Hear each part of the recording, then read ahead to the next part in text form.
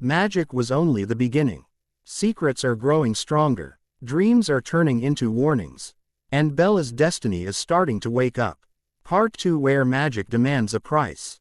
Monday morning. Addie and Will jumped to my house as soon as Charlie was out the door.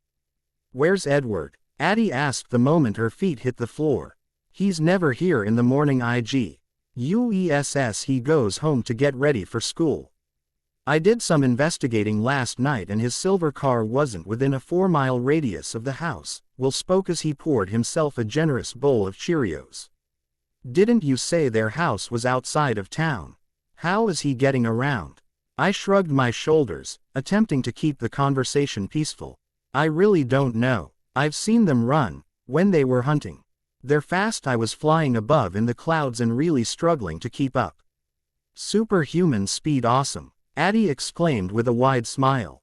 "It also seems to be accompanied by superhuman strength. That's not really awesome, first Addie."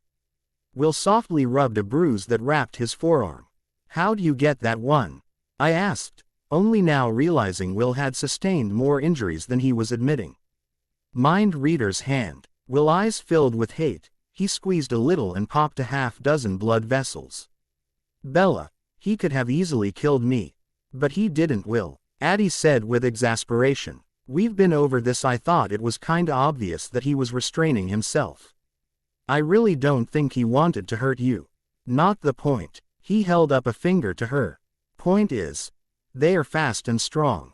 And we are still just humans. But there is strength in our little group," I reminded them, trying desperately to ease some of Will's worry. "We're strong together." Addie smiled at me and jumped into a new conversation. "So Bells, any cute guys at school?" Will growled at her question while I laughed. "You know, I'm really eager to see their reaction to you too. Could you guys be any more different?" I quickly assessed their outfits. Addie wore black leather pants with black stilettos. Her deep purple blouse was cut low and hugged her soft curves. A large black and white brooch hung on a heavy silver chain around her neck. Her now blonde hair was curled into 100 ringlets. They bounced with energy even when she was still. Addie wore heavy makeup that accentuated her yellow-green cat-like eyes. I could tell Will was putting in more effort to fit in. Still, he had too much taste to blend in with the Forks crowd. Will wore a pair of dark washed jeans and a forest green long-sleeve button-down shirt. Mother-of-pearl cuff links decorated his wrists. His jet black hair was neatly set in an all-business kind of look and he proudly sported a trimmed goatee. I stood and pinched his facial hair between my thumb and forefinger. "What are you trying to grow, Wilson?" I teased, giving it a firm pull to check that it was real. Addie shrieked in laughter. "It has taken him forever to grow. And it grows in fiery red, so he has to dye it." "I like it," Will said, sticking his tongue out at his sister. I sighed at their playful fighting. It feels so good to have them back. We finished our breakfast and hurried to school to get the twins checked into Forks High. Surprisingly, I wasn't nervous to have the twins join me on campus. I didn't appreciate the extra attention they attracted. Honestly, you'd think with gorgeous, perfect people like the Cullens around, Forks students would be used to beauty, but I was oddly relaxed. I was relaxed until I saw the first Cullen. The three of us stood at my locker while I grabbed my English book. Addie leaned against the wall, loudly smacking her gum as Will held open my backpack. A cold breeze flew down the hallway from Emmett holding the door open. Our eyes met momentarily. The smile from his face disappeared as the muscles in his jaw flexed. Emmett lengthened his frame, squaring his massive chest towards us and clenching his hands into fists. His eyes moved from me to Addie and then slowly took in Will, sizing him up. Automatically, Will raised his chin and expanded his chest. He threw my backpack over his shoulder and grabbed my hand. Will took a step forward and firmly set his feet, prepared to take a hit. Emmett let out a booming laugh and held out his hand for Rosalie to take. The two crossed the small hall, entered the first classroom with Emmett still laughing. "Damn, he's big," Will said through his teeth. Releasing Will's hand and requesting my bag, I replied nonchalantly, "That's Emmett. And the blonde is Rosalie." She's gorgeous, Addie whispered. Smacking her brother she whined. Will, you aren't going to be stupid protective today, are you?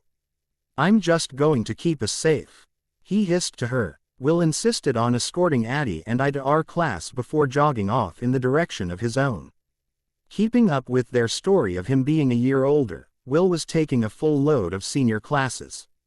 I prayed that he didn't have any classes with the older Cullens. I dreaded to think what Will would do without Addie or I to restrain him. He had such a hot temper. Upon entering our English class, Addie immediately became the center of attention. The boys openly drooled as the girls stared with hatred. The entire room watched her every curl bounce in time with her quick, dainty steps. Addie soaked in the attention and even winked at Eric as she passed his desk. It looked like he was about to faint. After sitting next to each other, I pulled out a sheet of paper and started a note to her. Please don't try too hard, these boys are easily caught. Addie smirked at me and wrote in her flowing cursive. I'll try my best to behave, but I just love the first day of school. Everyone is always so curious. I feel like I must live up to their expectations. I remember watching you stare all those years ago. I blushed at the memory.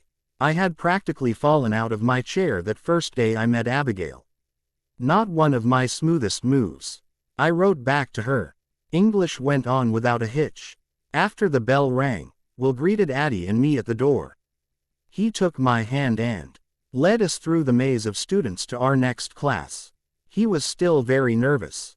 I was less surprised to see him again after second period and then again after third. The rumors were already flying. Something about me shipping in my boyfriend and his sister so I could be more comfortable. The lunch bell rang and Addie took my free hand as we exited Spanish. Will was in the hall leaning against the lockers. His leather jacket slung loosely over one shoulder. He observed Addie's hand in mine and opened his mouth to object, but Addie silenced him. It's my turn to hold Bella's hand, you need to learn how to share. I smiled at Addie and was even more grateful for her little action. We were going to the cafeteria, the place where I'd see Edward for the first time since the meadow, and I wasn't comfortable seeing him with Will latched onto my side. I knew Will's actions were completely innocent, but I didn't want to send the wrong message, and I was pretty sure Will wouldn't mind projecting that image. My thoughts were confirmed as we entered the cafeteria and joined the line for food. Edward and Alice were just 10 people in front of us. Edward met my fearful gaze with intensity, sending a shiver through my body. Are you cold, Bella? Will asked softly. Without waiting for my reply, he draped his jacket over my shoulders. Staring directly at Edward, he threw an arm over my shoulder and pulled me in towards his chest. Addie rolled her eyes and made a gagging sound as she covered her mouth. I gazed at the pattern of the tiled floor while my face turned a deep red. Finally we made it through the lunch line. Where should we sit? Addie asked, scanning the small cafeteria. There were a few empty tables. Will found the one farthest from the Cullen table, grabbed my tray and moved to the vacant seats. Our lunch conversation was minimal. We were fairly confident the Cullens would hear that anything we said, so we simply didn't talk. I could feel Addie and Will exploring the web powers of the 3 talented vampies. Several times Addie scribbled out excited notes about their powers. I would nod and write back, but I didn't participate in their experiments. I was still too weak and most of my attention was focused on keeping Edward out of my head. Will took our half-eaten trays of food and dumped the garbage. Returning to Addie and I, he whispered softly, I'd like to get Bella to class before Addie and I leave for our own. The bell will ring in a few. Let's get out before the rest of the students. I nodded with a deep sigh. He'll get over this, he's just nervous, let him get settled. At least I'd have the next 50 minutes alone. I really needed some time to think. Addie and I followed Will silently through the hallways to Mr. Banner's room. The bell rang just as we approached the door. Addie gave my hand a quick squeeze before kissing my forehead. See you after school. Behave yourself, don't do anything I would do, she added with a wink.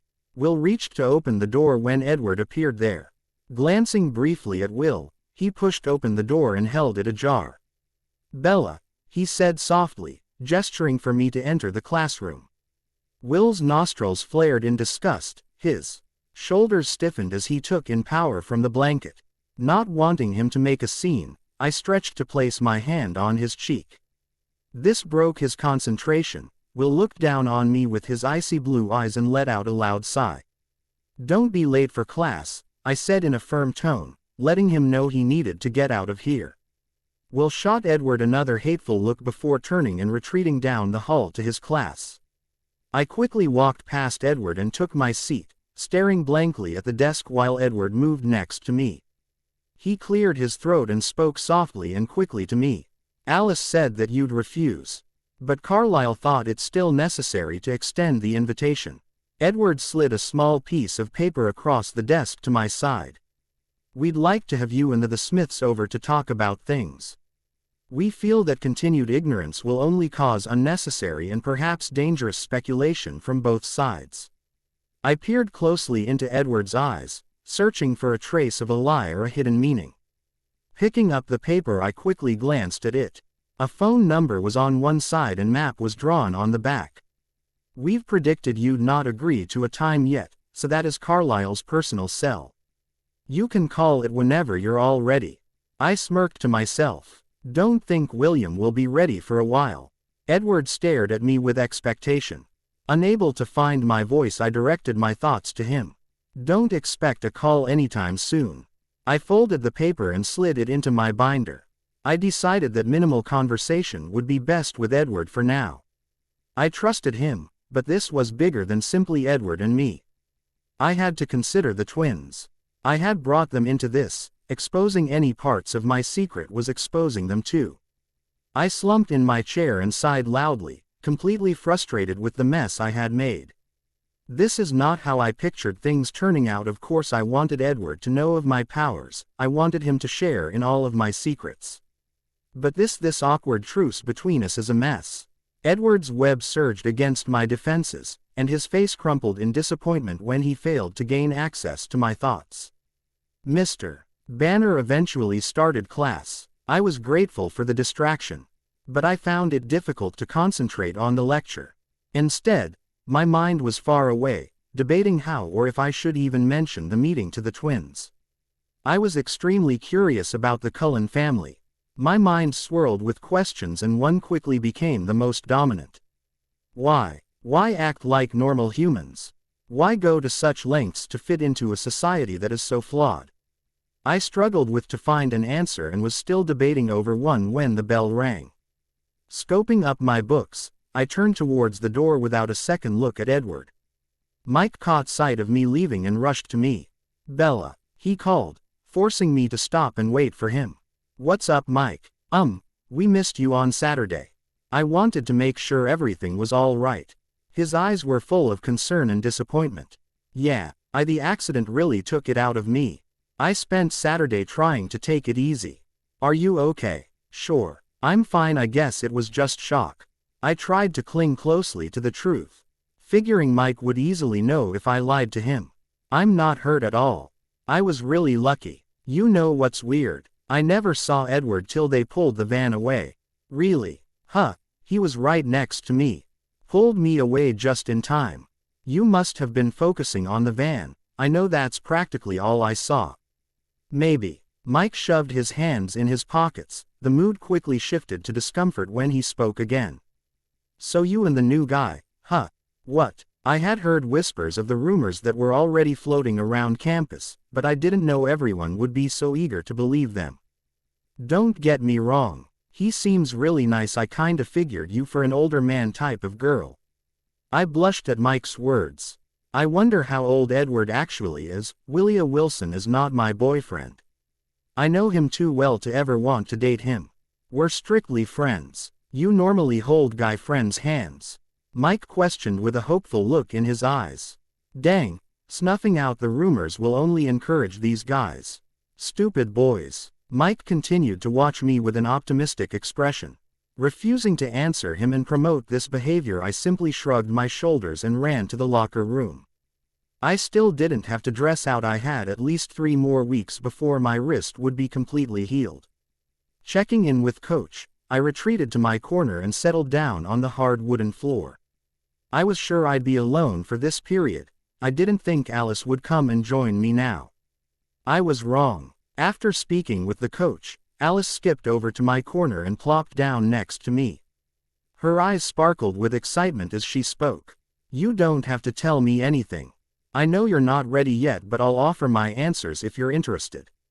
I cocked me head and looked at her suspiciously as Alice offering to spill all of her secrets. This threw me completely off. Why would she trust me with that information?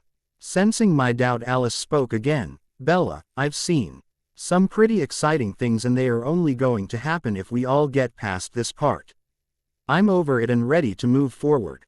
I laughed and muttered, talk about self-fulfilling prophecy, is that why your visions come true? Alice grinned and gently shook her head.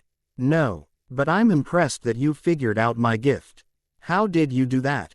An awkward silence fell as debated what I could tell her. Don't bother answering that. You're an awful liar. Just explain it to me later, okay? I guess. I was still amazed at the ease Alice displayed. I was extremely uncomfortable with this conversation. Curiosity pushed me again, and soon I found myself leaning closely to her and whispering questions. I tried to keep the first couple easy.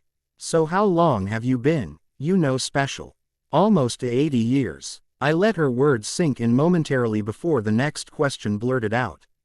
Did Carlisle bite you too? Alice looked at me with amazement, and I cringed at the fact that I probably exposed a bit too much of the information I already knew. No, but who do you know of that he did change? I blushed and shook my head slightly. Bella, we were all under the impression that you simply, and amazingly, stumbled onto our secret. That's not true, is it? You know a lot more than you've led us to believe. I stared blankly at the gym floor, afraid to look at Alice and reveal any more of my knowledge. Oh, whatever. She shrugged her shoulders. Any more questions? Only about 1,000,000, I whispered, struggling to find my confidence again. My mind reviewed the list I had started in biology, and I ached to ask her the top one. Isabella, come on. We've only got a little while longer until Edward hears what I'm doing and comes to interrupt me. Quit dawdling and get to the good stuff. Why? Why what? Why do you eat animals? Her eyes grew wider with my question. You really do know a lot. Wow, Bella. Clearing her throat, she started in again. We don't want to be monsters. Fate has dealt us this life, this existence, and we are trying to make the best of it. Is that why you try so hard to live a normal life?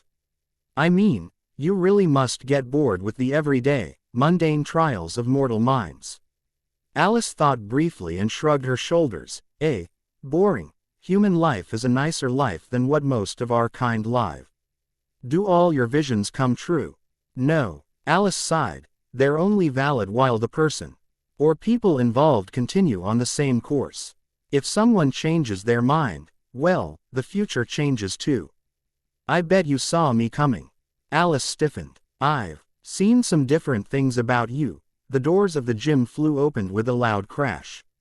Edward crossed the gym floor, his eyes intense with fury. Enough, Alice. He growled at her. Let's go. Jumping to my feet, I mentally yelled at Edward. What's your problem, Edward? I thought you wanted to talk about things. Something about dangerous speculations. It wasn't supposed to be a one-sided conversation. Edward's voice was harsh and cold, as if he was ending the discussion.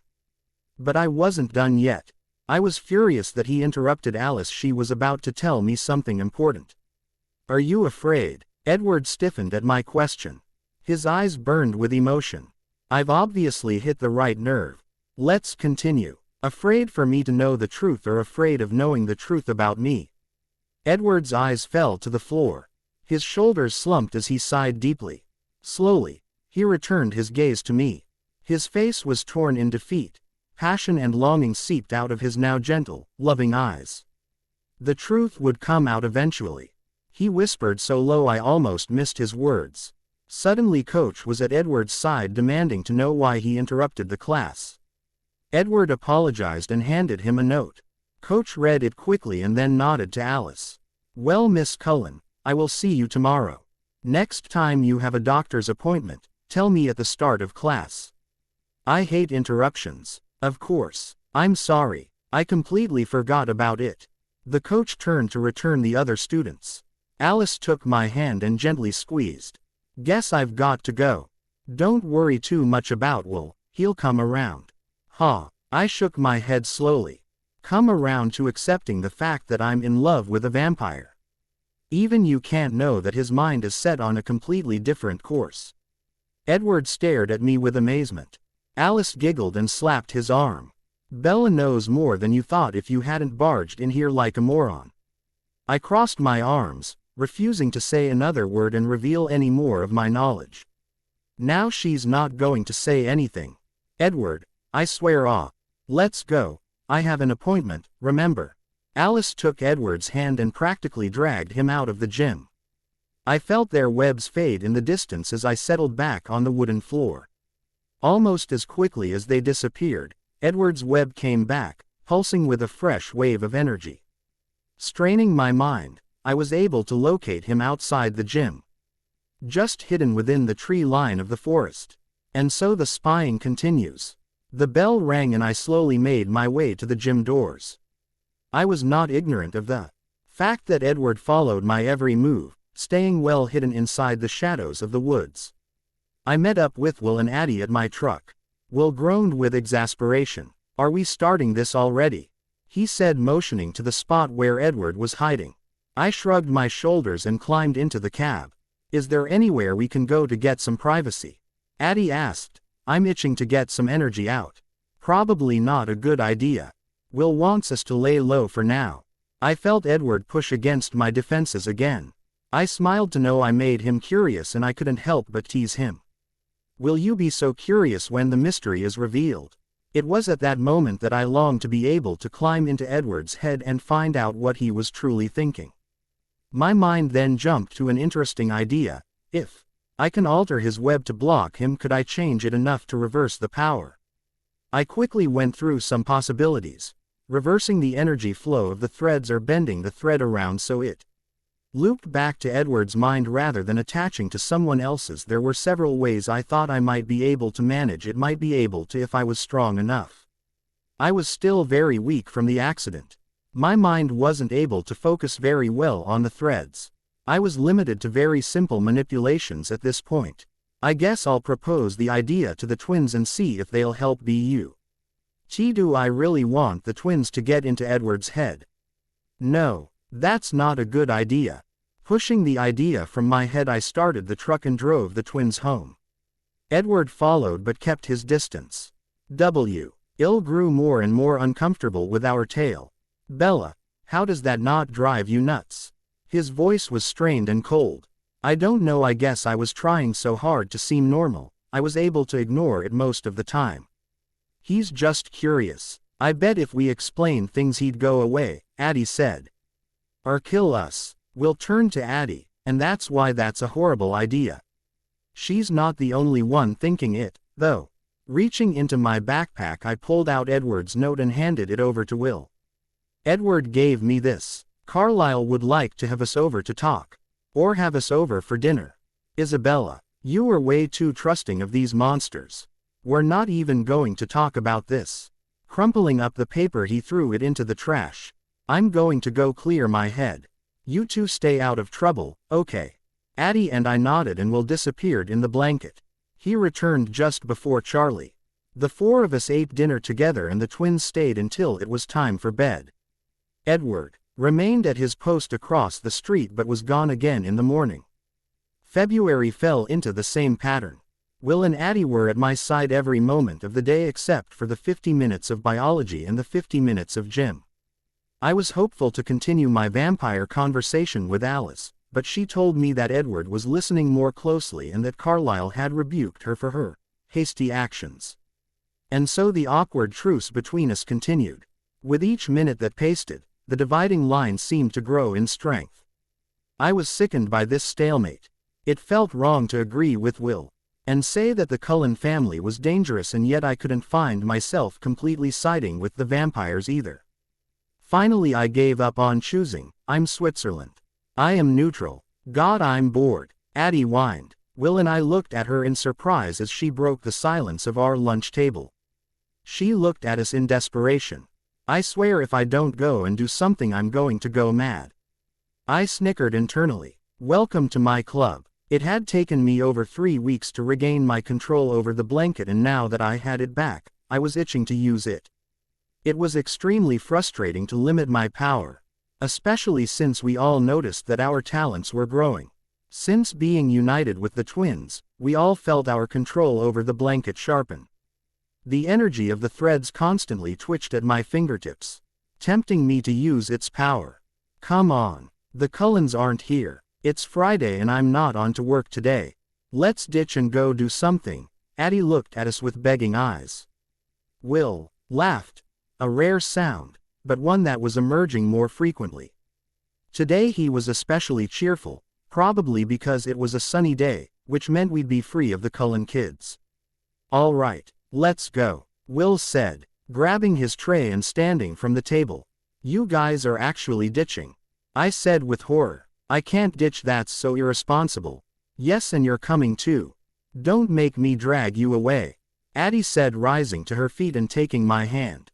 I weighed the consequences in my mind. Detention or possible grounding for an afternoon of magic. It was close, but I couldn't turn down the opportunity to release a little of my built-up energy. Let's go before I change my mind. Quickly leaving the cafeteria, we walked down the hall and stopped in front of the bathrooms. Met us at the truck. I instructed Will as Addie and I entered the girls' restroom. Checking that we were alone, we jumped through the blanket and landed softly in my front seat. Will was already there, his light eyes lit up with excitement. We'll drop the truck off at home and then take to the sky, Addie said as the truck roared to life. I don't know, Addie. There isn't much cloud cover, and we might get seen, I replied worriedly. Don't be such a worrywart, Bella. We can head towards Olympic Park. The mountains are very secluded and I bet we could find some clouds up there. Will started to object, but Addie smacked him playfully. Don't ruin the mood. We haven't flown since Bella's accident, and I miss it. Will decided not to push the subject with his sister. I pulled in the driveway and we all jumped through the threads to the sky. Taking out my ponytail, I performed several quick loops, enjoying the feel of the wind in my hair. Let's go, Bella. Quit playing around, Addie yelled. She and Will were 100 feet higher, just within the mist of the only cloud in the sky. Climbing altitude, I was at their side in an instant. See, you're still fast, Bells. Will's eyes shifted to a competitive glare. Bet I can make it to Olympic Park before you. Ha, I accept your challenge. What are the stakes? If I win, you come with me to the Sadie Hawkins dance and you actually dance. Will winked at me, knowing that this was a huge sacrifice on my part. I don't dance. Okay. I paused to think of something good, something I really wanted, and if I win, I'm going to ask Edward Cullen and you can't say a thing. Bella, be serious. Quote, I am. I stared deeply into Will's electric blue eyes. I am sick of this stupid truce. They haven't done anything. It is time you got over yourself. Addie laughed as Will crossed his arms.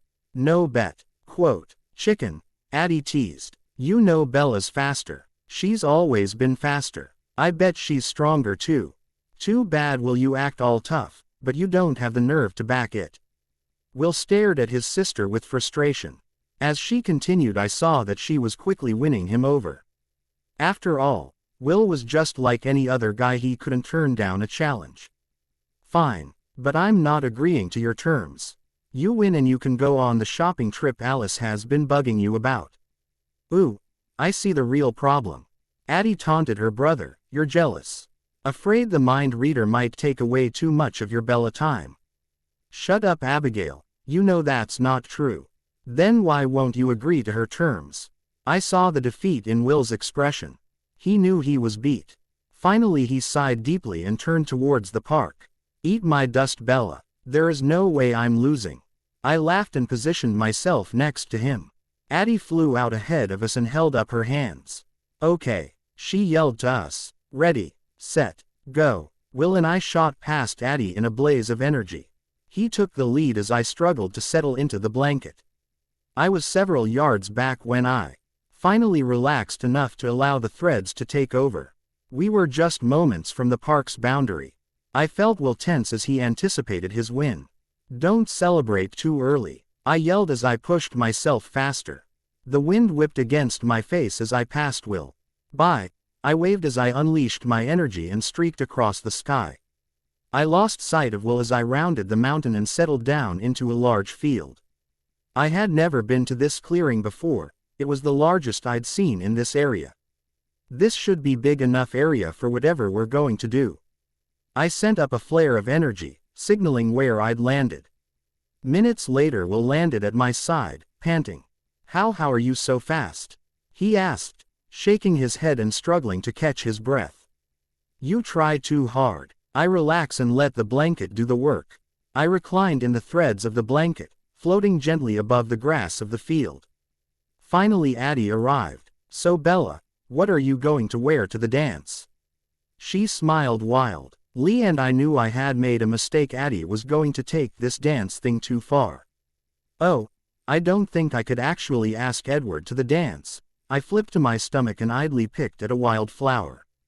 "I mean, he wouldn't say yes." "Enough," Will said, throwing up his hands. "This is girl talk about a vampire. I don't belong in this conversation, nor do I want to hear any of it. Let's talk about something else, please." Addie settled in the air next to me and asked, "Well, what do you want to do?" "Baseball tryouts are coming up. You guys want to play catch?" Addie shrugged her shoulders and flew to put some distance between herself and Will. Will fished a baseball out of his jacket and pitched it through the air. Addie stopped it with the blanket and then used the threads to sling the ball back to Will. I enjoyed watching the two of them play peacefully. Will had great pitching form and I was sure he'd make the Forks team. Baseball was his favorite sport and the only one he didn't cheat at. He was talented enough to not need the help of the blanket. Just imagine how good he'd be if he did. As they continued to toss the ball back and forth, I stretched my body and relaxed in the sun's warmth. "I miss the sun," I thought as I enjoyed the sweet caress of the midday sun. A soft breeze played with my hair and sent ripples through the clearing's grass. This is just what I needed. The afternoon passed quickly as we played in the field. Once Addie tired of throwing around a baseball, we started a game of hide and seek. With the entire mountainside as the playing field and the ability to randomly and instantly jump from location to location, the game proved to be challenging. We learned to focus on the subtle energy that our bodies released to track the others. I found that we left faint and temporary trails in the weave of the blanket. This provided a way to track Will and Addie as they hid and flew and jumped around the mountainside. "Gotcha!" I squealed, tagging Will's shoulder. He beat his fist against the tree he was perched in. "How did you find me?" "I've only been here for a second." I smiled. "You leave a huge trail when you make big manipulations in the blanket." He slowly shook his head. "I don't know how you see all these things. You're much more in tune with the blanket than we are." I blushed at his compliment. We both heard Addie yelling from the field. "Okay guys, come back to start." Focusing on the field, I jumped to Addie's side. "Oh," she yelped, scared of my sudden presence. "Sorry, didn't mean to startle you." Addie yelped again when Will appeared at her other side. He didn't apologize but smiled obnoxiously. "Stupid," Addie hissed, swinging at Will. He dodged her fist and laughed at her frustration. This aggravated her even more and she quickly shot a burst of energy. Will reflected the surge and it traveled the length of the field, crashing into a tree with a deafening crack. "Okay you two," I said, looking up to the sky. "The sun is starting to set. Let's head home before Charlie starts to miss us." We started west, flying a few feet above the grass. We were about to climb above the trees when Will suddenly shot a power surge into the forest. "What the hell, Will?" Addie exclaimed. Growls erupted from the forest as Emmett emerged from the trees. His face was hard with anger. He clutched at his shredded shirt. "This was one of my favorite shirts," he hissed at Will. Immediately we retreated back several yards. Addie and Will settled to the ground, but I was frozen in the air. I was suddenly nervous as I realized Emmett was not alone. Silently Edward appeared at Emmett's side. His eyes were wide with unexplainable emotion. Emmett growled again as he tore free from the remains of his shirt, exposing his broad pale chest and perfectly sculpted muscles. Addie gasped and struggled to hide a smile, but Will took a defensive stance and opened his body to collect power. "No, Will, come on, let's go," I pleaded softly. Emmett Crute C. Loose to the ground and clawed at the soil. "Emmett," Edward whispered in a warning tone, but it was too late. Emmett bounded across the ground towards Will. Will flexed and released the power surge, hitting Emmett square in the chest. Emmett flew back into a granite boulder, shattering it into pieces. He quickly got to his feet and started another attack. A wicked smile sent deep dimples into his fleshly cheeks. "Ah," Will grunted as he threw another, more powerful surge. This one was off target and only glanced Emmett's shoulder, whipping him into a spiral. Again he was on his feet in an instant. He ran in a serpentine fashion, dodging and weaving around the shots Will threw. Addie aided her brother's attempts to stop Emmett, but she too missed him with her surges. At 10 feet away Emmett leapt into the air, extending his arms to tackle Will. His lips curled back to reveal a row of gleaming white teeth. "No," I screamed, flying through the air.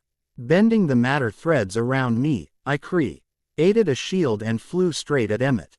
We collided with a loud crack. My shield exploded and sent us both flying backwards. I tumbled roughly in the grass. Will and Addie jumped to my side, pulling me to my feet. I shook my head to focus my eyes. I gasped as I viewed Emmett's massive body draped limply over a log. "He's not moving." Edward crouched. A deep growl escaped his clenched teeth. "No, we've got to leave," I cried weakly. I jumped to the air. The twins followed, but I quickly sped ahead of them. I was home in seconds. Jumping to my room, I collapsed on my bed. What have I done? I killed Emmett. Violent sobs shook my shaking body. I felt as weak as I had when I had stopped Tyler's van. But this time I didn't care. What had I done? A few moments later, I heard the twins arrive. Addie placed a soft hand on my shoulder. "No, don't try to comfort me," I screamed through my sobs. "I killed him. How could I killed someone. I'm a monster." Addie sat at my side, her eyes full of fear. "Shish, Bella, we don't know that. I'm sure he'll be okay." "Shish. Did you see him? Did you see his crushed body?" A fresh wave of horror poured through my tears. "I've gotta get out of here." "No, Bella," Will said, clutching onto my wrist. "Think about Charlie. You can't just disappear." Silent tears stained my jacket. "Fine, but I need some air." Shrugging off Will's hand, I clutched the closest threads, noting without emotion how hard it was. "I'll be back. Tell Charlie whatever you want. I just need some space." I didn't want to give the twins the opportunity to stop me or follow me. I twist the threads in my hands and jump outside, struggling to make jumps. I made 2 more random jumps before I took to the air. The wind rushing past my face did nothing to clear my mind. Images of Emmett's broken body, awkwardly thrown across the fallen tree, burned in my mind. Quickly I found myself approaching a small town at the water's edge. Am I at Port Angeles already? Diving into an alley, my head against the cold brick wall. What have I done? A new current of tears overtook me. I cried until I had nothing left. Weakly, I struggled back to my feet. The dull thuds of my feet hidden. The concrete echoed in the alley and down the darkened, empty street. My feet carried my numb body down the street. I walked without purpose or direction. I walked and tried to refocus my mind. I was a wreck. "Hey sweetheart, where you going?" I looked up to see a small group of men staring at me. Coming to a startled halt, I tried to examine the situation. I gasped and tried to feel the blanket. It could tell me how many there were and where they were. But in my panic, I only felt it around me for a few seconds, and it only showed me one thing. That I was surrounded. Far down the street at the corner I noticed a gas station. The surrounding storefronts were all dark and empty. The men grinned at my silence and took slow, deliberate steps towards me. "What's your name, beautiful?" the large one purred. His voice was rough and ragged. The others followed his lead and pelted me with catcalls and slurred questions. "Get out of here, Bella," I yelled to myself, but my feet wouldn't move. I opened my mouth to scream, but found no air in my lungs. All that came out were panicked gasps. As I tried to focus, for some reason the only thing I could think about was Rosalie. Her memories folded themselves onto what I was seeing. Like a double exposure on a photograph. The men closed in, forming a loose circle around me. Snow was falling. They were smiling. Helplessness. Desperate to save myself. I struggled to take in the blanket's power. "You've got to relax in order to focus," I repeated to myself, willing my mind into submission. I took deep breaths and my mind calmed slightly. I would not become another Rosalie. The large man stretched out his dirty hand and stroked the side of my head. "You're a pretty little thing." Suddenly tires squealed in protest. The men jumped back as a silver Volvo spun to my side. "Get in," a velvety voice demanded. Throwing open the door, I flung myself into the car. The tires screeched again as he fled the scene. Streetlights, buildings, cars and trees blurred past the window as we sped off. I drew my feet up into my chest and silently shook. What is he going to do to me? Edward pulled off the road into a dark driveway. He stared straight ahead, his hands gripping the steering wheel tightly. He took in short, violent breaths. "Bella, are you all right?" His voice was strained and laced with fear. I nodded and stared at him with terror. I had never seen him so shaken before. "Whatever you do, please do it quickly." Edward stopped breathing. He slowly turned his head and stared at me with confusion. "What?" he asked with a cold and emotionless tone. I couldn't bring myself to reply. I knew I had hurt Edward. I killed Emmett. I knew I deserved whatever Edward did to me. I deserved to die. Slowly removing his hand from the steering wheel, Edward reached for me. I cringed back towards the door, pinching my eyes shut. I took in shallow breaths as the seconds ticked by. Finally I opened my eyes to find Edward staring out the window, his hands again on the wheel. "I'm not going to hurt you," he whispered.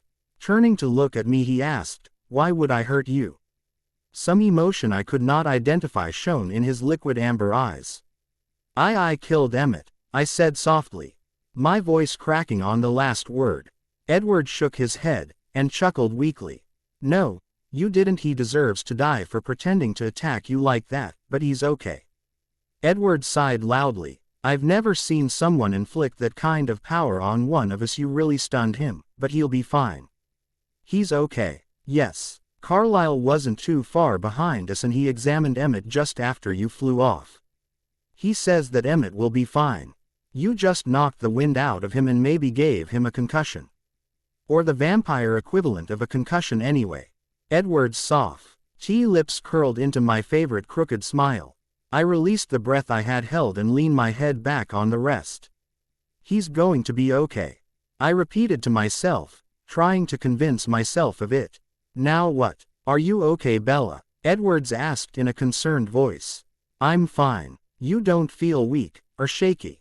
"No. Why? You should be going into shock. Those men almost attacked you." His hands wrapped tighter around the wheel and his jaw flexed. "I'm okay," I said, trying to steady my voice enough to relax Edward. "I should get you something to eat." And without another word, he pulled back onto the road and headed back towards town. Pulling into a small parking lot, Edward looked over at me. "Italian, okay." I shrugged my shoulders and reached for the door handle. Edward was instantly at my door, opening it and holding out a hand to help me out of the car. Watching him with curiosity, I took his hand and tried to steady my heart as electricity raced through my body. Once I was on my feet, he really aced my hand, but it still tingled from his touch. He walked ahead of me to the door and again held it open for me. I blushed at his gentlemanly behavior. That might take some time to get used to. Inside, the hostess openly stared at Edward, covering every inch of him with her lustful eyes. Clearing my throat, I stepped in front of her and demanded her attention. "Table for two," I said, allowing a fair amount of venom sharpen my words. She stared at me with challenging eyes before leading us to the center of the restaurant. "Something a bit more private, if you don't mind," Edward saw Ed slipping the girl a bill. Ah, sure. She fumbled to pick the menus before directing us to a booth in the corner of the far corner. Edward waited for me to sit before settling down himself. Your waitress show. I'll be with you momentarily, the hostess said, gazing at Edward through her thick lashes. He nodded but otherwise ignored her. I smiled as she left in a huff. What is that for? Edward asked, curious of my grin. I couldn't control myself and my grin spread into a full smile. Blushing deeply, I shook my head and stared down at my hands. Edward moved to speak when our server interrupted him. Good evening. My name is Amber and I'll be your server tonight. Staring intently at Edward, she whispered, what can I get you? Edward looked at me, waiting for my order. Bella, he asked softly. Oh, I'll have a Coke. Would you like me to get an appetizer started? Again Amber addressed Edward. He held out his hand, motioning for me to speak. No thank you. Edward looked at me intensely. Shouldn't you order now to get your food sooner? I didn't understand why he was pushing for me to eat. I really didn't have much of an appetite. But I complied if only to get the waitress away from the table. I glanced down at the menu and ordered the first thing I saw. I'll have the mushroom ravioli. And for you, sir. She hummed to Edward. Just a Coke. He quickly handed her our menus and focused his full attention on me. I felt myself blush and I returned my eyes to my lap. A few minutes passed before the waitress returned with our drinks and a basket of bread sticks.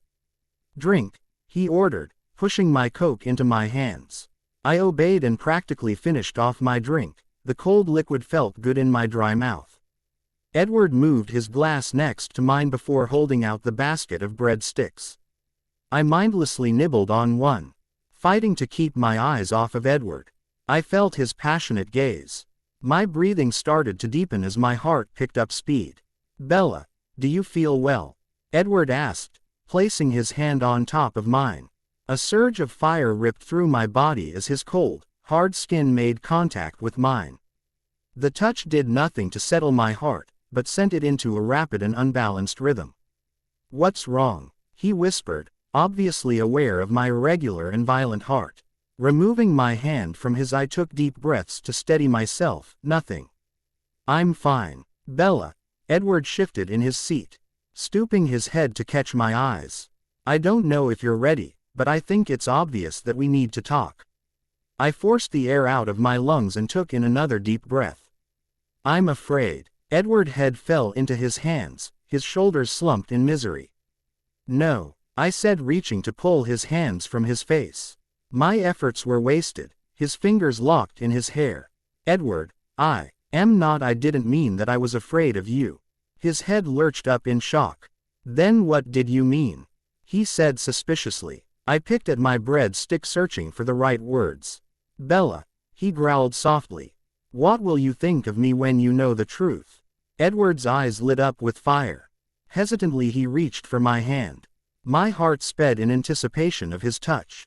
Hearing its perilous beat, he pulled his hand back and settled it in his lap. Trust me, he whispered. I took another long drink, trying to do anything to stall this conversation.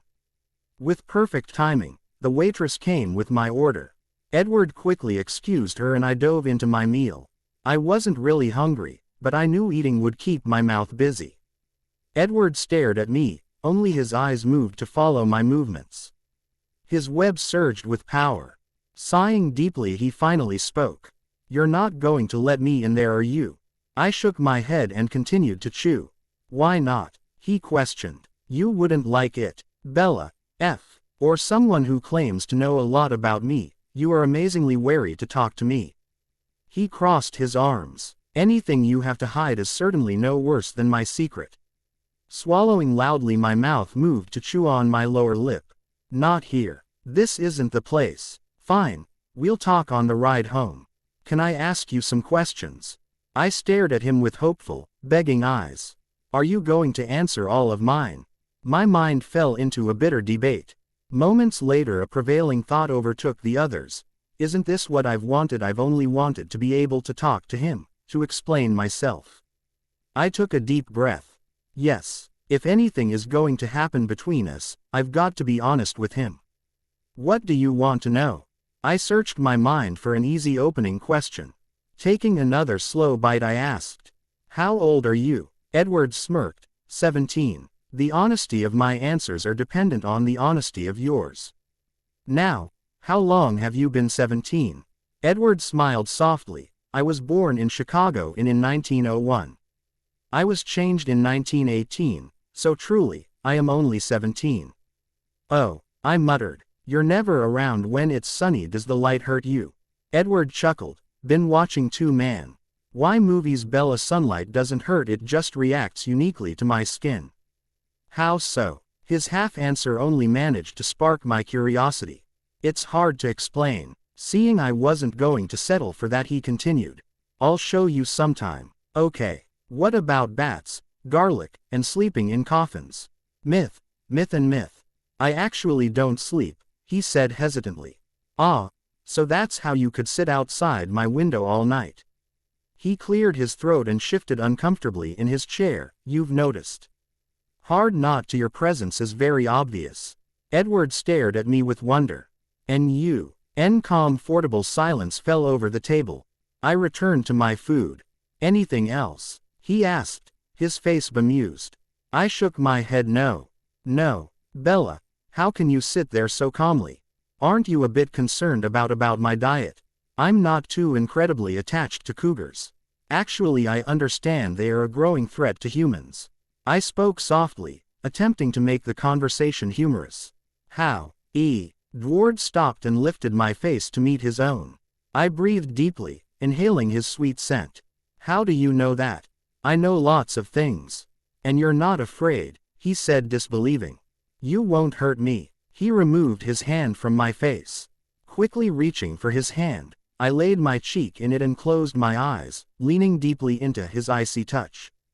It felt wonderful. I slowly opened my eyes to see the torn look of Edward. Gently but forcefully he pulled out of my grasp and placed his hands back in his lap. You don't know that, he whispered. We may make a conscious effort to feed on animals. But don't let that give you a false sense of security. I am the most dangerous creature you've ever met. We sat in silence for a few moments. Can I get you anything else? The waitress asked, returning to our table. The check. Edward saw it. The waitress pulled out our bill and Edward returned it to her without even glancing at the amount. No change. Are you ready, Bella? Yeah, I said weakly. Finishing off my drink, I stood and found Edward at my side. He walked slightly behind me, intensely close. Electricity seemed to flow between our bodies, mocking the small space that separated us. Edward only left my side to open the doors. Once he had me seated in the Volvo, he instantaneously appeared at the driver's side and climbed in. Now, it's your turn, he stated, starting the car and adjusting the heater. He looked at me expectantly. I sighed and turned my gaze out the window. Let's get this over with. How did you stop the van? A power surge. He looked at me with confusion. I shot energy at it. A lot of energy. And that hurt you. It weakened me, for a while. I wasn't fully in control of it and I channeled too much of the blanket's power. My mind couldn't handle that degree of energy. Blanket. I sighed deeply. Look, there is obviously a lot that you are ignorant about, which absolutely amazes me considering what you do to the threads naturally, but this car ride is not going to be long enough to explain it all. So let's cut to it. What are you, Bella? A witch? Edward chuckled and looked at me as if I was joking. I'm serious, I cried, put off that he thought my confession was funny. Edward cleared his throat to stifle his snicker. I apologize, that was rude of me. Yeah, I know it sounds cheesy, but it's the easiest way to explain it. You can't really believe vampires are the only supernatural beings. I did. You were wrong. So it appears. Edward continued to fly down the highway. The black forest swept past the car window in a wild blur. What are you doing tomorrow? Nothing. It's Saturday. Will has to work and I think Addie's on the late shift. Why? I think it would be a good idea if you spoke with my family. Emmett is extremely IOUS as to what you did, and I know Carlisle has questions. I can't do that. Why not? You owe me some answers. Will would never allow me to walk into a vampire house unguarded. From what I witnessed this evening, it appears that you are the strongest one. You did manage to stun Emmett. Edward chuckled softly. Not the point. I chewed on my lip. They're going to be mad enough with what I've told you. I've said too much already. Quote. Edward's phone buzzed softly in his shirt pocket. Removing it and glancing at it momentarily, he flipped it open. Alice, what a timely call. Edward grew silent for a brief minute. Hold on, I'll ask. He turned to me with fiery eyes. Bella. His voice caressed my name in rich velvet. Would you think about telling Will and Addie about tonight for a moment? What? Why? I'm not going to tell them. Are you nuts? They'll flip. And then Edward's logic suddenly hit me. You want Alice to see the future that decision will bring. Okay, I'll try. I can't. NTRATED on how I'd tell the twins of my dinner with Edward. I'd ask to go to their house, put some distance between Will's temper and my father, and then let it all flow out. I'd tell them first how Edward saved me, which might soften Will a little. I'd add that he took me to dinner and told me lots of information. I'd tell them all the details I found out, and then, okay, thank you, Alice. I understand. Edward shut his phone and slipped it back into his pocket. Thank you for doing that. Alice advises that you do not tell Will tonight. I'm going to drop you off down the street so that they don't question you. You'll have to drop me off further away than just my street. Like a couple miles away. They'll feel your presence if you're closer than that. Drop me off behind the supermarket. I can fly back to house. That's probably how they'll expect me to return anyway. That's how I left. Are you sure? Edward reached for his pocket. Yes. You don't need to consult Alice if she saw it being a problem she would have called by now. Okay. Edward pulled into the supermarket parking lot, driving behind the back to the loading dock. I opened the door and climbed out of the car, firmly shutting the door behind me. Relaxing to submit to the blanket, my feet started to float off the ground. Bella. Edward startled me and broke my concentration. I landed awkwardly on the pavement. What? I leaned down to stare into the open window. Edward leaned forward. Be safe, he whispered in a breathy tone. His intoxicating scent flooded my senses. I stared, completely dazzled by the power of his eyes. I stumbled back from the car and leaned against the dock for a moment. Edward's soft chuckles brought me back to reality. Embarrassed by my obvious weakness, I shot into the sky and flew to my home. Landing softly in the forest behind my house, I whispered down a thread to Addie. Addie, I'm home. What's the story you told Charlie? You had a math study group that would probably go late. Yo, you felt guilty about leaving Charlie alone for dinner, so you insisted we stay and keep him company, she whispered through the blanket. Why didn't I take my truck? They picked you up and will drop you off. Your backpack is on the east side of the porch. Will left some math papers in there to look authentic. Are you okay? Edward was here for a brief second just after you left, but he hasn't been back. Do you know what's up? I'm coming inside. I'll talk to you in a bit. Jumping to the east side of the house, I scooped up my backpack and climbed the steps to the front door. Taking a deep breath, I unlocked the door and walked into the living room. Bella, you're home. Charlie waved from the couch. Thanks for leaving me your friends. You know, Addie is quite the cook and will here knows his sports. How'd your studying go? Good. Trig is really kicking my butt. It was a good thing I went. Setting down my backpack, I excused myself to the kitchen. Addie met me in the doorway, taking me in firm hug. Carlisle called about a half hour ago. He wanted to let you that Emmett is okay. She gripped me harder. Bella, he's fine, but that sure scared me.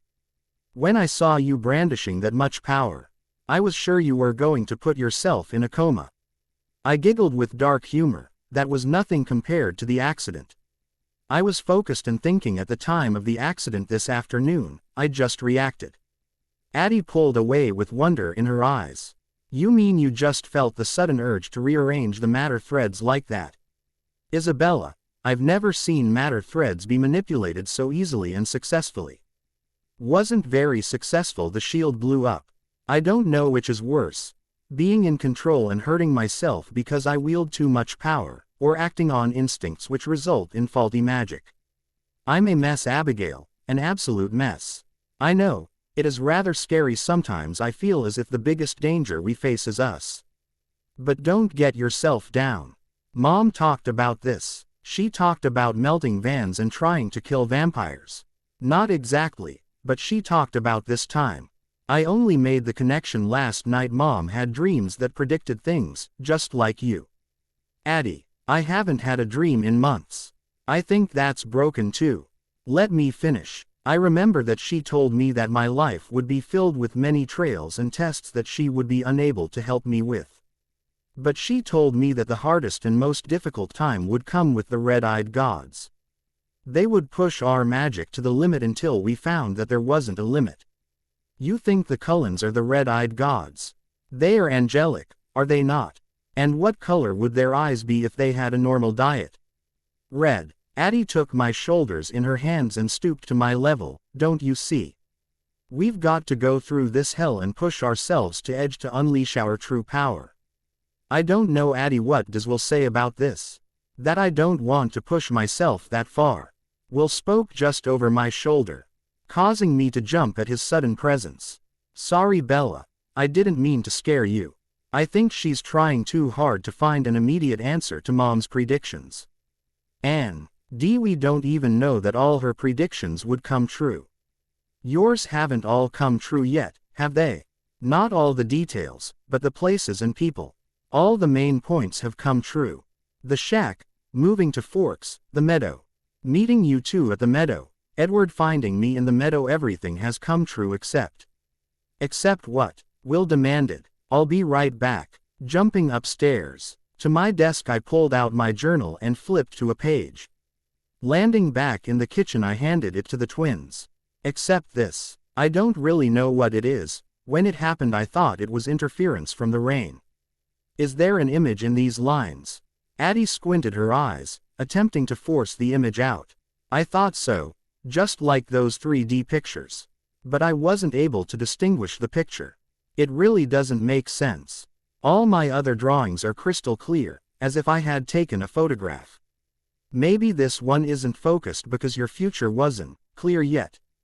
Will suggested. Abe, my dreams are only coming true because I'm making them. I decided to search out the shack. I chose to move here. I sought to find the meadow and then to bring you two there. I think I'm simply fulfilling my own predictions. Guess we'll just have to wait and see.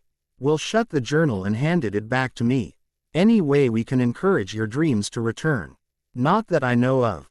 Rubbing my eyes and yawning deeply I continued. I'll try though. I'm really exhausted. Would you mind if I sent you two home? Not at all. Addie gave me a quick hug. Get your rest. You really were amazing today. Night bells. I'm working most of the day tomorrow and Addie is working a double shift. Call me if your spy returns. I'll come home and keep you safe. Thanks. I watched the twins walk out the door, disappearing into the blanket. I said good night to Charlie and walked the stair to my room. Opening my journal to the page of raw lines, I focused my eyes and thoughts on it. The lines vibrated and shifted. An egg or oval-shaped form sitting atop a larger, more blurred shape popped up from the page but never focused. The shapes were just that, blurry and dull masses floating on the page. Retreating to my bed, I ran the images through my head again and again, hoping that my dreams might return and that this picture would become clear. I awoke late the next morning to a silent house. I rose and walked to my dream journal. Nothing. Flipping forwards and backwards through the pages I was unable to find any new drawings. Guess I'm still not dreaming. Jumping to the bathroom, I scrubbed my face and took a quick shower. I then jumped back to my room and dressed in my favorite sweats. Taking the stairs two at a time, I leapt to the kitchen and decided I wanted a real breakfast this morning. For some reason I was in an amazing mood. I hadn't been this relaxed and comfortable since I lived in Phoenix. Cracking a couple eggs in the skillet, I put 3 slices of bacon in another pan to cook. I stirred the eggs and flipped the bacon with different threads as I put my hands to use opening up the paper. Grabbing a plate from the cupboard, I mentally maneuvered the food from the hot pans to my plate. I sat down at the table and realized I didn't have a fork. I opened the drawer across the room and sent a fork my way, and then I opened the fridge and took out the orange juice. Pouring it into the cup that was floating nearby. Munching happily on my bacon, I read the comics. Today is going to be a good day. Once I finished with breakfast, I set out to clean the neglected house. Having the twins over every moment of the day really distracted me from my chores. I scrubbed the kitchen counters and floor and then moved to the living room, dusting the books and knick-knacks that lay around the room. I was squished in the corner of the bathroom, trying to reach behind the toilet when I felt him approach. His sudden and bold presence startled me. I bolted up only to hit my head on the low shelf that hung above the toilet. Ouch, I said, gently rubbing my head. Bella, are you okay? Edward's voice was frantic as he stood in the bathroom doorway. What are you doing here? I glanced quickly around the small space. How did you get in here? Your bedroom window was unlocked. Edward took a step back, ashamed of his intrusion. And you decided to just waltz right in. What if Addie and Will had been here? I knew they weren't here. Actually, I was going to ring the doorbell when I heard you jump. There was a loud crash, so I rushed in to make sure you were okay. His eyes pleaded for forgiveness. Are you okay? I'm fine. You just startled me and I hit my head. I rubbed the back of my head. It tingled slightly. How did you know they weren't here? Edward leaned against the doorframe, calmly folding his arms. How did you know I was here? Did you hear me coming? Not exactly, more like I felt you coming. His eyes lit up with curiosity.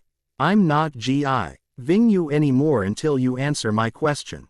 How did you know they weren't here? I didn't hear them. They try to lock me out of their heads, like you do, but they aren't fully successful. I still hear hazy sentences from them, and periodically Addie leaks complete, clear thoughts. He smiled, my favorite crooked smile, sending my heart racing. Plus there was only one heart beating in the house. Oh, Edward gazed at me expectantly. Hold on, Edward, let me finish in here and go change. Okay, you can wait in my room if you'd like. He nodded and disappeared in an instant. I took a steadying breath and returned to the floor, scrubbing the last bit of grime away. Pleased with my work, I ripped off my rubber gloves and glanced in the mirror. I look awful. My hair was messily thrown back, a street reek of dirt was smudged across my forehead, and my shirt was covered in stains and cleaner. Attractive Bella. Really pretty. I quickly ran a brush through my matted hair and threw it back in a ponytail. Washing my face again, I dried it and jumped through the blanket to my room. Edward leapt from my rocking chair into a crouch. A viscous growl erupted from his throat. I took a step back, frightened of the beast I had just released. Immediately Edward's face relaxed and he stood. I'm sorry. You startled me. That's not how I expected you to come here. Oh, sorry, I was just getting some clean clothes. Pulling out a new shirt and a pair of jeans, I turned back to Edward. I'll be back in a few. He nodded and I jumped back to the restroom. I changed quickly and decided it might be best to walk the length of the hall rather than give Edward another heart attack. I smiled to myself as I made sure my footsteps made noise on the creaky wooden floor. I had startled him. The look of shock on his face was priceless. I bet he hasn't been scared like that in years. I slowly opened the door and threw my dirty clothes in the hamper. Settling down on my bed, I glanced around the room before my eyes settled on my desk. My dream journal was open. I thought I had closed that this morning.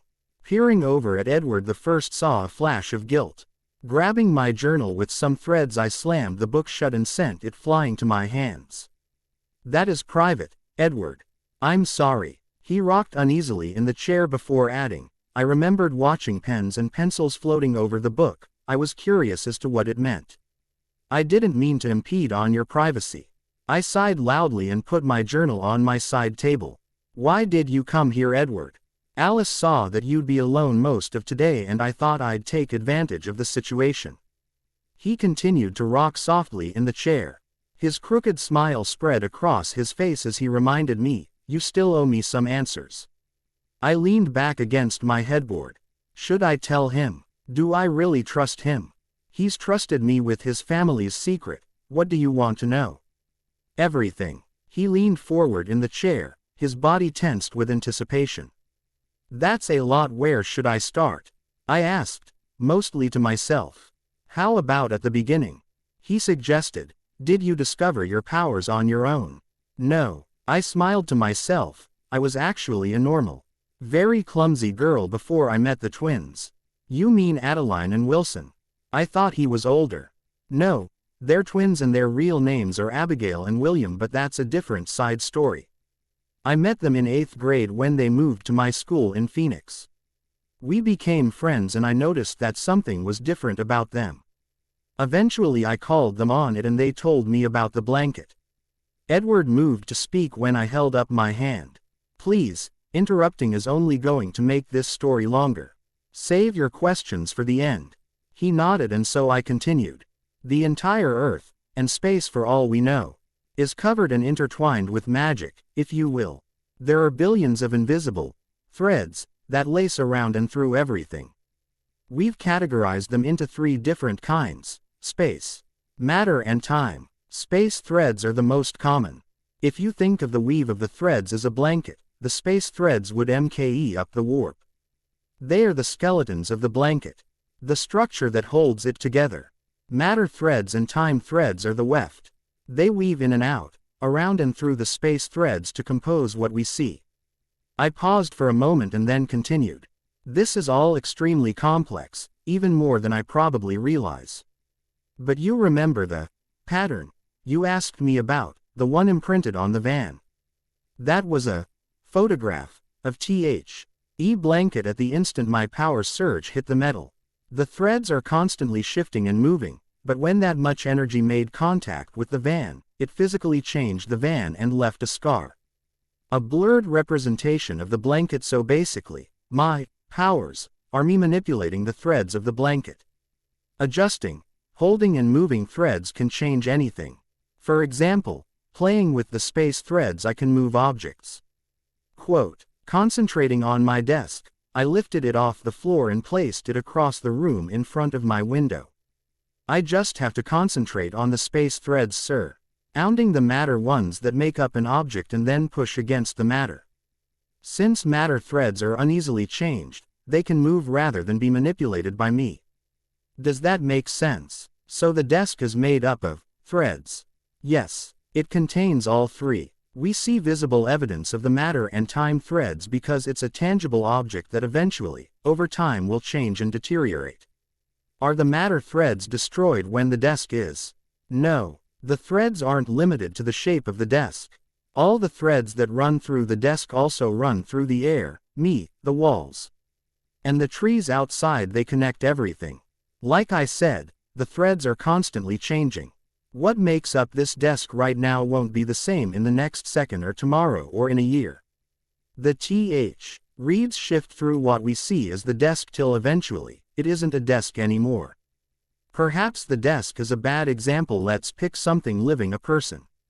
Pausing to evaluate my new example, I continued. So a child is born and what starts happening? Aging. The infant grows to a toddler, a child, a teen, an adult, and eventually they die.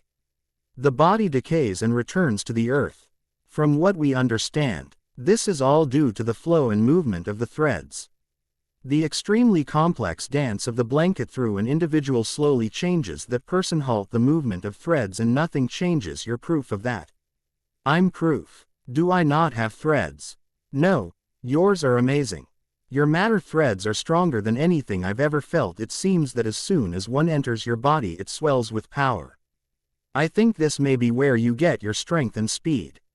Can you explain all my unique characteristics with the blanket?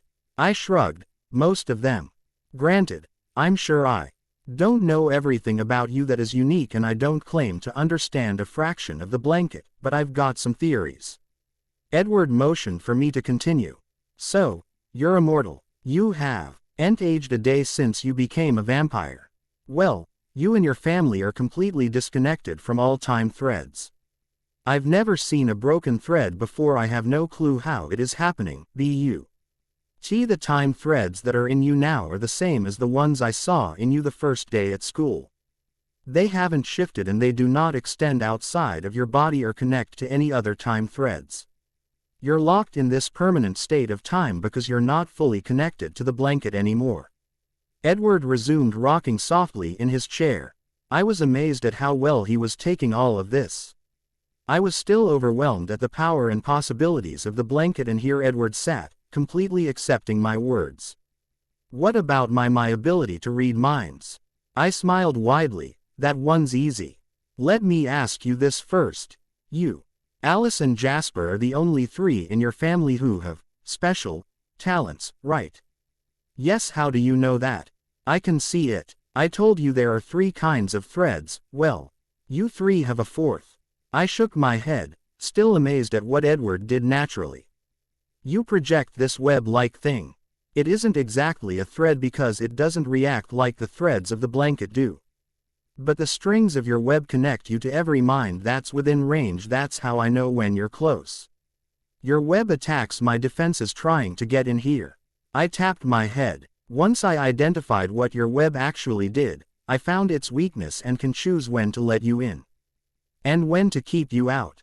Edward grinned at me. Bella, that's amazing. I blushed at his compliment and chewed softly on my lip. His phone buzzed from his back pocket. Standing, Edward took out his phone and sighed softly when he saw the caller. Yes, Alice. I pulled on a thread near the earpiece, bringing her words to me. Enough time. If I wait any longer I'm going to die with anticipation. I don't know if Bella's going to answer all of my questions because she doesn't even know she's coming over. Come on, share. You're not the only one who is curious and wants to get to know the real Bella. I giggled softly. Edward stared at me with questioningly. Hold on. He covered the phone and looked straight into my eyes. Bella, are you listening in on my conversation? I blushed, exposing my guilt. I'll call you back, Alice. Edward saw Ed hanging up the phone. How could you hear her? Sound can travel down threads, just like light or energy can. I just directed her words to me. How well does that work? What's the range? It's difficult to say if the sound passes her too many matter threads along the way. It becomes impossible to decipher. So Alice saw me going over to the house.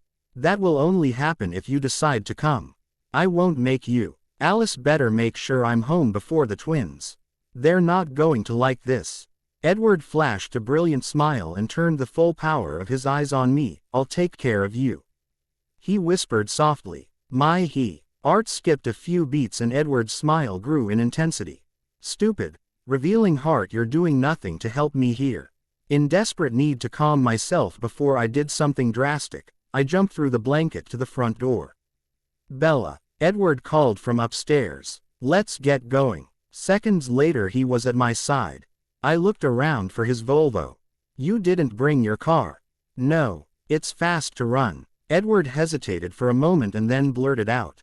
I'll show you, if you'd like. I smiled and nodded. Edward held his hands out and waited patiently while I placed mine in his. As soon as our skin made contact he flung me onto his back as if I was a rag doll.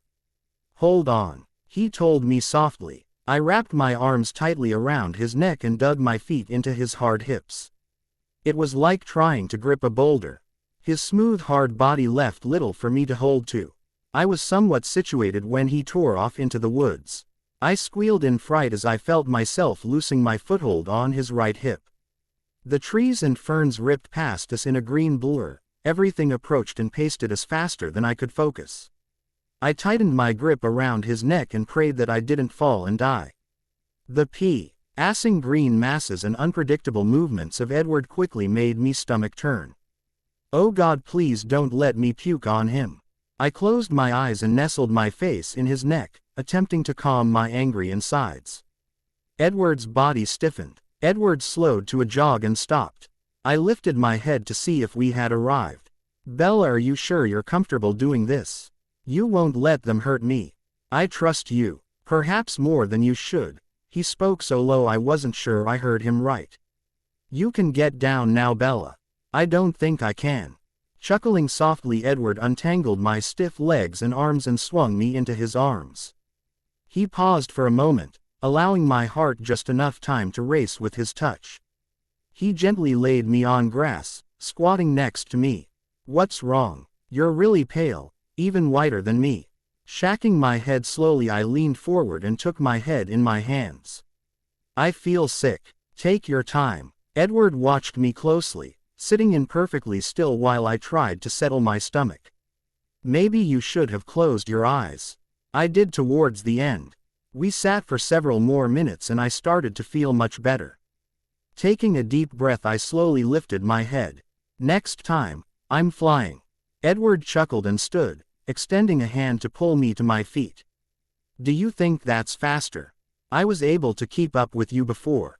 What? I squinted my eyes shut. Stupid Bella, he doesn't know you've been spying too. I started walking, thinking of something to change the subject to. Bella, the house is this way. Edward saw Ed pointing in opposite direction. I quickly turned on my heel and started the way he pointed.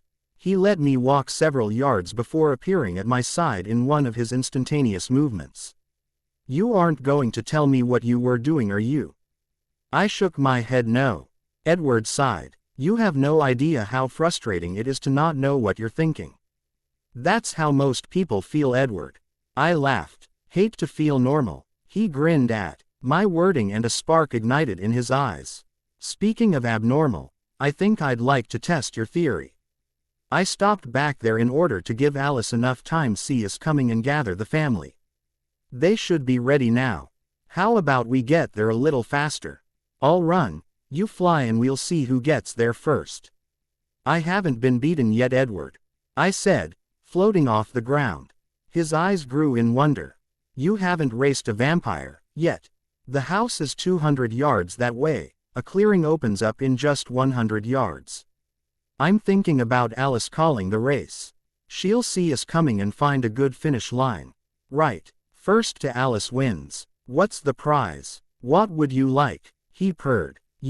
I win and you come with me to the Sadie Hawkins dance. I might not be a dancer, but the idea of having an excuse to be in Edward's arms overthrew my aversion to the dance floor. Deal. And if I win, I get an hour of your mind, no defenses. Edward grinned widely. You don't know what you're asking for. But you aren't going to get it anyway. Flying just above the trees, I called down to him. Ready, set, go. And we were off. Edward was a blur, a streak of white ripping through the forest. I pushed ahead, closing my eyes and feeling for Alice. She was quickly approaching. I opened my eyes and saw Edward already in the clearing. He was ahead of me by at least 20 feet and he was quickly lengthening the gap.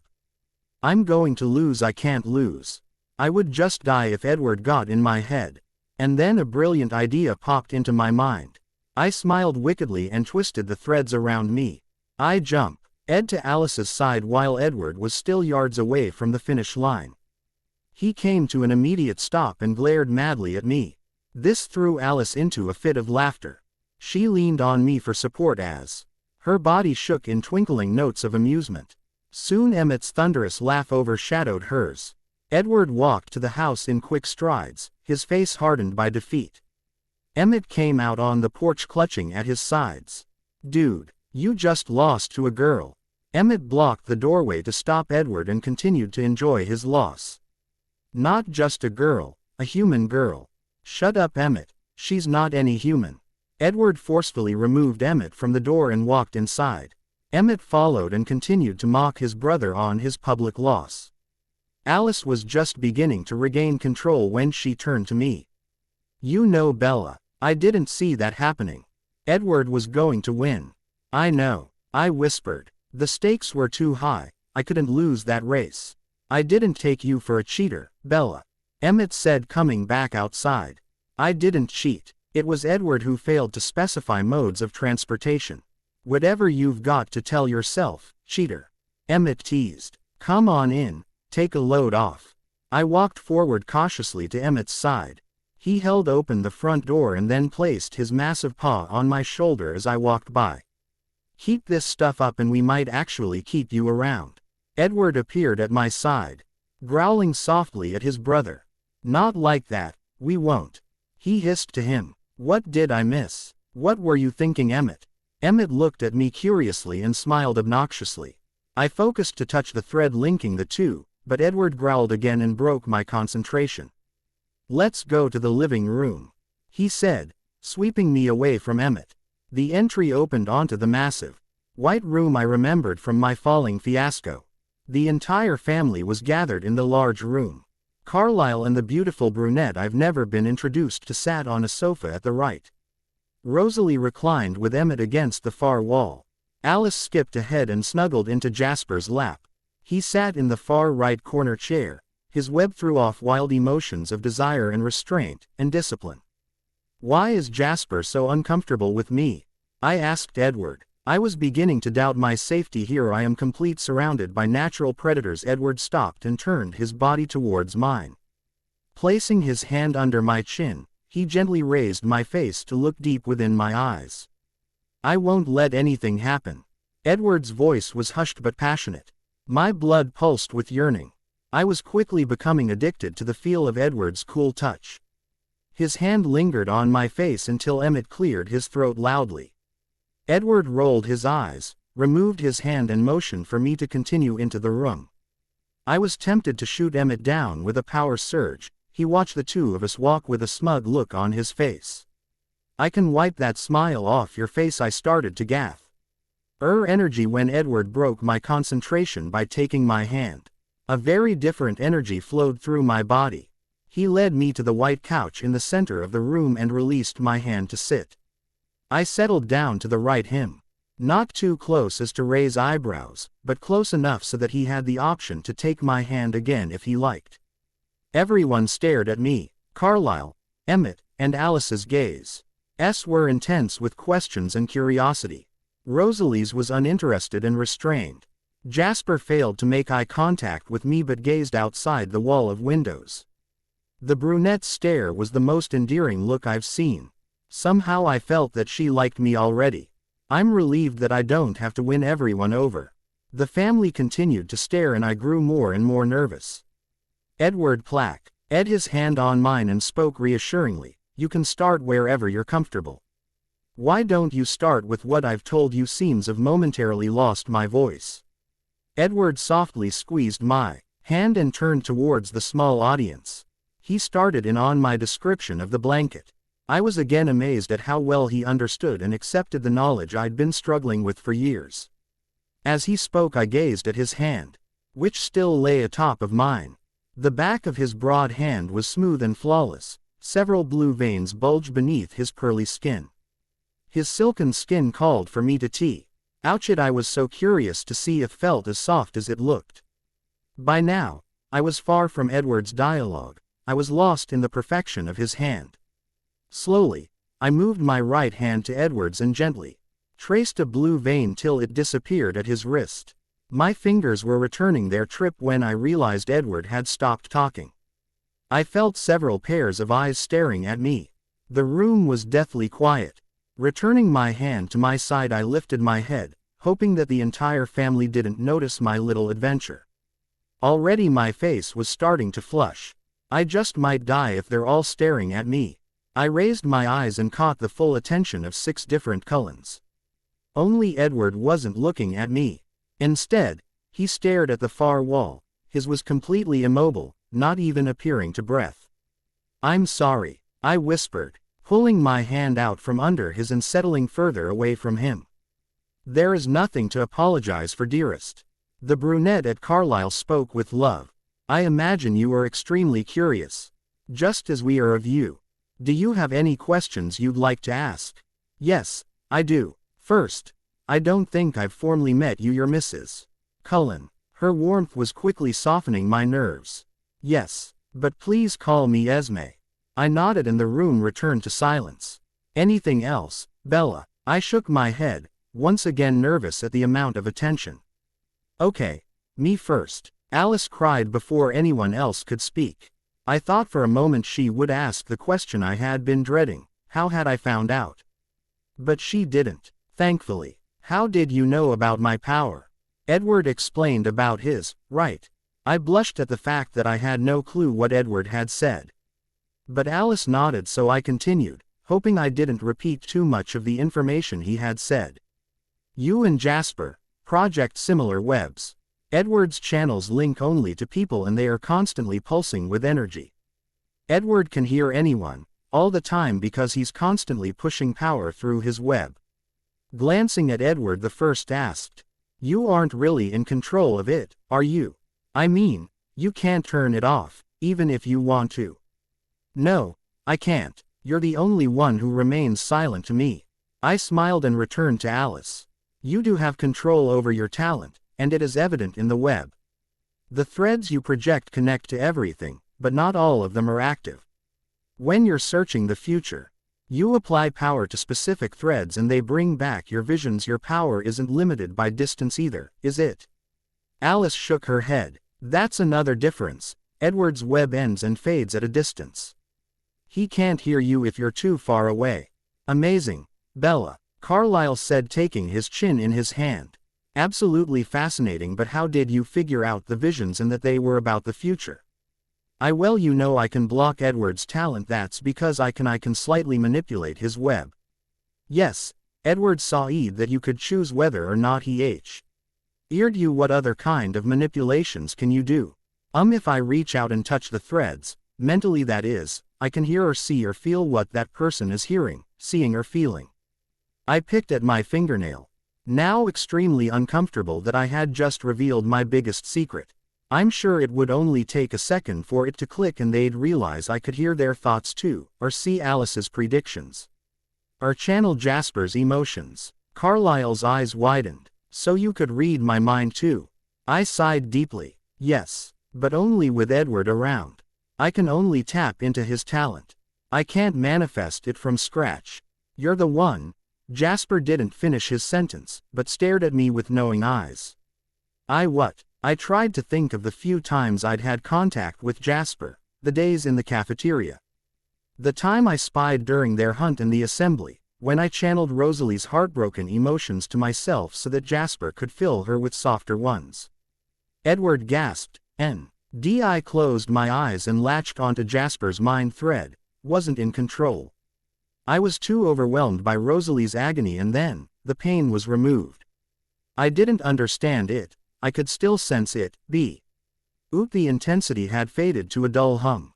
Bella took away Rose's grief and only then was I able to control myself enough to supply pleasant feelings to the situation. I released the thread and lowered my head in shame. The helplessness and shame that had coursed through Rosalie now revisited me. Bella, that is nothing to be ashamed about. Jasper said, flooding my mind with pride and confidence. I must thank you for your actions. What actions? Emmett huffed, throwing his hands in the air in frustration. It's not fair that Bella can read our minds too. Now she can feel with Jasper and see Alice's visions. Come on, where's my special power? I smiled at Emmett and he pointed a massive finger at me. You could give me one, couldn't you? Make it cool, like controlling fire or something. I laughed and shook my head. No, Emmett, I can't do that. I didn't even know such webs existed until I saw you guys in the cafeteria at school. I am not powerful enough to replicate the powers by myself. And there's no way I could make you suddenly have them. His massive shoulders slumped in disappointment. Rosalie patted his forearm and whispered something in his ear. Immediately he smiled and nodded to her. You're right. That is a talent. Edward shivered next to me. What? I asked. It was good you didn't hear that one. The rest of the Cullen family burst into laughter, figuring out the gist of Rosalie and Edward's thoughts while I remained in the dark. Enough, Emmett. Edward pinched his eyes shut, his nostrils flared in disgust. Now extremely curious, I touched Emmett's thread. I go. 1 second's worth of leather and handcuffs before I released the thread. Concentrating hard, I closed my eyes and moved to block Emmett, freeing Edward of the embarrassing mental pictures. I didn't know if I was successful until Edward spoke. Are you doing that? What's she doing, Edward? Carlyle asked. Blocking Emmett. He was smothering me moments ago and now I only hear 5 of you. What? Emmett's voice was taken back. Rose brought it up, and I couldn't help thinking once she got me started. That's enough, Emmett. Clean up your thoughts, Esme ordered, if for no other reason, then for Bella's sake. She is obviously taxing herself. She was right. The links between Edward and his family were stronger than any of his other web threads, and it was very hard to block. Not wanting to completely exhaust myself, I relaxed and let the thread reconnect. Edward flinched slightly. I can hear you now, moron. Quit yelling. I breathed deeply and sank a little further into the coach. I felt a cold hand grasp mine. My eyes flew open to see Edward's liquid topaz eyes filled with concern. Are you okay? Yes, I'm fine. Emmett has a strong connection to you. It was difficult to break. Quote, thank you. I've spent years looking for a way to rid myself of his thoughts. Edward's crooked grin lit up his face. Carlyle jumped up from his seat and paced in front of me. Bella, would you mind performing some of your talents first? You've shown us examples already, but I'd like to see something. Could you do a tangible manipulation of the blanket? Like this? I asked, picking up the vase from the coffee table and sending it across the room to land on top of the entertainment unit. Amazing, Carlyle muttered. Now that was just a manipulation of the space threads. Yes, that's the easiest change made to the blanket. Time threads are touchy and hard to manipulate subtly, and matter threads can be dangerous. How so? The shield I hit Emmett with, that was a matter shield. By the way, Emmett said, flexing his massive arms, I owe you a beating for that. Before I could blink, Emmett was in the air, his enormous hands curled into claws. I screamed and threw up another matter shield. Emmett collided with the shield and ricocheted down into the coffee table. The table shattered into a million pieces and Emmett's body erupted into a convulsion. I'm so sorry, I didn't mean to. I dropped to my knees, scooting to Emmett's side, searching for some way to fix it. Boo, he boomed at me, throwing his face within inches of mine. I screamed again and Emmett burst into laughter. Gotcha, he cried between laughs. Emmett, Esme scolded, that was uncalled for.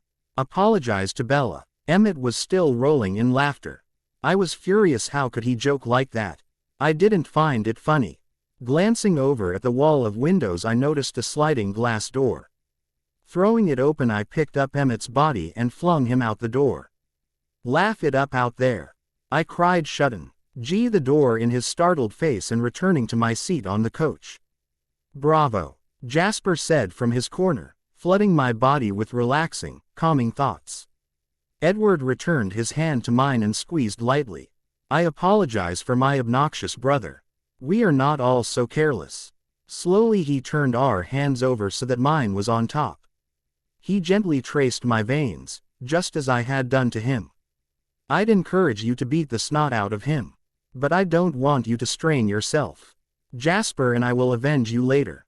We are SRRY, Bella, Carlyle said, his hand clutched behind his back. That was extremely rude, but was that another matter shield? Yes, surprisingly, I was in control of that one. The one from last night exploded in his face. Yeah, gave me one hell of a headache. 2 bells, Emmett said, rejoining us. He offered me his hand and pleaded with his eyes. I do apologize. I would never hurt you. That was just a little joke. I have no one to play with anymore. Truce. I looked suspiciously between his hand and his eyes. Slowly raising my own, I placed my hand in his. He wrapped his sausage fingers around my hand and shook it gently.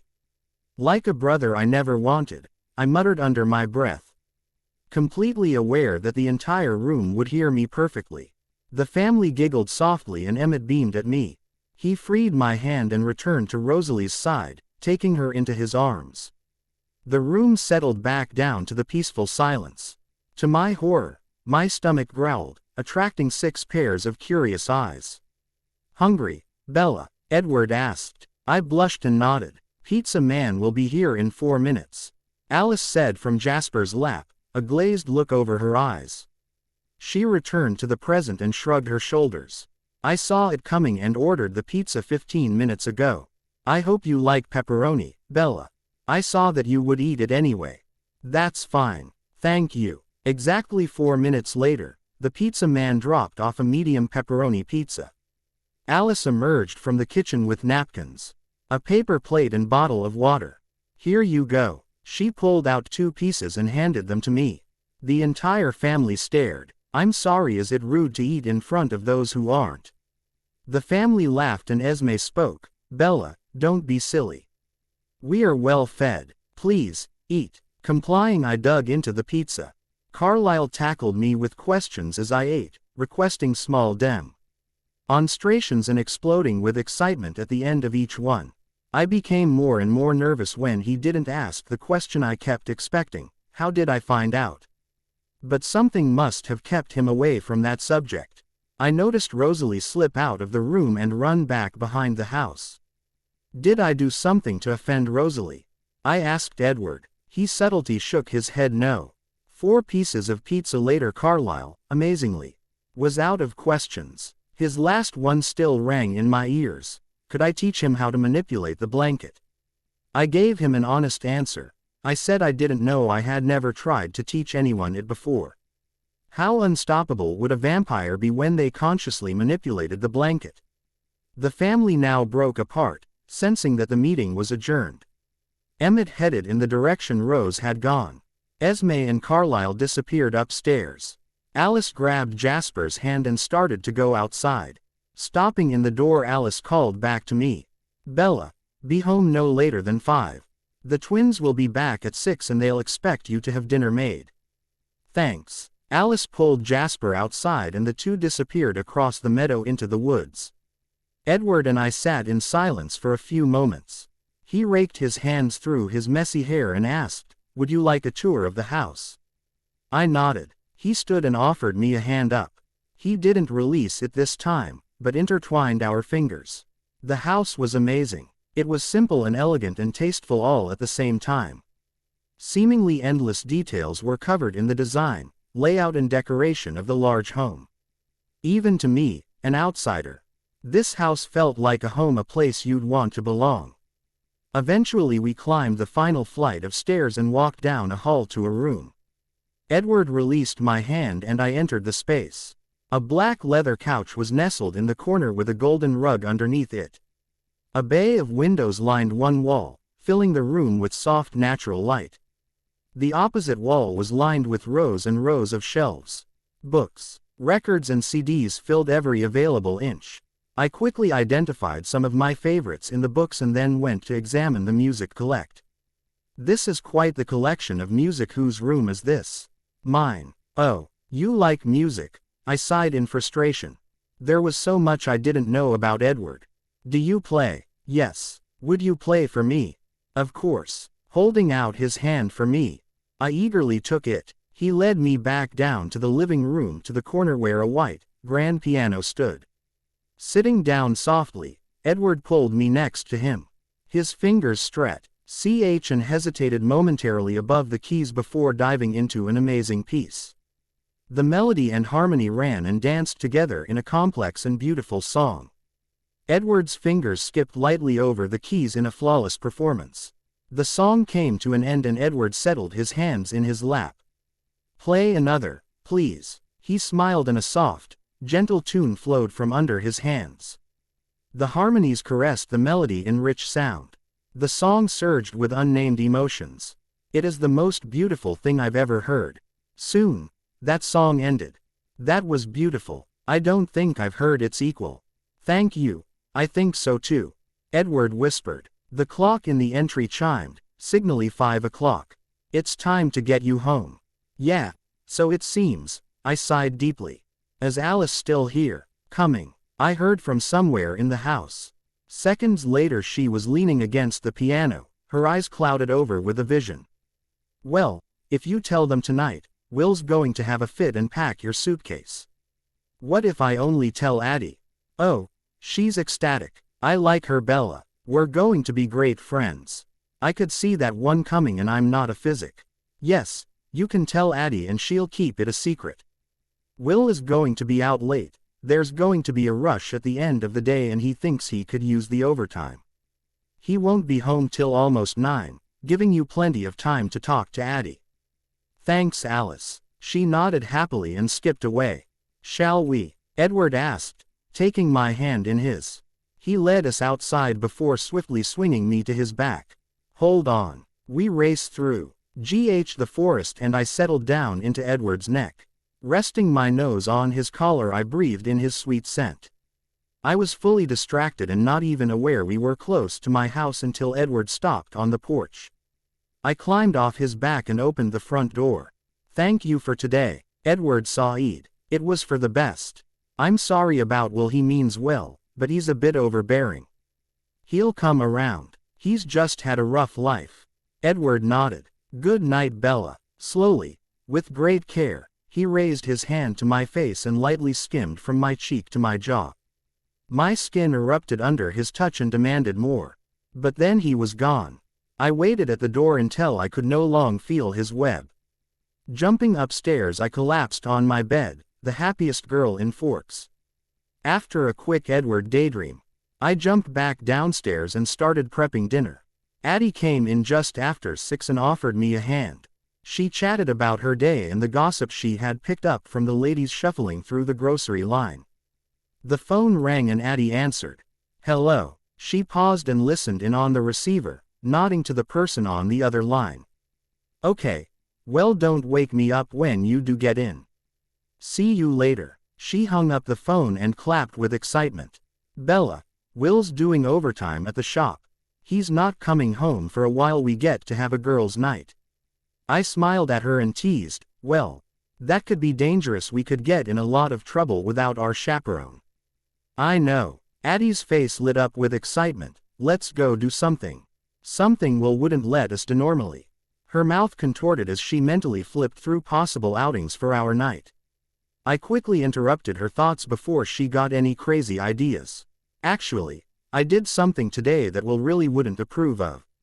My eyes fell to the cutting board in shame as my cheeks turned red. Bella, what did you do? She pulled my face up to meet her eyes. You did something with the Cullens, didn't you? My blush ran farther across my cheeks. Addie smiled wickedly and gave me a wink. Have a little crush, dow Bella. She paused to watch my face grow even redder. Tell me all about it. I will, but let's get dinner ready for Charlie first. Addie released me and worked furiously to finish the dinner prep. When the enchiladas were in the oven, she pushed to get me to speak, but I told her to wait until after dinner. Truthfully, I was still debating exactly what to tell her. I didn't know if I was actually ready to admit my feelings for Edward. Eventually dinner was eaten and the dishes were cleaned and put away. Now spill. Addie hissed to me. Let's go upstairs. Addie practically tackled my bed, sitting with so much excitement it vibrated off of her. She squealed when I finally walked in the room and sat next to her. Start from the very beginning and don't leave anything out. So I started in on my morning with breakfast and cleaning and how Edward had scared me. I told her about our run through the forest and how sick it made me. She laughed for the longest time about Edward losing the race and kept calling me a cheater. I'm not a cheater, I just couldn't lose that race. I tried to repeat only a minimum of our conversation, but I could see Addie wasn't satisfied with all of my details. Bella, you're leaving out parts, aren't you? She crossed her arms in a pout. If you don't tell me everything, then I'll jump outside and get it from Edward. Edward's here. I had been so lost in my recounting of day I hadn't noticed his presence. Yep, Addie said. He showed you. About 5 minutes into the story, must have gotten all wrapped up in your tail because he's sitting in the tree right outside your window. I stared out my window into the black night. Projecting own threads, I saw Edward crouched on his branch with my favorite grin spread across his face. Addie turned to the window and waved. Edward looked puzzled and then politely waved back. Should we invite him in? Addie asked me. Charlie is downstairs. I hissed. Addie shrugged her shoulders, and snoring like a bear. Come on. Edward won't bite. She grinned widely and moved to open the window. You're going to let him in even if I say no. I knew Addie too well to see when she's already made up her mind. She winked at me and threw the window open. A cold breeze rushed into the room and sent a shiver down my spine. Whatever. As soon as the word escaped my lips, there was a flash of movement in the room. Addie gasped as Edward jumped into the room and fled to the rocking chair in one graceful and amazingly fast movement. She whistled softly. Dang, you are fast. She turned back to the window and closed out the chilly night air. You just have to be out of here before Will gets close. We don't want to have that argument tonight. Alice will call when he leaves work. Edward saw Ed tapping his phone in his pocket. Addie nodded and settled back down on the bed next to me. No, I didn't get all the answers I was looking for. My head snapped up in confusion at Edward. Addie spoke. Shoot, I knew my walls weren't that strong. You're still getting in here, she said, tapping her head. Edward smiled and nodded. It is a little blurred, but the stronger the thought, the clearer it is. My face lost all its color. Addie has been teasing me about Edward. She could reveal just how infatuated I am with him. Immediately I extended my defense to encase Addie and keep her thoughts silent. Edward shifted in the rocking chair and then sighed in frustration. You don't have to do that, Isabella. Her mind is such a mess of questions and thoughts. Nothing was coming through clearly. I'll do what I want. If you don't like it, you can leave. Bella, are you blocking my thoughts? Addie asked me. I nodded and smiled weakly. Good. Because they just went in a direction you'd not appreciate. Edward growled softly. That's what I was afraid of, I whispered to her. So, Edward, what questions did Bella not answer to your liking? Addie asked, jumping to a new subject. She didn't explain you and William's involvement beyond the fact that you revealed the blanket to her. Addie smiled and settled into a more comfortable position. I knew this meant she was about to dive into a richly detailed retelling of our history. Well, we met Bella at the end of 8th grade. She and I had English together. Bella was sweet enough to befriend me almost immediately. Despite what the rumors said about us, I'm sure you've already witnessed her ability to overlook others' opinions and make her own. Edward nodded in agreement. Our magic was still very rough and much more obvious than what we do now. Bella noticed the discrepancies and eventually demanded an explanation. We told her about the blanket and then taught her how to identify the power and use it. She was amazingly quick. I'm afraid she passed both Will and me in talent years ago. I blushed at the compliment. How did you and Will know about the blanket? Edward asked. Our mom. She was a witch and she had learned from her mother. As I understand it, the Fishers have been witches since before the family came over from England, and that was in 1810. We lived outside of New York City. Our mother was an alternative medicine doctor. Basically, she was able to use the blanket to heal most people's illnesses. Addie laughed softly. All herbs and natural remedies were just a front to hide the real source of healing. She was very good. We're still nowhere near being able to do that kind of magic. Manipulating the blanket is one thing, but using it to heal is another. Addie's voice trailed off and dropped to a whisper as she continued. She was in the city one night treating a cancer patient. She was on her way home when a drunk driver plowed into the side of her car, pinning her to the wall of the Holland Tunnel. The accident caused a pile-up in the tunnel, and by the time paramedics were able to get to the scene, Mom was unconscious and barely breathing. She died in the ambulance. They made several attempts to revive her, but her body was so broken from the accident there was no hope to save her. We were 7. Addie brushed a silent tear from her cheek. I wrapped my arms around her as she struggled to steady her breathing. I knew how difficult it was for her to talk about her mom. She'd only told me this story once. I'm sorry. Edward's velvety voice was filled with sorrow and sadness. You don't need to continue if it's difficult. Addie shook her head and patted my arm reassuringly. No, I'm fine. Taking a deep breath, she continued. Thankfully, Mom had been working with Will and I for several years, so not all her secrets died with her. And since we're twins, we have a particularly strong attachment to the blanket. We were able to help each other. We have no living relatives, so the state put us into the foster care system. We were juggled around from family to family, always getting into trouble because of our wild and rather dangerous magic experiments. Addie's shoulders shook with laughter as she continued. The state had us pinned as the Fisher curse, and it wasn't far from the truth. Air completely out of control with our powers. We'll put our first 3 foster fathers in the hospital after losing his temper. 2 of them pressed charges, but there was no evidence to convict him of anything. After 7 years of hell, over 100 different families and 12 different psychiatrists, the state was fed up with us and shipped us to the only other city that was willing to take us on, Phoenix. And that's where we met Bella. Once she joined our group, our control and understanding of the blanket grew exponentially. Bella seems to have a natural knack for understanding the soup, our natural, and for keeping the 2 of us in line.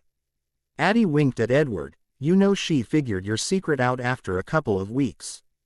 You didn't stand a chance. Once Bella makes up her mind, there's no turning back. I released Addie and shot her a small power surge.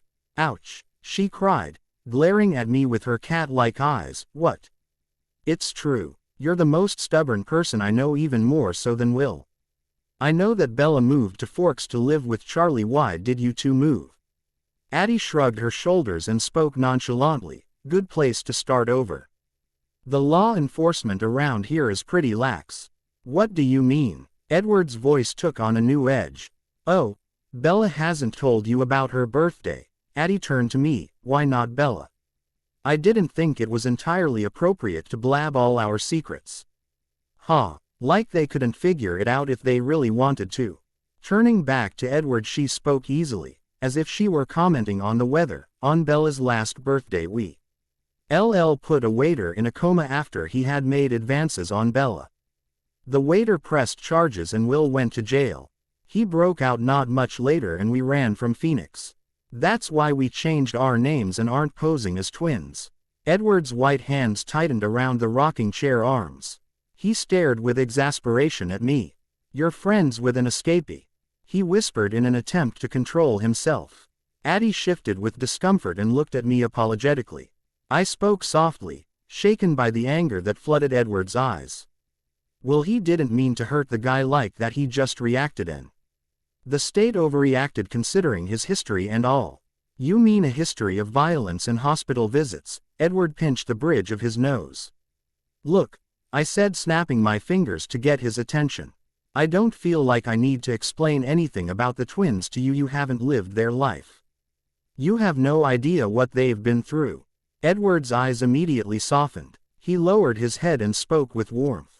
You're right. I apologize. It just seems dangerous. Not any more dangerous than spending the afternoon with vampires, and probably not any more dangerous than me of the things you and your family have done. Don't try and tell me the Cullens have always stayed on the right side of the law. I seethed with anger.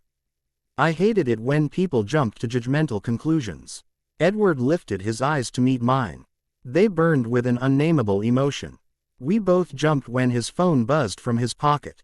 Taking it out, he flipped open for a second before closing it and returning it to his pocket. William should be here in 10 minutes. I'll be leaving now. He slowly rose to his feet and walked silently to the window.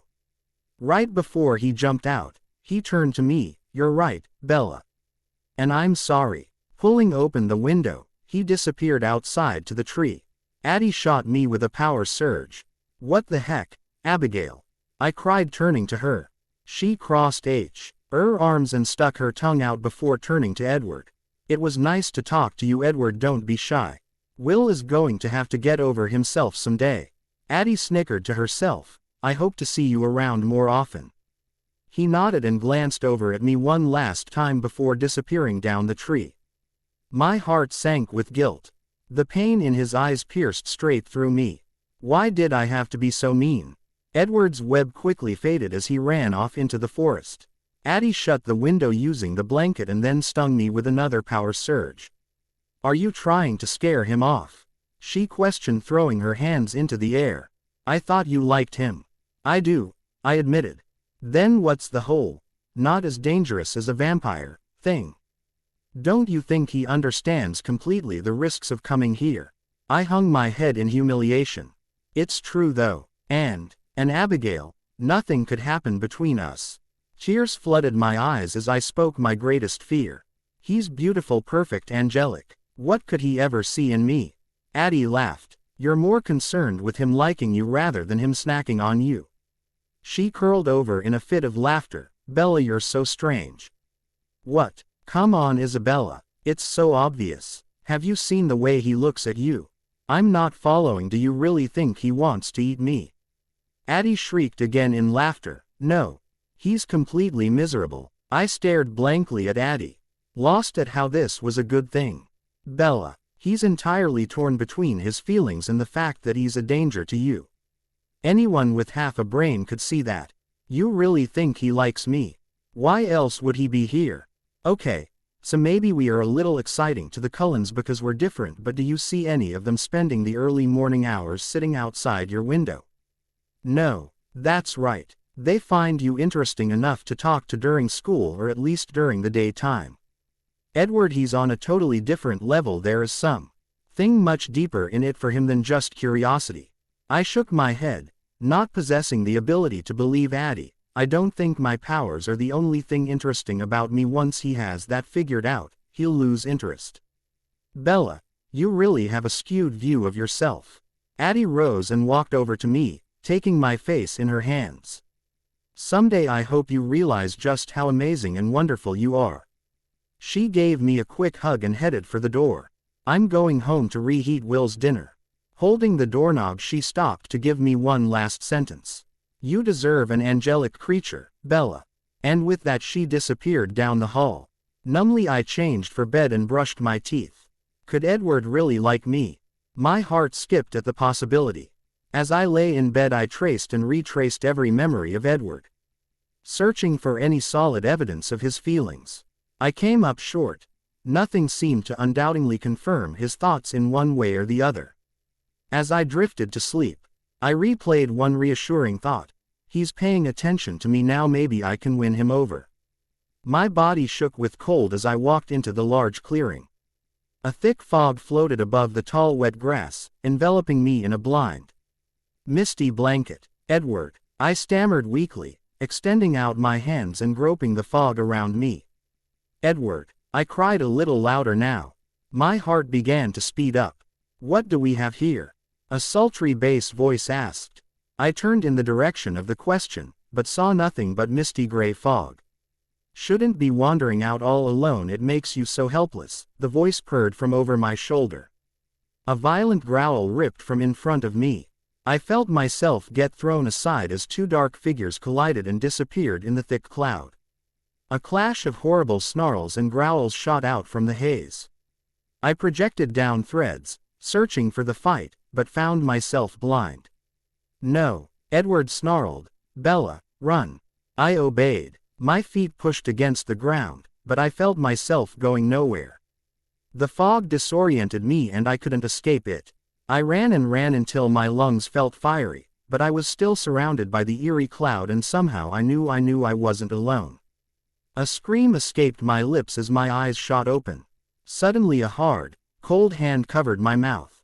Clawing and thrashing I shot several power surges before a soft voice calmed me. Shish, Bella. I let my hands fall limp as the voice continued. It was just a dream. You're okay. I used some threads to turn on my bedside lamp. My eyes squinted to focus on Edward's face hovering closely over mine. Concern flooded his amber eyes. I breathed in deeply through my nose, saturating my mind with his sweet honey lilac scent. Immediately it calmed my reeling mind. Slowly Edward removed his hand and straightened his back. Are you okay? He whispered softly. I nodded and smiled weakly. Just a bad dream. I sat up slowly and rested my head in my hands. Just a dream, I repeated to myself. My heart picked up speed again as I felt the fear from the dream return. Not wanting to return to that thought, I glanced up at Edward. What are you doing here? Edward sat silently at the foot of my bed, staring at his hands. I'm here every night. I know that, but usually you're in the tree or across the street. No. That's where I go when I hear you waking up. He peered over at me, gauging his next words to my reaction. I like to watch you sleep, it's really fascinating to me. I shifted under my covers.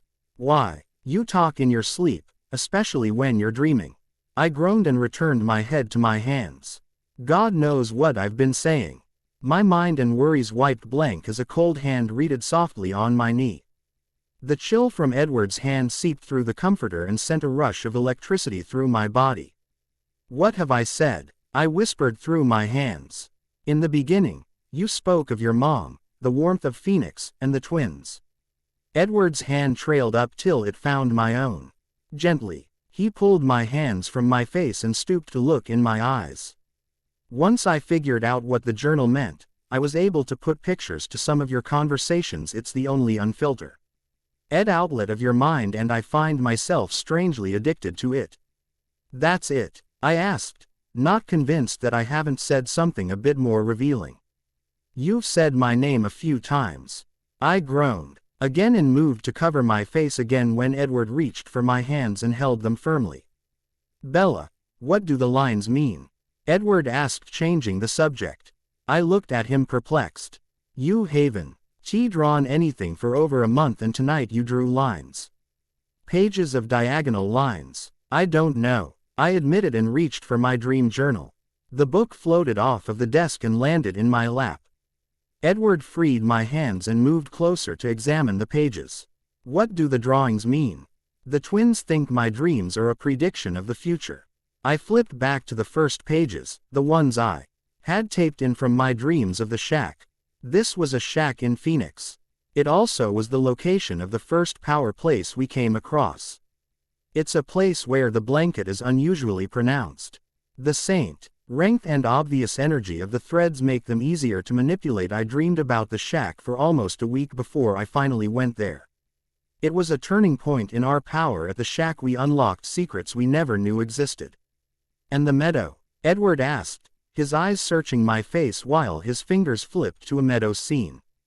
Also a power place, I said, staring down at the drawing. I gasped at the picture that lay across from the meadow, the picture of two liquid topaz eyes staring with fierce intensity. It was you. Edward reached for the journal and looked intently at the drawing. What, Bella, what was this dream about? My mind was flooded with the dream that inspired the picture.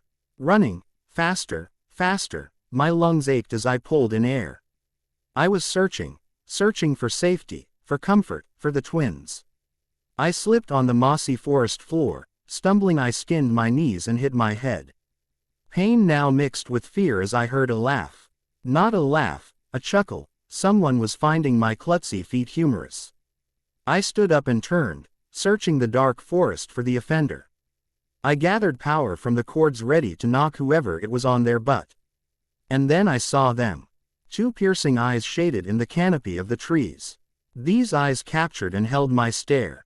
They were a rich topaz, warm and creamy. I was taken back by their relentless stare. They gazed right through me, straight to my soul. A blush flooded my face and again the chuckle filled the air. Brought back to reality, I flexed to shoot my collected surge. Just as my mind was about to release the power, two cold hands floated down my arms and a pair of hard lips caressed the skin of my neck. Bella, a velvety voice whispered in my ear. Bella. Edward's voice was richer than my dream portrayed, and it was laced with frustration. Please tell me what you're thinking. Your silence is maddening. I blushed as my mind replayed the cool caress of Edward's lips. I could only imagine how sweet his lips would taste. How soft their touch would be. Bella. The strain in Edward's voice forced me back to reality. I lifted my eyes to see the annoyance pour from his liquid topaz eyes. What is it? I smiled. Ed weakly and tried to change the subject. You've been to this meadow before, I said, pointing to the picture of the green field. Before the accident, when you found me there. Yes. Edward searched my eyes for more information. I go there regularly. I find it very soothing. I go there to think. What was the dream about? Oh, I just met you in the meadow. I felt myself blush again, so I continued to speak before Edward demanded more information. Actually, I just saw your eyes. See, it was you. You saw more than just my eyes that day in the meadow. Do you think your dream was false? I don't know. I was running to the meadow to find the twins, which was what I was doing after the accident. I was also hurt. In the dream I fell down and hurt myself. In reality I was weakened from the power surge. And what about me? Edward's voice was full of frustration and he practically growled. Bella, you're editing again. You laughed at me. Edward leaned back slightly, not expecting that answer. You chuckled your little chuckle when you saw me fall. I got mad and started collecting power, but I stopped when I saw your eyes. And then, Edward prodded. The dream fades, I whispered softly, praying that he wouldn't detect my lie. I don't think I could laugh at you injuring yourself. What about the other pictures? Have your other dreams come true? I shrugged my shoulders. The places and some of the people. I went through a list on my fingers. The importance of the shack moving to Forks to find the twins, the meadow, you in the meadow, the twins in the meadow, only the details haven't come true. I blushed again as my mind slipped to Edward's lips. Thank God Edward can't read my thoughts. But you know, all those things are rather general. And after I dreamt those things I pursued them, so really. It could just be self-fulfilled prophecy. Edward looked at me unconvinced. Do either of the twins have dreams like this?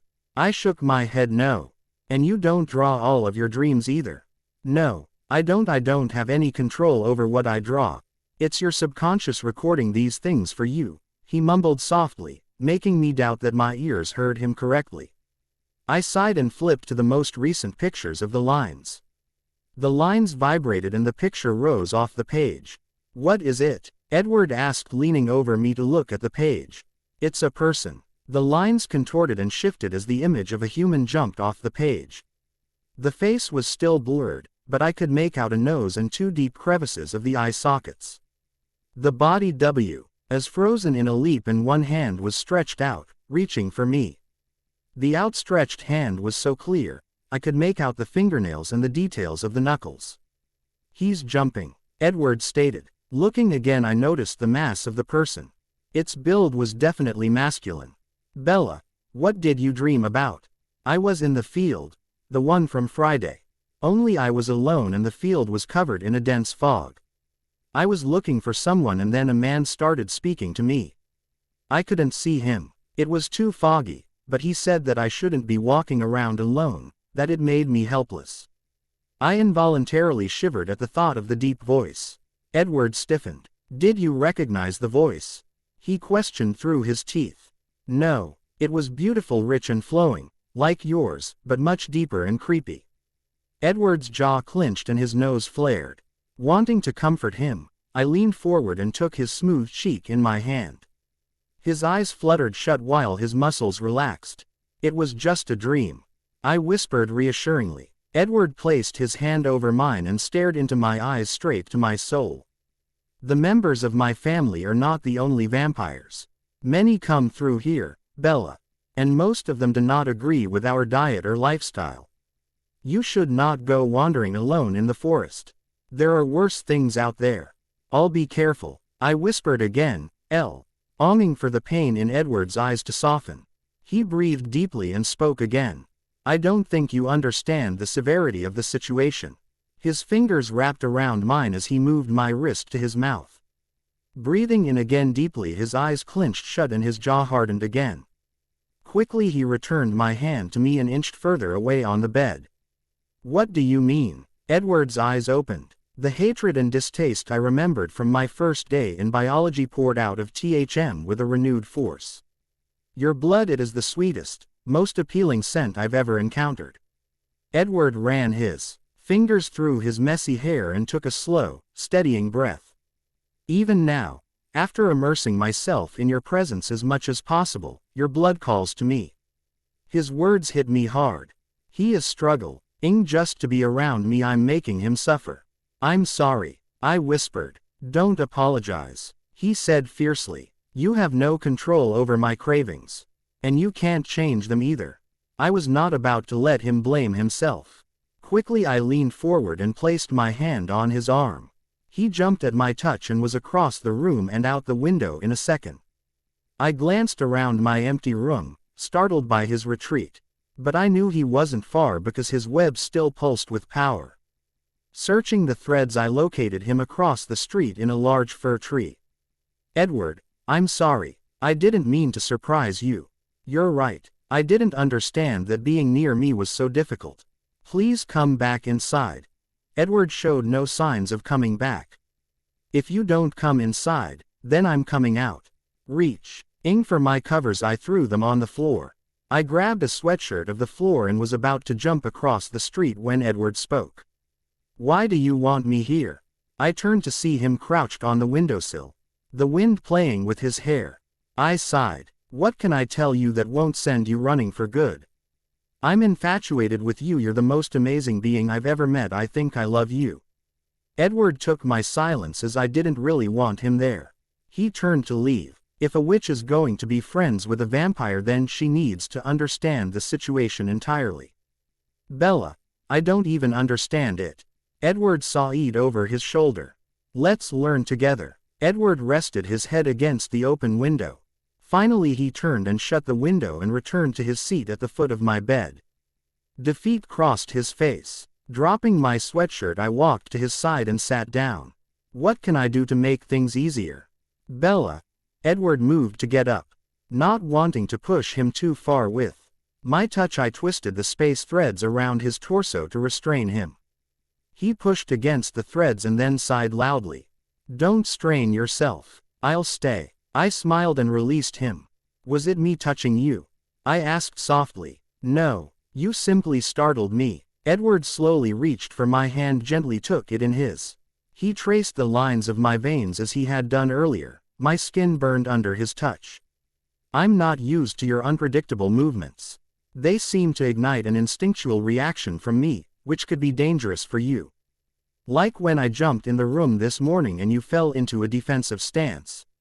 Edward nodded, his eyes following the movement of his fingers across my skin. I could hurt you, Bella. Without even thinking about it, I could turn and attack. But I'm not your average human snack, I said jokingly while adjusting the threads to lift us both a foot off of the bed. In a flash, Edward threw his body at me. I panicked and lost control of the threads, dropping us roughly on the mattress. Edward pinned my arms above my head, his face inches from mine. But you panic and your reactions are slow. His crooked smile stretched across his face as a chuckle escaped his mouth. Show off. Edward's grin disappeared as we both realized the small distance that separated us. Edward leaned forward, closing the gap between us. I panicked again, unsure of his motives, and jumped through the blanket to the rocking chair. He collapsed on the bed and then shot up to his feet. His eyes flashed to mine, overflowing with the same unnamed emotion I kept seeing in his eyes. He settled back down on the bed, returning his hands to his hair. I'm sorry, that was rude. He gently patted the open space at his side and smiled reassuringly. I promised to behave. I rocked for a moment, debating my options, and stood and crossed the room to his side. I settled down next to him and pulled my feet to my chest. Silence stretched between us before a yawn escaped my mouth. I should let you sleep. Edward rose and walked to the window. Don't go, I blurted out. Edward turned and looked at me with confusion. At least, not until the twins are awake. You could stay if you want. You need to sleep, Isabella. I've managed to that with you here before. I pulled my covers off the floor and snuggled down in them. Edward sighed and retreated to the rocking chair. Good night, Bella. Good night. Closing my eyes, I relaxed into a deep sleep. I woke late the next morning with the sun pouring through my window. Sitting up, I searched my room and the blanket for Edward. He left. My shoulders sank in disappointment. I stretched and rose from my bed. My eyes explored my small room again, looking for evidence that I didn't dream last night's Edward encounter. My eyes fell to the rocking chair and my dream journal that rested in it. I didn't leave you there. Scooping up the book, I flipped through the pages to the line "Dream of the Jumping Man." A small paper was tucked inside. Unfolding the paper and read in a beautiful script. Going to the meadow. Would enjoy your company. Well, good morning, Sleep Beauty, Addie said, from behind me. Quickly I shoved the note in my journal and snapped it shut. Addie looked at me curiously and then sat on my bed. What are we doing today? I don't know. Where's Will? The garage called an hour ago, so he's filling in for someone. Addie fidgeted with her fingers. What's wrong? I recognized her expression. She was about to ask me something I'd probably not like. Would you mind if I did something today, something without you? I laughed. Addie, I'm not your keeper. You don't have to ask permission. Addie smiled warmly and moved to leave. Now I was extremely curious. Where are you going? Oh, Mike called this morning and said the beach trip was back on. She looked outside through the window. It really is a beautiful day. I thought I might like to go. But you didn't want me there. My brow furrowed in disbelief. Addie sighed. Bella, it isn't normal how every boy is throwing himself at you. I'm not jealous, but you would be a horrible distraction. And, you don't like Mike? No, but seeing how you've got a date to Sadie Hawkins, I need to find one as well. I'm not going with Will. Addie, I'm not actually going to the dance. I don't think I could handle that level of humiliation. She crossed her arms in a pout. You are going to the dance. You'd have a great time and you know it. Anyway, I'm running late. I've got to go now. I'm meeting the group at the Newton store. Don't wait up. She winked at me and then disappeared in the blanket. Well, at least I'm alone, I muttered to myself. Quickly my mind jumped to the meadow and Edward waiting there for me. I rushed to get ready and within 4 minutes I was flying towards the meadow. Patchy, billowing clouds dotted sky, making my flying difficult to do without being seen. Finally I crossed the Biogachil River and felt Edward's web off in the distance. Closing my eyes I focused on his web and let it lead me over the trees to the meadow. I opened my eyes just as my feet touched the soft ground of the small clearing. Do you normally fly around with your eyes closed?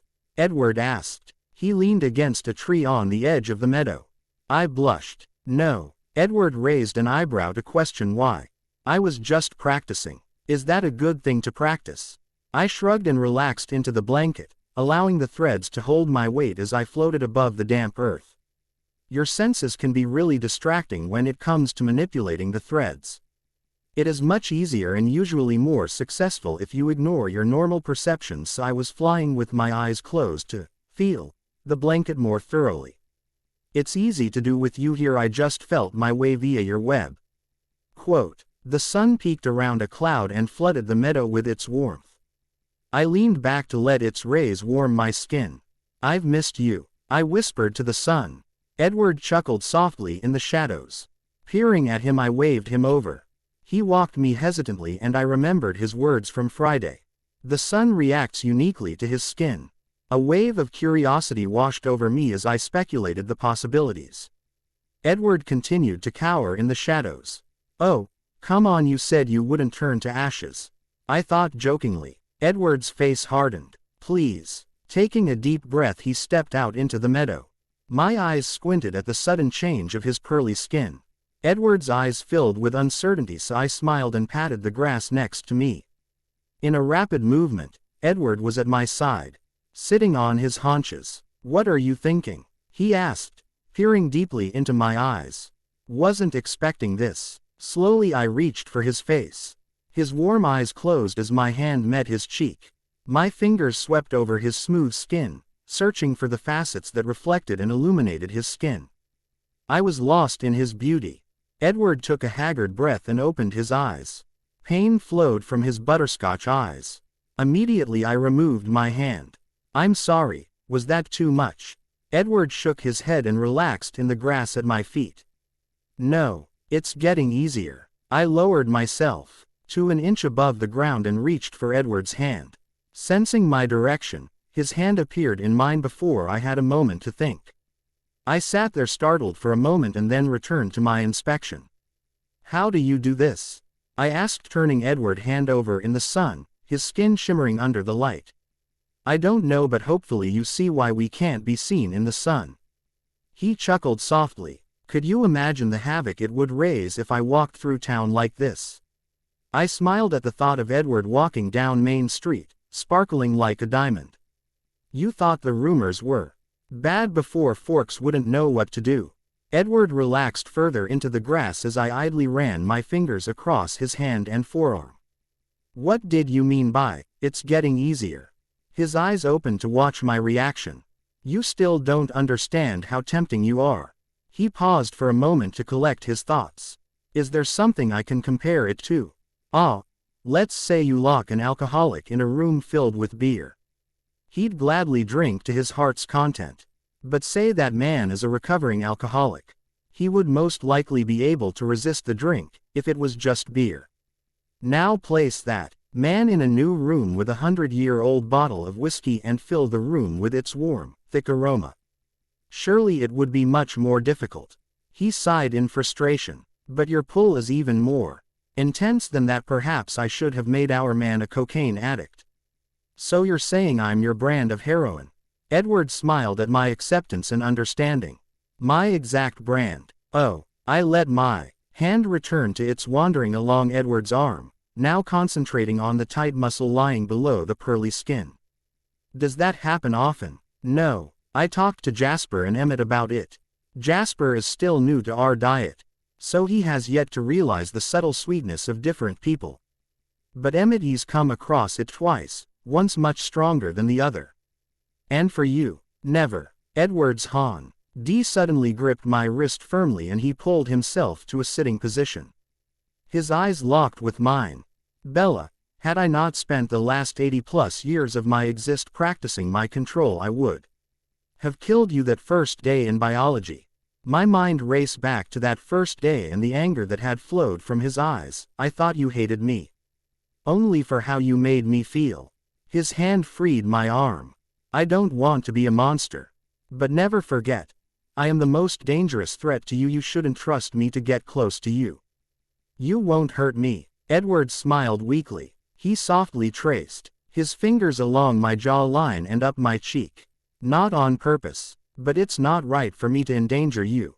Why don't you let me decide what's best for me? I asked, perhaps a little too roughly. I cleared my throat to try again. I've already made up my mind. A decision that remains a mystery to me. Edward sighed. I thought it was pretty clear. Bella, Edward growled. I threw my hand over his mouth to silence him and ignored the electricity that ran up my arm. Unsure of my voice, I opened my mind to him. Edward, despite what you think, you are amazing. I trust you. You need to trust yourself if we are going to become friends. It is extremely selfish of you to deny me that. I let my defenses rise up again before I let something too revealing slip. Removing my hand from his hard lips, my eyes fell to his hand in mine. Edward sat immobile for several minutes. I concentrated on keeping my breaths even, but his silence was shaking my confidence. I went too far. He's not comfortable with me anymore. Damn it, Bella. You just had to let your mouth run. Just then Edward's hand was at my face again. Pulling my chin up, he found my eyes. I'd wish you'd let me in there. It seems only fair that you should be locked out since I can't get inside yours. Edward smirked. I guess that's a fair trade. He smiled bigger and reclined back into the grass. What if I could get in there? The possibility drove me to experiment. Edward, I'm going to practice something new. Will you lie completely still for me? Edward smiled and nodded. Folding his hands over his chest, his eyes followed me. It won't hurt, will it? I don't want you hurting yourself. I'll be fine. I can stop when I feel it taking too much. And I don't think you'll feel a thing. Please just relax and be still. Edward's body completely froze. Even his breathing stopped. His eyes watched me carefully. I quickly found that staring into his eyes was too distracting, so I closed my own and relaxed to feel his web. Being alone, just the two of us, it was easier for me to isolate and feel the exact details of Edward's web. I saw how the web projected a thread towards my mind and how my defenses ricocheted the thread away. What if I placed another wall, or several others, and reflected the thread back towards his mind? I struggled to place a wall similar to my defenses higher above me, but failed to put any strength behind it. The majority of Edward's web energy broke through the weak barrier. Dropping that idea, I moved to the next. I could warp my wall to curve his thread and return it to him. I stretched my wall, bending back towards Edward. But again the edges grew weak and the web broke through instead of being redirected. I sighed loudly and practically jumped out of my skin when Edward spoke. Bella, why do I need to be still? I kept my eyes closed as to better cover my half-lie. You do some pretty weird things to the blanket. Moving around would only cause a distraction and make this harder. What are you trying to do? I don't see anything happening. I smiled at the curiosity in his tone. You shouldn't. I'll tell you if I'm successful. Now please, relax and let me think. Edward released a soft chuckle and the meadow filled with silence. Throwing myself back into my work, I searched for a new idea. Playing with the web, I touched it and felt its energy surge through me. With my defenses still in place, the thread was silent, but Edward still projected energy through the web. Could I reverse the flow of energy? Opening my body to the blanket, I filled myself with energy. Next I channeled the energy down Edward's thread. Concentrates, the crease between her eyebrows deepened. It is really rather adorable. My breathing hitched and my collected energy scattered to the blanket as Edward's thoughts entered my mind. I had done it. Shooting energy down his thread reversed its flow, entering his mind and bringing his thoughts back to me. Let's try again. I smiled now as I opened up to receive even more energy. I would attempt to collect energy and project it down the thread at the same time, something I wasn't even sure I was capable of. Must be going well, at least she's smiling now. I wish she'd open her eyes. I can understand her more completely through those soft eyes. They're the most beautiful shade of brown, warm and deep. They carry more life than I've ever seen. Edward's mind reeled through memories, shuffling and studying different people's eyes. Eventually he came to a memory we shared, the lab we did together at my house. He replayed me swabbing through the window of Charlie's cruiser and me carefully preparing the slide. She's very detailed. I should have been on my guard sooner. With the level of detail she puts into actions, I should have realized how much she'd notice about me, and how is it that she can sit there so calmly knowing the danger I am to her. Edward's gaze shifted to me. I could see myself through his thoughts. I never noticed the red in her hair. It is beautiful. The breeze shifted and sent my hair tumbling in its waves. Edward breathed deeply. Strawberries, freesia and the soft, clean smell after a light rain. She smells amazing. As if she needed another aspect of her to tempt me. Edward's mind flashed through pictures, some so quickly I didn't register their images.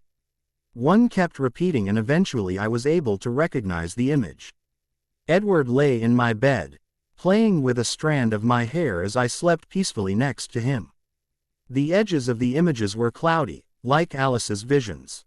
Stop dreaming, Edward. Alice isn't always right. Bella has a choice in this. And if I can do anything to detour her, I will. She deserves better. She deserves to live, and I am only a threat to her existence. Edward's mind slumped into depressed thoughts and I had to stop. Forcing energy down the thread for just those few minutes was already making my head pound. I opened my eyes and saw Edward gazing up at the clouds. A battle seemed to be raging behind his amber eyes. What's wrong, Edward? I asked. He sat up in a swift movement and stared deeply into my eyes. Are you finished? I nodded. Were you successful? Yes. I sighed and rubbed my head. But I wouldn't have been without the power here. It was a bit taxing on my mind, even with the extra boost. Edward watched with curiosity. What did you do? The wind blew again. Edward seized a strand of my hair that had strayed and gently tucked it behind my ear. His quick action set my mouth moving before my mind could stop it. The red only shows in the sun. I laughed softly. Actually, Addie put the red in my hair. It was a bad experiment with some matter threads, and the red tint is the permanent scar of her actions. Edward's eyes widened and he slowly cocked his head to the other side. I didn't say anything about your hair. Immediately I realized I had addressed his thoughts, rather than his words. Cursing myself and searching for a quick reply, I blurted out. I thought you'd notice the color. I mean, I can see it and I don't have extraordinary vision. Edward's eyes were not deceived. Bella, what were you experimenting with?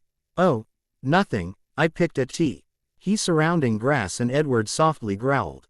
You said you'd tell me if it was a success. His web coursed with new power. I searched for a way out of this conversation. Can you hear my thoughts when I'm asleep?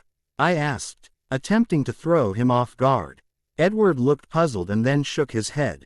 I laughed and attempted to weave this new thought into my defense. Well, I guess I should Avenue asked you that before diving into my experiment. I'm not following you, Bella. Edward sighed with frustration. I clung loosely to the truth to stay believable. I was playing and adjusting my defenses. Seeing if I could do more with them. I've always been a little worried that you were getting through while I slept. Why do I get the feeling you aren't telling me the whole truth?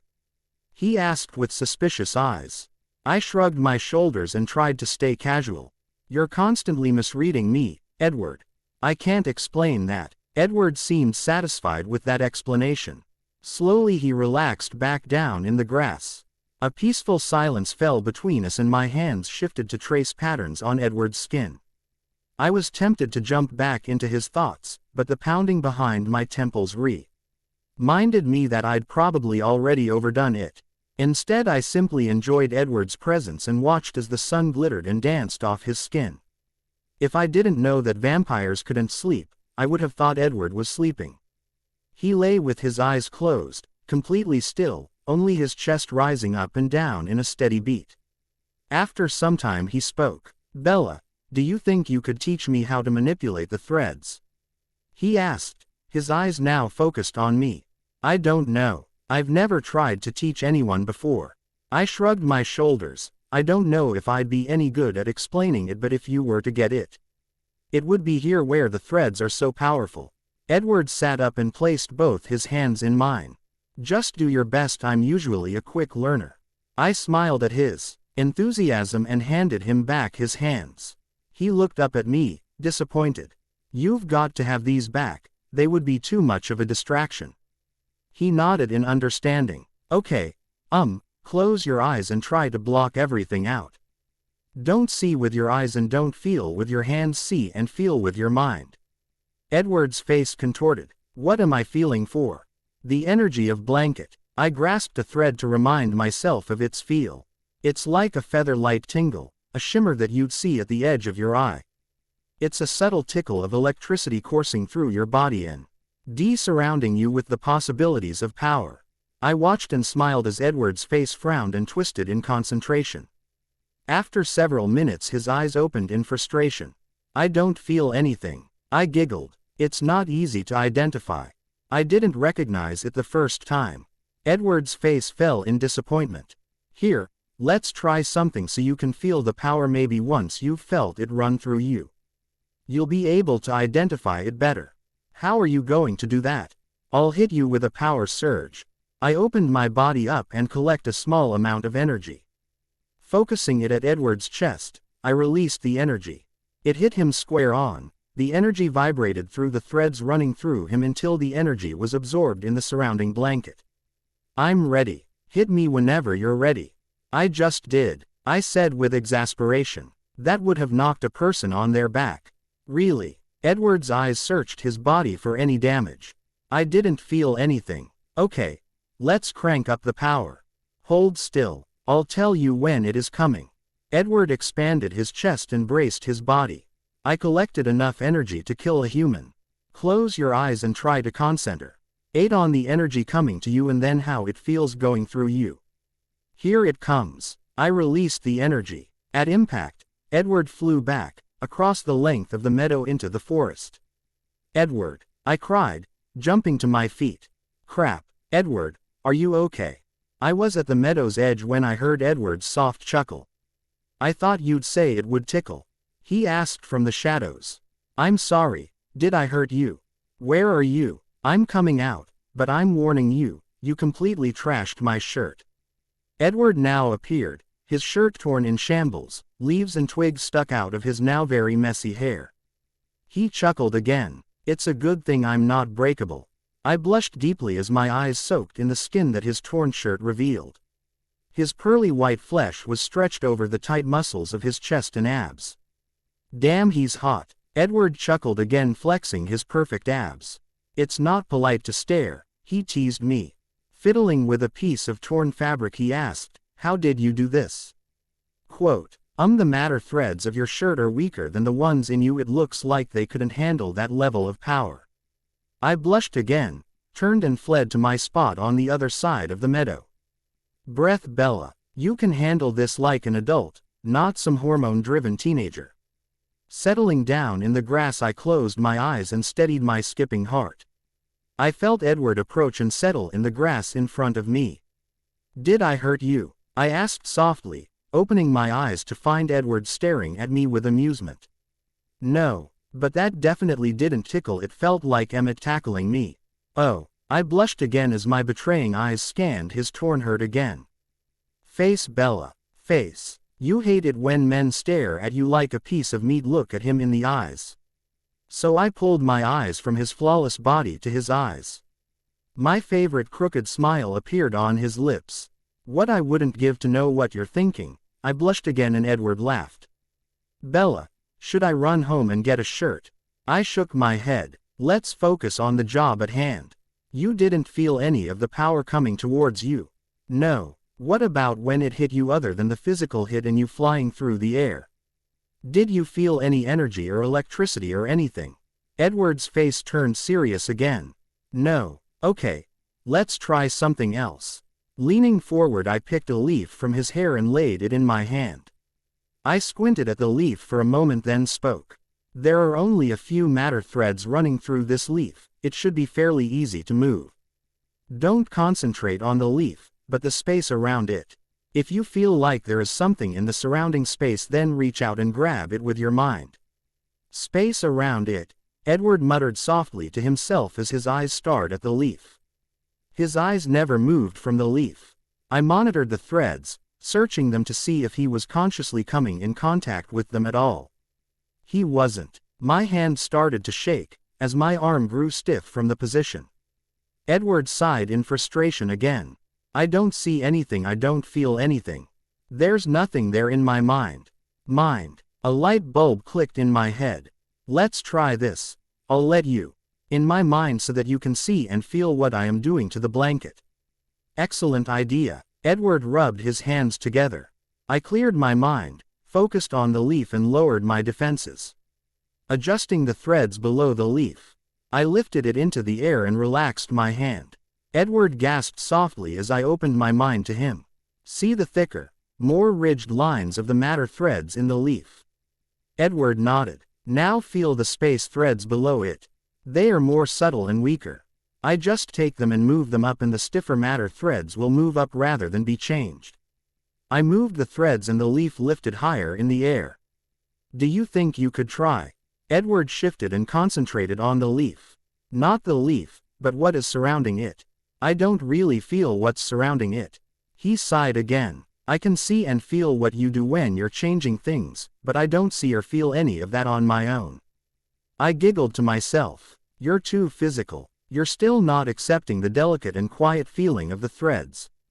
Let's try this. Close your eyes and feel what I feel as I gather power in me. I opened my mind up and soaked up the energy of the blanket. The soft tingle of energy grew in intensity as I collected more power. Soon my body was throbbing with the energy. Okay, I've got to let this go. Grabbing several threads that ran the length of the meadow, I released the energy. It shot down the thread in a violent surge. The power collided with a tree and vibrated through the stiff matter threads, shattering the tree into pieces.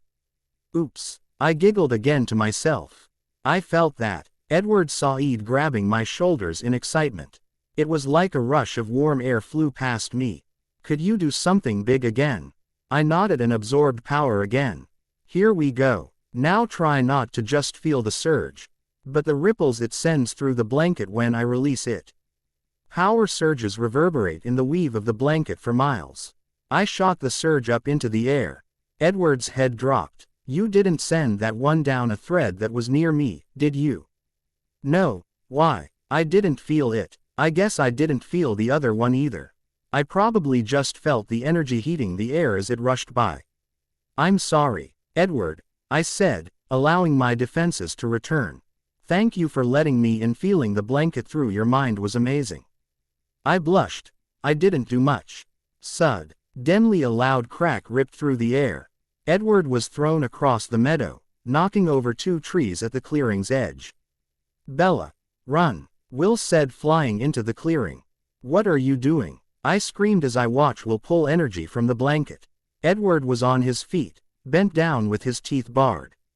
Will shot his surge and I quickly pulled on the threads to bend the path and send the surge into the forest. Stop it, William, I cried, jumping into the air and tackling him to the meadow's grass. Stop it. You are completely overreacting. He's a monster, Bella. He could kill you. Will moved to get up from under me and I slapped him hard across the face. Shut up. You don't know what you're talking about. I glared at him. His hand slowly rose to rub the red mark my hand had left. I'm getting up now. Behave yourself. I slowly rose to my feet. Will jumped to his and squared his shoulders at Edward. The two puffed their chests and glared at each other. Will broke his death stare to address me. Are you all right, Bella? You sent up an emergency flare. I was flying around, trying to find you and Addie when I saw it. He turned hatefully to Edward. Did he touch you? Edward growled and lowered his stance. Enough. Finally I had both of their attention. I spoke quickly before I lost either one. I'm not doing this anymore, okay? I'm not siding with anyone. If the two F you can't accept the fact that I'm a friend with the other, then I'll simply leave you all. Okay. He's not safe, Edward and Will said in unison. Yeah, well, I guess I'll just have to take responsibility for my actions. Edward crossed his arms and sat with a huff. Will stepped closer to me, blocking my body from Edward's view. Oh, knock it off, Will. The secrets are out, I told him after the Emmett encounter. What? Will turned to me and Edward appeared in front of me, shielding me from Will. Get out of the way, bloodsucker. Will seethed. Edward, it's okay. I stretched to place my hand on his shoulder, pulling for him to move. Edward, we all need to talk about this and Will won't listen if you're doing this. Edward sighed and moved a few feet away. His muscles tensed, prepared to pounce in an instant. Will's jaw was locked shut. How could you tell him? He said through clenched teeth. I couldn't stand it anymore, cowering and hiding from the Cullens like they were our enemies. It was wrong. What good was coming from it? Will mumbled something incoherent. I ignored him and continued. It wasn't doing anything good, and it certainly wasn't helping us at all. They aren't a threat to us. In fact, I think we could learn a lot from them. Have you noticed what they naturally do to the blanket? Imagine the possibilities if we could replicate that. I took a deep breath to steady myself. We've found out we're not the only supernatural beings on Earth. Don't you think there's a reason why we both exist? Predator and prey comes to mind, Will hissed. Your sour blood sickens me, Edward growled, wrinkling his nose in distaste. Boys, stop. I floated in the air. Obviously, this meeting needs to end. William, I'm flying home now and I suggest you follow. I wouldn't blame Edward if he ripped your arms off and I'd do nothing to stop him. Edward jumped to his feet and growled playfully. I smiled and laughed darkly. He's stronger than me, they all are, so. If we're going to play nicely with the vampires, I suggest that you behave. We'll talk at home, Will said, taking to the sky and soaring off into the air. Surprisingly, that went better than I thought it would. I muttered as I watched Will fly off. We'll see you tomorrow at school, Edward, I said as I gained altitude to follow Will. Sunday night the twins and I sat down to talk about everything. Between Addie and me, we were able to override Will's fears and expose them as foolishness. We argued and discussed until nearly midnight before Will finally relented. Fine, he said, throwing his hands up. You two want to sign our death certificates, great. I'll back off, but understand that I am still completely and utterly against any alliance with them. Addie clapped her hands. That's good enough for me. Now can we talk about something more exciting? Bella, I've got a date to the dance. Will groaned loudly, dropping his face to his hands. Don't do this to me.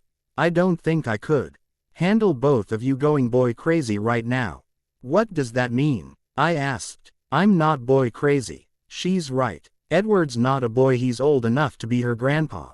Addie teased. I quickly shot a surge at her. But she absorbed it gracefully and stuck out her tongue.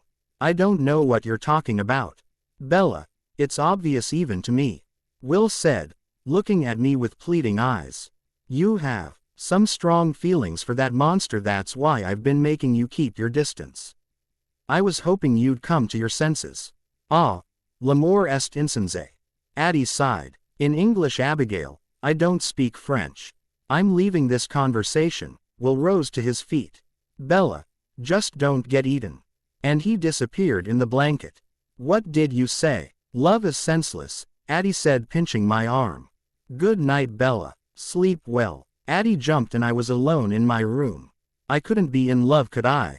I don't remember falling asleep.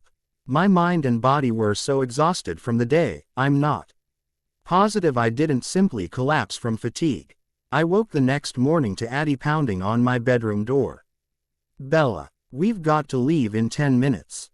Get up. I jumped out of my bed, still dressed in yesterday's clothes. I quickly changed and washed my face. Jumping downstairs to the kitchen, Addie tossed me a granola bar. Let's go. Will cried through the threads, honking my truck's horn. Y grabbed my hand and dragged me out the door. We rode to school in relative silence until Will finally spoke. Okay, so I said I'd back down. He looked at Addie and I with begging eyes. Let's just take small steps, very small. I can't just be thrown into this. It goes against every instinct I possess, so let's just take it slowly, okay? Addie leaned over me to peck Will on the cheek. He grimaced playfully and wiped his face. I laughed. Thanks, Will. I know this is going to be rather difficult for you. We'll work through it all together. I think he just needs a distraction. Jessica's been ogling over him for the last couple of months, Addie whispered, mostly to herself.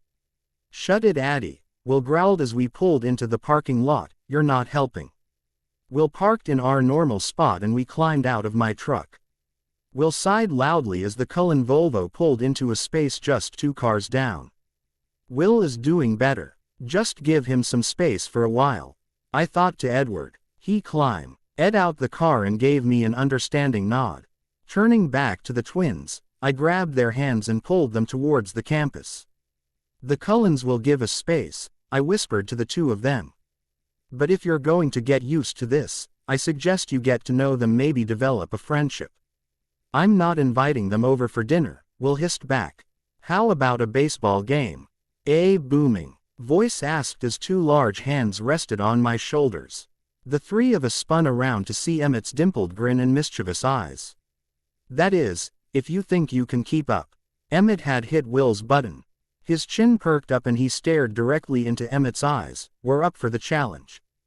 Great, Emmett roared, pounding Will on the back. Alice will let you know the details. Rosalie appeared at Emmett's side, sliding her arm in his, giving me a cold look. We watched as they elegantly drifted through the sea of students to their lockers.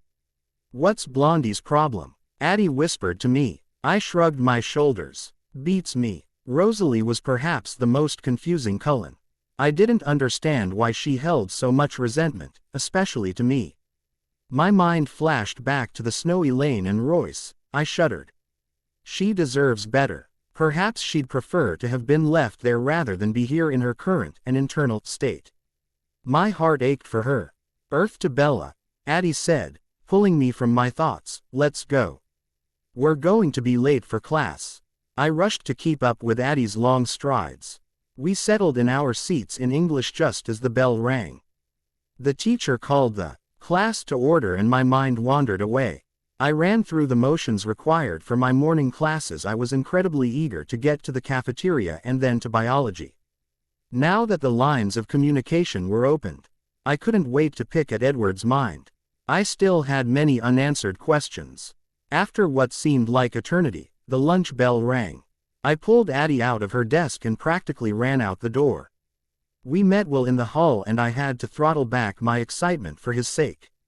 He raised a curious eyebrow, but chose not to address the issue. We wandered through the lunch line and then settled in our seats. I stole a glance at the corner table, only to find 4 Cullens sitting quietly, staring off into space. My eyes quickly scanned the room as my mind searched for his web. Soon I found Edward, standing in the lunch line. I giggled at the sight of Edward picking out food to eat. The twins both perked up at my laugh and followed my line of sight to Edward. I don't find him amusing, Will said emotionlessly. I smiled and explained, you've got to appreciate the irony of it. I wonder what would happen if he did eat food, Addie muttered with excitement. We're not experimenting on them. I spat at her. Defensive. She smiled and held up her hands in defeat. I rolled my eyes and turned back to the lunch line to find Edward again. I was startled to find him standing just off to the side of our table wearing a warm smile on his perfect face. Would you mind if I sat with you? He asked in a velvety voice. Sure. Addie squealed out before Will or I had the opportunity to even think. Edward nodded to her in thanks and sat across from the three of us. Again, Addie spoke. This stuff doesn't hold any nutritional value for you, does it? Edward's crooked grin appeared. No. Then what would happen if you did eat it? I stomped my foot down on top of Addie's and shot her a dirty look. She flinched in pain and turned back to Edward. It wouldn't hurt you. No, but my body doesn't process like yours. There is no waste with our diet. He paused briefly to select his wording. This would all be waste and would have to come back up. Fascinating, Addie sighed, her eyes lit up with excitement. Well, if you're not going to eat it, could I have your pudding? Will practically choked on the chips in his mouth. Abigail, he hissed to her, his face turning a deep red. What? No sense in wasting perfectly good pudding. Edward chuckled and handed over his pudding. Addie greedily ripped off the lid and dove into her chocolate indulgence. Silence fell over the table. Will munched noisily on his chips, staring at the floor while Addie took great care in appreciating every spoonful of her pudding. Mental note. Never come between Addie and her chocolate. Edward, I said, Emmett invited us to play baseball. I must say I'm a little curious as to why you'd be into that. Edward's crooked grin resurfaced. It isn't often that we get to play. We have to wait for a thunderstorm. It covers the evidence of our game. Alice sees a big storm coming on Friday, and since there are only 7 of us, 3 more would make even teams. The mention of the game sparked Will's attention. You don't play by regulation rules. That would be a little easy, wouldn't it? We've made some adjustments, extended distances between bases and the total area of the field and its 3 pitches. Not 3 strikes, but everything else stands. Will rubbed his hands together and Edward spoke again. We may have to change some of those rules though. I am very curious to see how you 3 will play into this. Take this as your warning. Will hates to lose and is a notorious cheater, I teased, poking Will with my elbow. As I recall, it was you, Bella, who cheated in the last competition I was in. Edward saw-eyed with mischievous eyes. About that, Addie said, covering my mouth before I could interject. She doesn't possess the ability to ask a boy out to a dance if you're going to keep up your end of bet. You'll have to ask her yourself. Not here, please, Will said. His back went rigid with disgust. Please, I don't want to hear that conversation. Edward nodded, and my face progressed through 3 darker shades of red. How many people would actually notice if I just disappeared? I contemplated jumping somewhere else to escape this awkward situation. With perfect timing, the bell rang. I jumped to my feet and fled out the doors to biology. I threw open the biology door and felt a violent wind rip past me. With fearful eyes I looked over to my seat to find Edward already reclining in his chair. I rolled my eyes and settled in my seat next to him. Isn't a little risky to go running around campus like that? He chuckled softly. I was eager to talk to you alone. Edward's topaz eyes hit me with full force. My breathing hitched and my heart started to race. About what? I asked, trying to keep my voice steady. My face fell to examining the tiles of the floor. Would you join me at the Sadie Hawkins dance? Edward's cold fingers pulled my chin up, his eyes dazzling me. Edward, I couldn't. I immediately regretted my words. Edward's face was broken in disappointment. I mean, I can't dance. I'm not going to willingly submit myself to that level of humiliation. It's all in the letting. Edward smiled, taking my hand in his smile turned mischievous. If you don't willingly come, I could always make you. Playfully I raised his chair a few inches off the ground and slammed it back down. I'm not one to be forced into anything. Edward's eyes danced with excitement. He leaned forward, placing his mouth just inches from my ear. I'm not one to take no for an answer, he whispered breathily, surrounding me in his sweet scent. My mind swam in his rich aroma. I was lost in its euphoric smell. Mr. Banner pulled me back to reality when he dragged an ancient television set and VCR into the room. The entire room bounced in anticipation of a movie rather than a lecture. From the corner of my eye, I noticed Edward slide his chair further away from me. The room fell into darkness and then lit up again with the start of the movie. I tried to watch the movie, but couldn't ignore the electricity pulsing between Edward and myself. I snuck a quick glance to see if Edward had noticed the change. I peeked over to find his topaz eyes burning with fire. I shivered under his stare and returned my eyes to the screen. I tried to find the movie interesting, but I didn't manage to register any of the dialogue or information or even what the movie was about. The electricity throbbed between us, making even the threads of the blanket that lay between us beat with this new power. I gently touched the threads and felt the current intensify. What is this? Edward shifted in this chair. I glanced over to see his fingers pinching the bridge of his nose. I released the threads and the electricity returned to its original power. After 50 minutes of this unusual energy, Mr. Banner turned off the video and switched on the lights. Edward sighed easily and muttered under his breath, "Well, that was different." I nodded numbly, confused about where all the extra power had disappeared to. I searched the blanket. Nothing. How could that much energy flare up and then vanish? Edward pressed his cold hand to my cheek. "Bella, what's wrong?" I shook my head. "It's nothing." Edward looked unconvinced. "I'm fine," I said through a small smile. Collecting my books, I waved goodbye. "Would you mind if I walked you to your next class?" he asked with fiery eyes. "Sure." Edward fell into pace next to me and we walked silently to the gym. When we arrived I turned to say goodbye and was crushed again with the electricity. Edward's eyes were wild and filled with an unnamed emotion. Hesitantly, he raised his hand, the electricity surged and my heart picked up its pace.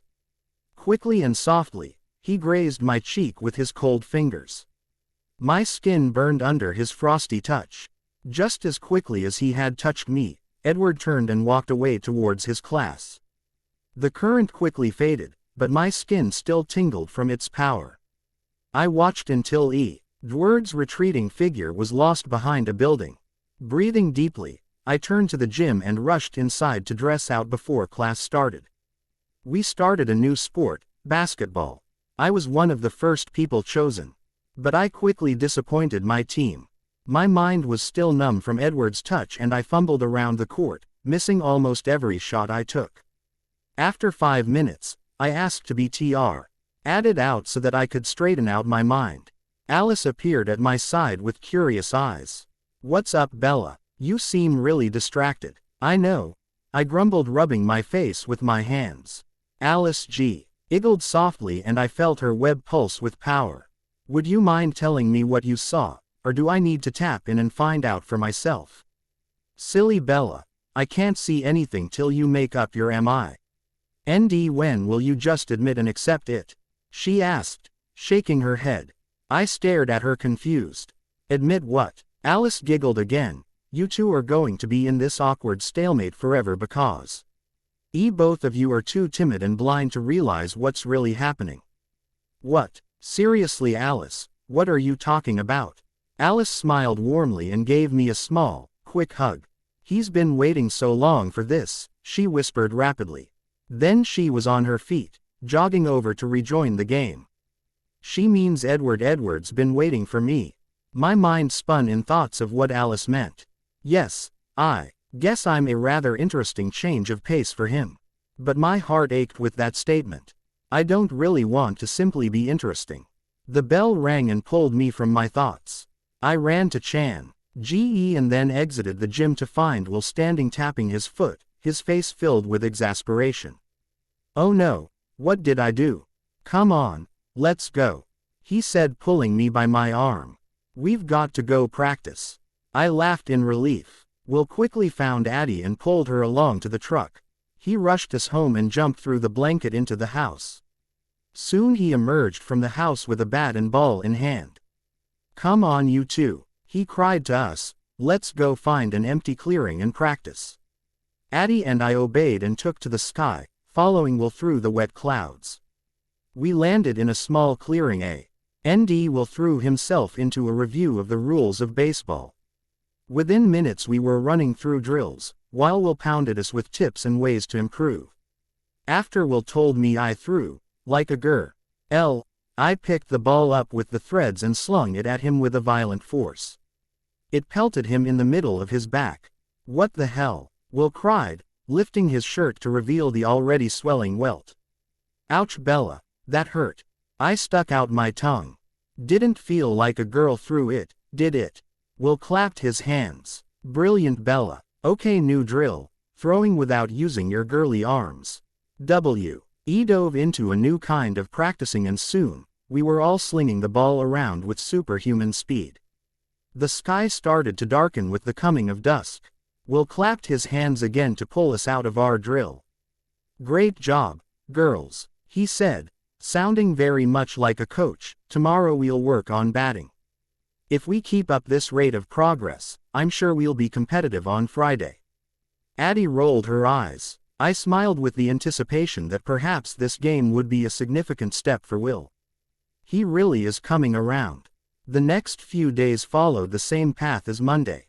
Edward sat with us during lunch and the electricity picked up and buzzed between us. Will seemed to be accepting Edward's attempts to heal the ill feelings between them. They were at least able to hold civil conversations without too much strain. After school, we'd fly to a new clearing and practice our magic baseball techniques.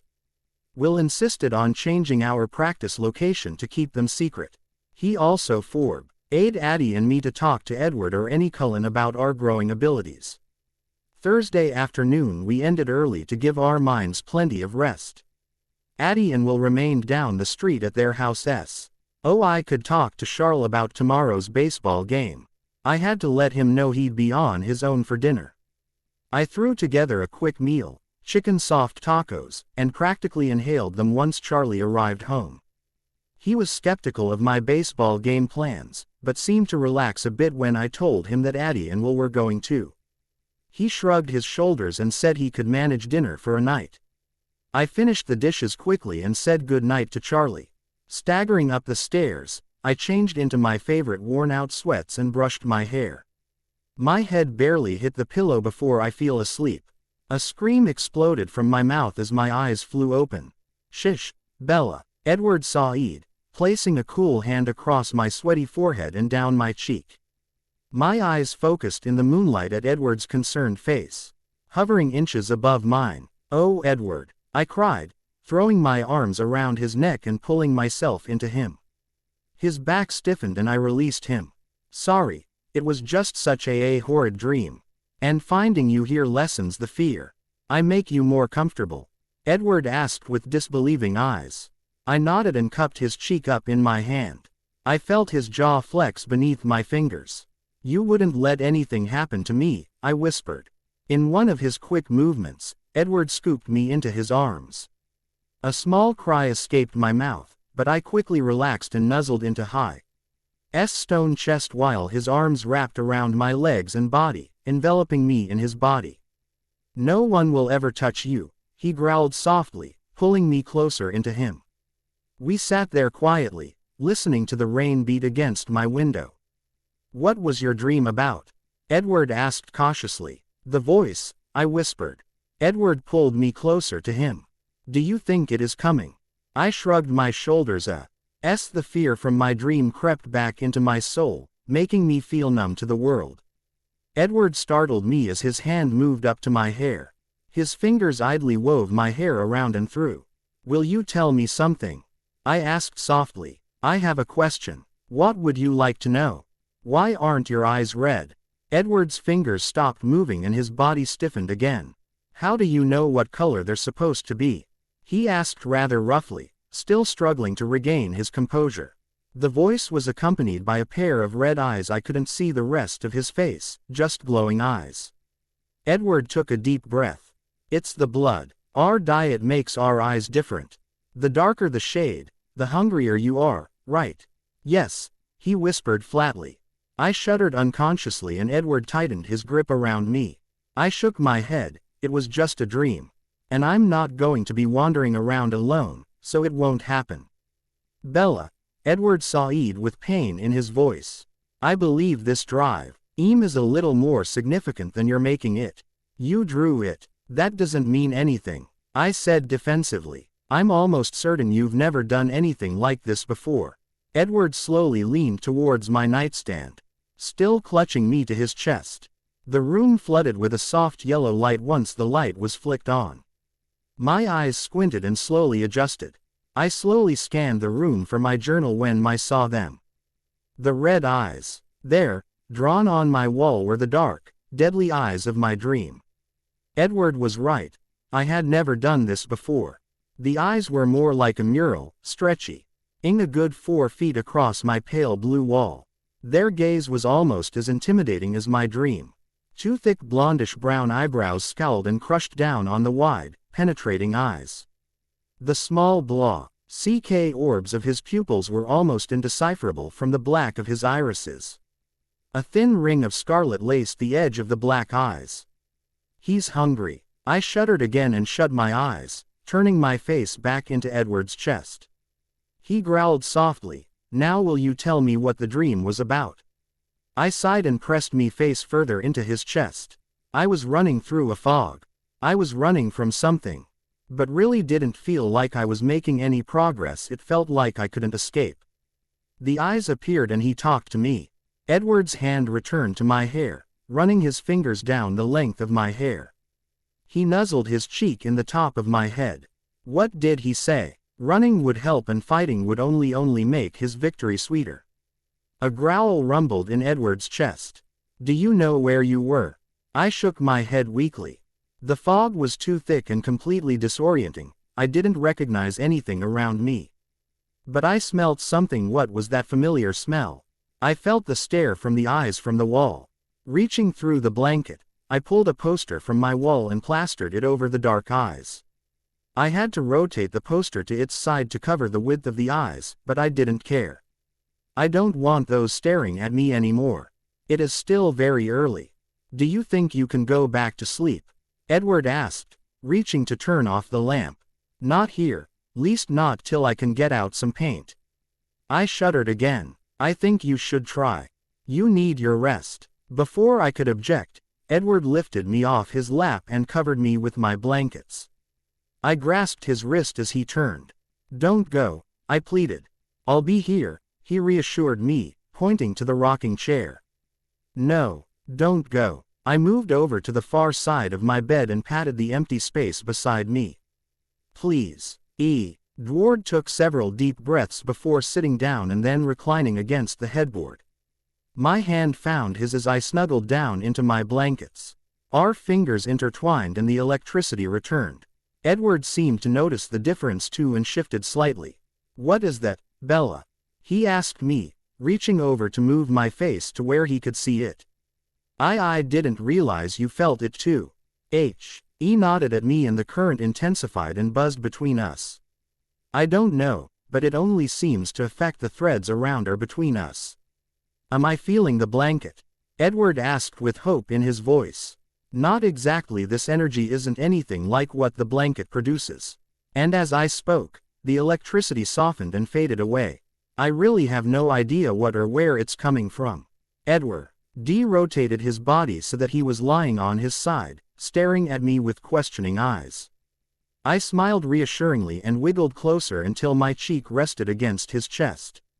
He released my hand and wrapped his arms around me, pulling me closer to his chest. He pulled my covers tightly around my shoulders and squeezed my small frame against his hard body. Edward, I whispered, tilting my head up to read his face. His face was calm and peaceful as he lay with his eyes closed on my pillow. He responded. How are you doing this? His eyes opened slowly and dropped to meet my gaze. I mean it. Seemed difficult for you to be near me before. Edward's crooked smile stopped me and made my heart skip a few beats. Mind over matter. Oh. I slowly removed my hand from under the covers and traced the strong line of his jaw. His eyes fluttered shut and a small smile stretched across his full lips. Making my way down his jaw, my fingers itched to touch his lips. I wanted nothing more than to feel their smooth skin. But I didn't want to push Edward too far, so I forced my fingers to retrace their path back up his jaw.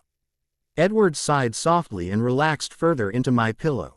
He's so angelic. My fingers were on their fifth pass when I couldn't stand it anymore. They moved from his jaw to the space below his lower lip. I saw Edward swallow as my index finger stretched to caress his full lower lip. My finger stroked across his lip when he took my hand in his. His eyes opened and stared at my small hand with that unnamed emotion. He slowly rotated my hand to reveal my palm and he brought it to his lips, kissing it softly. My heart suddenly raced. He kissed me. I screamed joyously in my mind. Edward placed my hand back on his cheek and took my own cheek in his hand. I closed my eyes and nuzzled into its cold caress. I love you. We laid like that for several minutes, basking in the feeling of each other's touch. I was slowly relaxing to sleep when Edward's hand moved under my chin, lifting it. In the same moment, his face stooped down till it was inches from mine. My eyes widened at his sudden and bold move.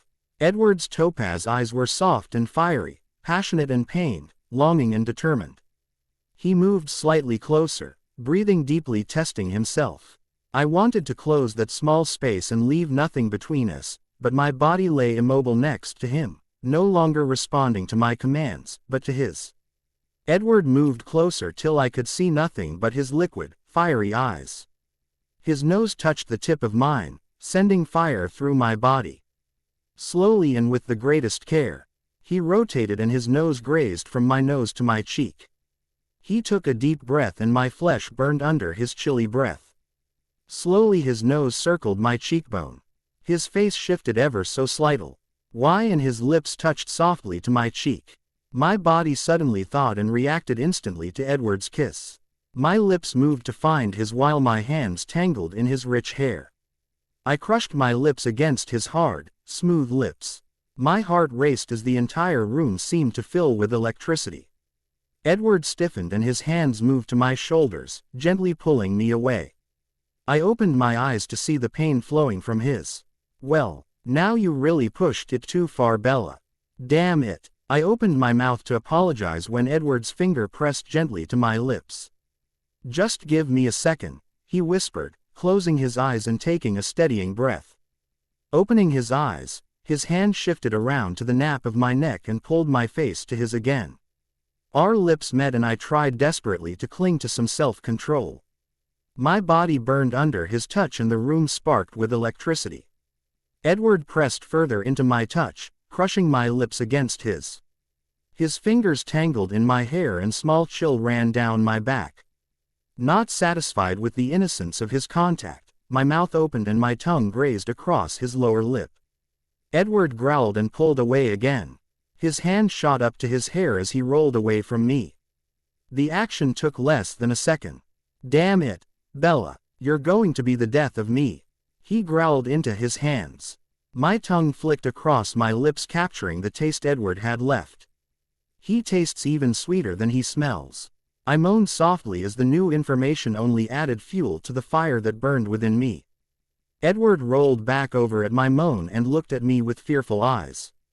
Did I hurt you? He whispered apprehensively. What? I blurted out, frustrated that he had pulled me from my Edward-induced haze. I rolled my eyes at his question. I'm not that fragile, but you, my fingers cupped his mouth to stop his words. Ever consider that sound could be good? I slowly removed my hand to graze back over his full lips. Edward's eyes grew wide. He smiled at me crookedly. Oh. Reclining on his back, he clasped his hands behind his head. A yawn escaped my lips and Edward chuckled softly.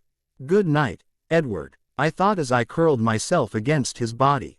He placed his arm gently around my shoulder. Sleep well, Bella, he whispered into my hair, giving it a sweet kiss. I breathed in his scent and fell into a peaceful sleep. Friday morning came too quickly. My alarm blared loudly, and I growled at its interrupting nature. Edward chuckled softly and the sound stopped. I smiled and nuzzled down into the hard chest of my angel. My guardian angel. He squeezed my shoulders softly. I should go. The twins are waking up and are sure to notice my presence. I dug my fingers into his shirt, willing him to stay. Edward chuckled again and gently, but firmly, removed my hands from his shirt. He walked to the rocking chair and scooped up his jacket, flinging it over his shoulder. Edward paused at the window, turning to gaze at me. I jutted my bottom lip out in a pitiful pout. He smiled and appeared at my side, taking my face in his hands. "I'll see you at school," he whispered, kissing my forehead. And then Edward disappeared out the window and into the morning light. I felt his web disappear in the distance. The promise of seeing Edward in just over an hour motivated me to rush through my morning routine. The twins jumped to my house just before we needed to leave. Will was in an unusually happy mood as I drove us to school that morning. Addie was quickly growing more and more irritated with her brother's irrational mood swings. "If we knew you'd be this giddy. Because of some stupid game we would have asked them to invite us over to play months ago," Addie crossed her arms in frustration. "You are such a woman, you've got more mood swings than Bella and I combined." "I'm not excited to play against the Cullens," Will huffed. "Think about the future, Addie. If I can beat vampires at baseball, I could make any major league roster with my eyes closed. I've always dreamed of playing with the big boys, and today will be my first step in that direction."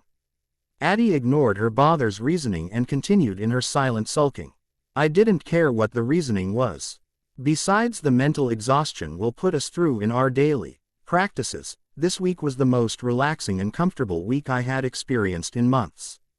I was relieved that the silent war between us and the Cullens was finally over. And truth be told, I was very eager to see how this game would play out and if it was even possible to level out the playing field when competing with vampires. I had no sooner put the truck in park than there was a quick tap on my window. Turning, I saw Alice smiling with excitement. I rolled down the window. "Good morning, Alice." "Morning. Okay. Storm hits at 3:17 p.m. Which means the three of you are going to have to hurry to get there on time. We play in the field where we'll attack Emmett. I think that flying will probably be the fastest way in for you guys. You don't need to bring any equipment. I've got gloves and several wooden bats for you to use since there will be lots of lightning." "Will you guys be using wood?"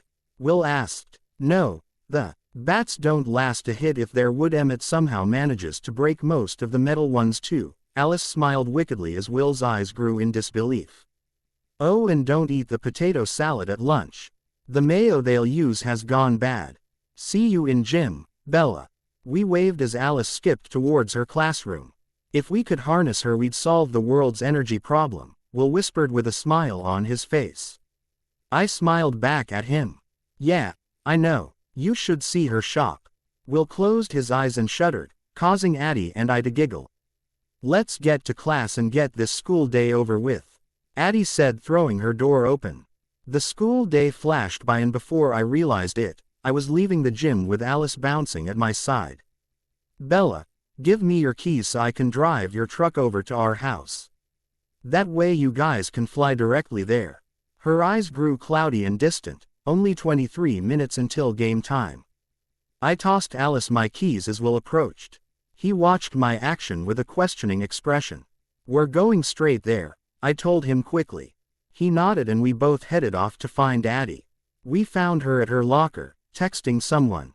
Will rolled his eyes and mouthed, "Her new boy toy," to me. I giggled softly. "So when do I get to meet him?" I asked, grabbing Addie's cell from her hand. "Never," she cried, chasing after her phone. "You'll never meet Jacob unless you hand over my phone." "Oh, so his name's Jacob." I thought for a minute. "Wait, Jacob Black. Yeah, do you know him?" Addie asked, taking a sudden interest in my knowledge. "Charlie bought my truck from his dad. His sisters and I used to play every summer." Addie clapped her hands and bounced happily. "So you can tell me all about him." I shook my head. No, I'm afraid I haven't talked to him in years. I probably wouldn't even recognize him anymore. Okay girls, come on. Let's go. Will sighed, pushing us to the girls' bathroom. Continue this later. We're going to be late. Once in the bathroom, we jumped through the blanket into the clouds above the school. Will met up with us and we soared off towards the baseball clearing.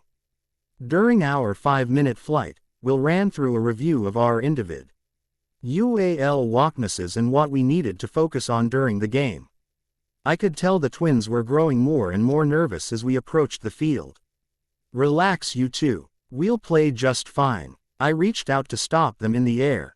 Listen, if we see any of us struggling, we can all pitch in and manipulate the blanket together to fix it. Take a deep breath and try to steady yourself. They can hear your heartbeats. Don't let it expose your feelings. The twins nodded in unison and breathed deeply. When they appeared to be calmer, we swooped down onto the field. All of the Cullens were already there. Emmett stood, swinging a bat so quickly through the air that it whistled. Jasper and Carlisle were positioned 50 yards apart, tossing a ball back and forth. Alice had an arm full of bases and a hand on a chalker, marking out the infield. Rosalie and Esme sat on a large boulder talking, and Edward was pacing back and forth in front of a monstrous jeep. He glanced up at the sky at irregular intervals. "They're here, Edward. Quit worrying," Rosalie said to him from over her shoulder. Edward glanced over to me and immediately relaxed. In an instant he was by my side. The twins took a step back in surprise. I smiled at them and lifted my shoulders in an exaggerated breath. They caught my drift and both took deep breaths to relax. "I don't think flying through thunder clouds is the best idea," Edward sighed, taking my hand in his. "I brought Emmett's jeep so I can drive you three out of here after the game." "Okay." 7 minutes till game time, Alice called to the vampires scattered across the field. Within a second, the entire family was gathered in a circle around us. "Let's choose teams. Edward and Emmett are captains. Emmett, you'll win the coin toss so you can pick first." "Jasper, Ed said, and Jasper appeared at his side. I thought Alice would go first considering her gift. Edward nodded. "Yes, it's very useful for pitching, but most of the game's decisions are made so quickly, she doesn't see them coming." Alice walked over to Edward and stood at his side. When everyone looked at her curiously, she shrugged her shoulders and sighed loudly. "I'd tell you which team everyone would be on. Except Emmett can't make up his mind. He's totally torn between a team of vampires or one of witches." "I know my next pick," Emmett said confidently. "Carlisle." "Bella," Edward sighed smoothly. Everyone turned to stare at him with disbelief. My temper flared at their doubts, so I jumped through the blanket to appear at the side of Edward. I smiled wide at their startled faces. "Just wait, you ain't seen nothing yet." "Oh, okay." Rosalie. Edward hesitated. "Edward, we shouldn't be divided up. If we're all on the same team, we can work together to be better. Split us up and it might get nasty." "William." Edward sighed with confidence. The family braced themselves for Will to jump, but he simply walked over to my side, exaggerating his every step. "Esme." Abigail. "Okay." Emmett picked first, so Edward's the home team. Alice said. Emmett and his team jogged off to the bats as Edward turned to us. "I've got speed, I'll play outfield. Alice has foresight, she should pitch." "Where can we put you three?" Will spoke up quickly. "Addie can take the outfield. I'll cover the bases, and Bella can catch." "You sure?" Edward asked. "Yes," Will said with a smile. Addie giggled and reached for her backpack. "I was hoping we'd all be on the same team. I bought us something." She pulled out 5 red baseball caps with a raised white script W on the front. "Addie, I don't like the Washington Nationals," Will said, tossing his hat back at her. "We're Mets fans, remember. How can you forget your loyalty? That's our home team. I know the W is for Washington, but I was thinking we could forget that and make it stand for witches." Alice shrieked. "We've never had team names before. The possibilities for uniforms are so exciting." "I'm not a witch," Will spoke through his teeth.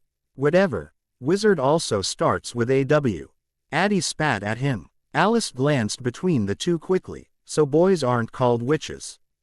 I sighed. No, and we really don't want to dive into it right now. Addie, give me my hat, let's just play ball. Edward smiled crookedly as he placed his own, witch's, hat on. The red made his pale skin glow and his topaz eyes appear even richer. He caught me in my stare and wink. Ed before turning and running to right field. Will pulled out his fielder's glove and tossed Addie hers. They had a quick, silent twins exchange before Addie jumped to left field. Will smashed on his cap and jogged softly over second base. Alice took the mound and I squatted behind home plate. Don't you want a glove, Bella? Alice questioned. Nope, but I would like you to throw a few practice balls to me. She nodded and stood up straight. She stood motionless for a brief second and then in a flash of movement, the ball came hurling towards me.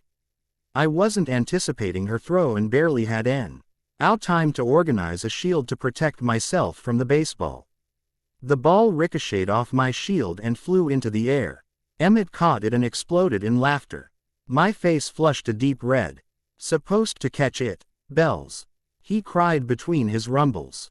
Ignoring Emmett, I warped the threads to pick up the ball and toss it back to Alice. That's why I asked for a few practice pitches. I'm not familiar with her delivery. Edward was back from right field, glaring at his brother. The two took aggressive stances with Emmett grinning like a fool. Edward, let me take care of Emmett on the field. He looked at me with a questioning glance, but nodded and jogged back to the outfield. Emmett growled at his brother's retreating figure and returned to taking practice swings. Okay, Alice, I'm ready now, I whispered. She nodded and extended her small frame. Closing my eyes, I fast-forwarded through time to see exactly when and where Alice would throw.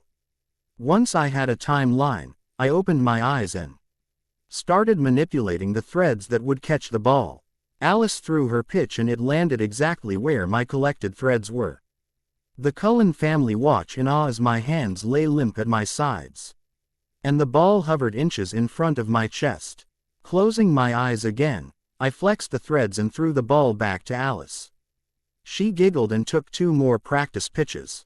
I caught both with ease, without ever touching the ball with my hands. Now this is the way to play baseball.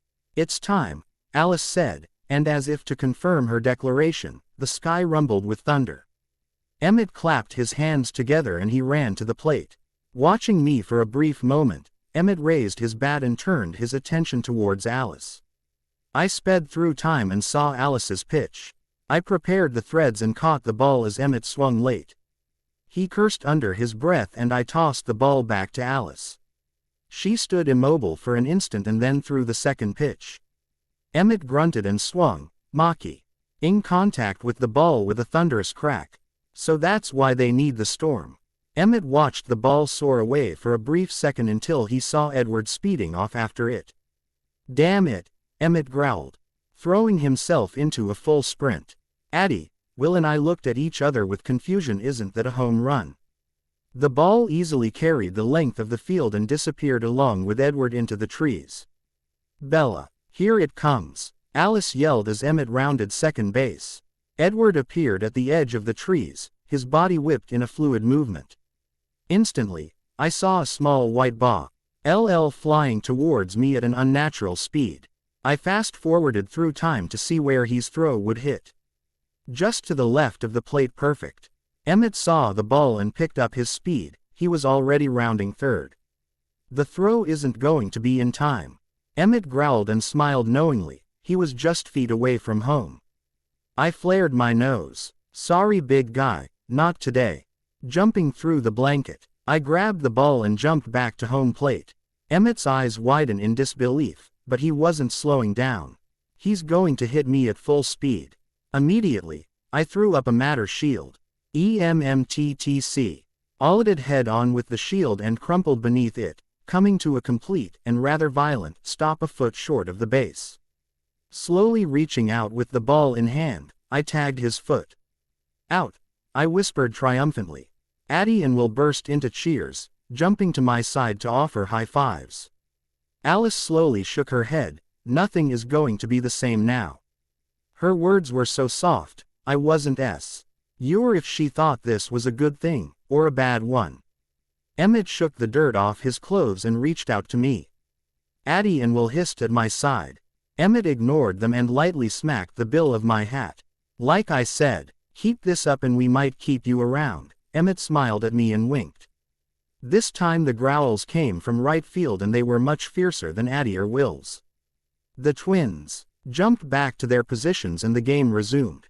Jasper batted next. He hit a solid line drive and stretched it into a triple. Carlisle came up next. Bella, that was very impressive, he said when he approached the plate. Will you explain how you disappeared to me after the game? Sure, Carlisle, I nodded with a smile. He watched me curiously for a moment before taking his stance. He swung perfectly at Alice's first pitch and sent it flying into left field. Addie started backpedaling and was soon not traveling fast enough. Lifting herself off the ground, she flew backwards, never taking her eye off of Carlisle's hit. She caught the ball. Jasper tagged third and then starting running home. Addie's throw was weaker than Edward's and only made it to Will. Will turned the ball with super speed. But Jasper was already at home. Jasper received high fives from all his team and Rosalie gracefully strutted to the plate. Emmett whistled loudly as Rose swung her hips in her stance. Cool. D practically here as everyone rolled their eyes at Emmett's crude behavior. Rosalie watched as the first two pitches crossed the plate and swung at the third. Her swing was late, making the ball pop up over the infield. Got it, Will called as the traced the popped fly and captured it with his glove. That's 3 outs. I smiled as I jumped up and ran over to our bench. Edward was at my side in an instant.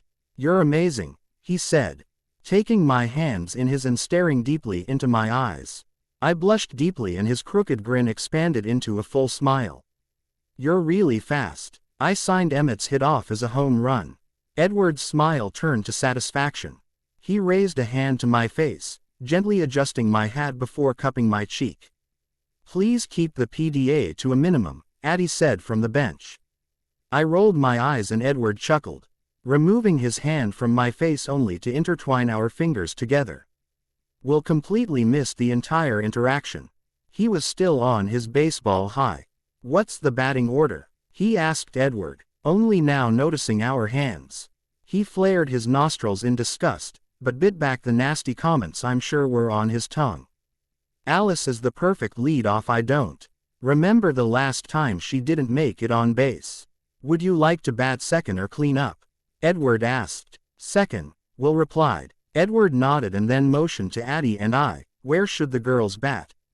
Will smiled wickedly and dropped his voice to a whisper. Both have pretty nasty swings, but we're not going to hit it out of this ball field. Addie leaned in and admitted honestly, Bella's better, I'm still a little nervous. Edward nodded and looked at her reassuringly, just watch out for Rose's sinker and you'll be fine. I'll bat clean-up if Bella's comfortable with the third slot. Doesn't matter to me, I said shrugging my shoulders. I now turned my eyes to the field.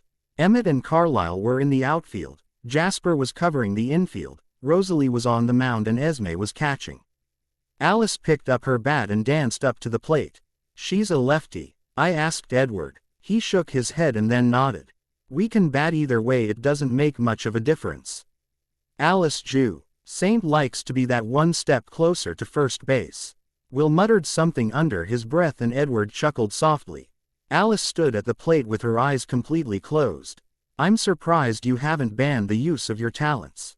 Some of us can't control them, Edward sighed, pointing to his own mind. As he spoke I noticed a wave of lime green emotion flowing from Jasper to Alice. I touched the thread softly. Nervousness and self-doubt. I released the thread and shook my head. That's low, I whispered. Edward looked at me and then followed my glare to Jasper. Don't worry, he said, understanding my glare. Jasper only does it to Alice. He's simply trying to ruin her perfect batting average. Alice is batting 100. Will asked in disbelief. Wouldn't you if you knew exactly what was coming? Edward replied just as Alice swung at Rosalie's first pitch. She hit a dribbler to left field and beat the throw to first easily. Jasper jogged to her, calling time and scooping her up into his arms. We all looked away to give them some privacy, and soon Jasper placed her back on the bag. "You're still in trouble, Jasper Whitlock," Alice growled. Jasper looked at her apologetically and then shrugged his shoulders. Will picked up his wooden bat and jumped to the base, grinding his toe into the dirt and rotating the bat with his wrist. Addie slid down the bench next to Edward and leaned forward to talk to me. "Bella, are you going to us a bat?"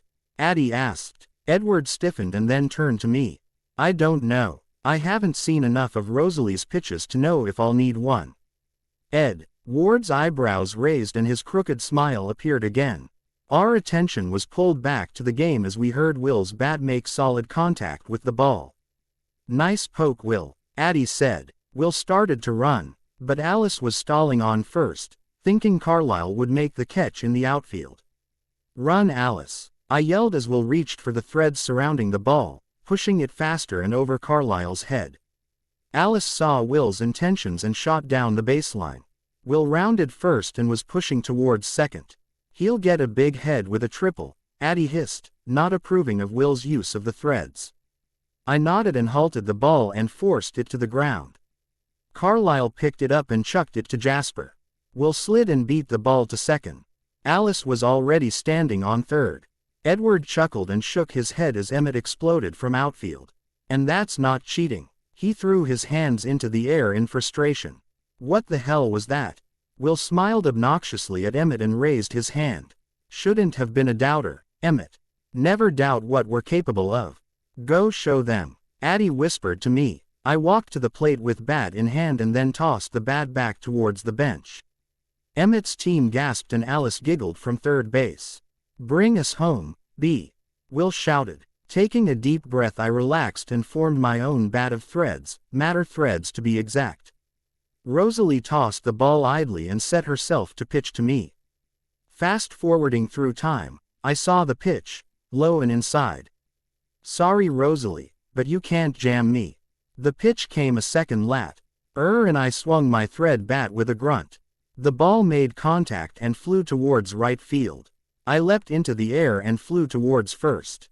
Alice didn't hesitate this time, but ran home at full speed. Will was on her heels, flying past third and heading home. I reached down and grazed first base with my fingers and then headed towards second. The ball was starting to drop now. Emmett crouched down and leapt into the air. I smiled and flicked a thread near the baseball, shooting it in a completely new direction and far from Emmett's reach. He cursed loudly and landed back on the ground empty-handed. Carlisle had crossed the field and was now bracing himself for the catch. I picked at a few more threads and the ball changed course again. Rounding second, I jumped to third and decided I was done playing around. I concentrated hard on the ball and it disappeared. The entire field was silent and Addie fell off the bench, laughing. I relaxed a bit and the ball reappeared at the feet of Emmett. He jumped back at its sudden appearance before reaching down cautiously. I giggled. "It's just a ball, Emmett. It won't bite." Just then the ball shot off the ground and hit Emmett in the face. He grunted loudly, picked up the floating ball and threw it to the infield. He then turned wrathful eyes towards me. I threw my hands in the air. "It wasn't me, I swear."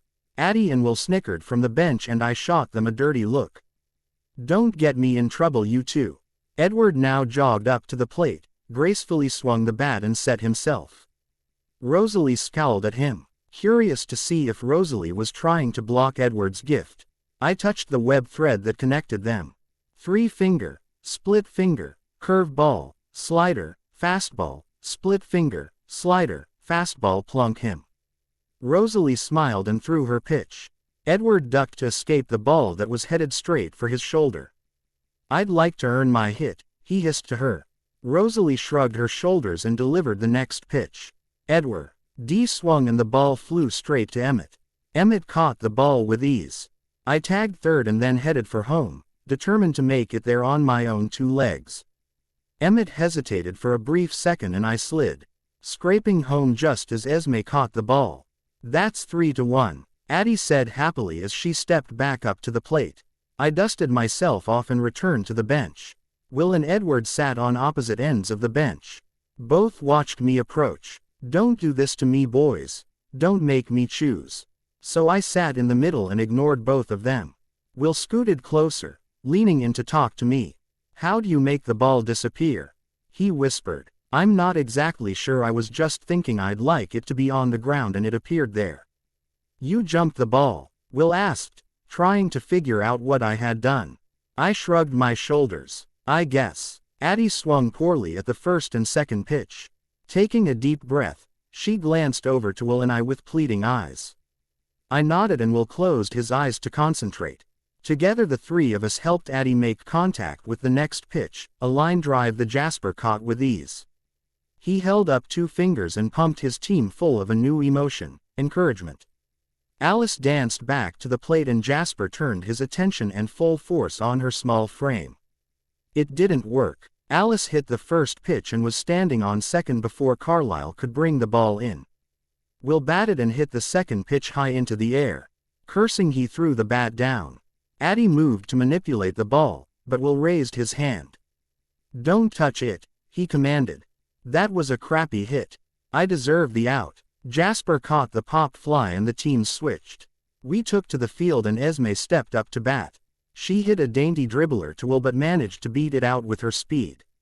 Emmett was about to take the plate when Alice froze and her eyes clouded over with a vision. Stop, she cried. Edward started running full speed and was at my side in a second. We've got to go, Bella, now.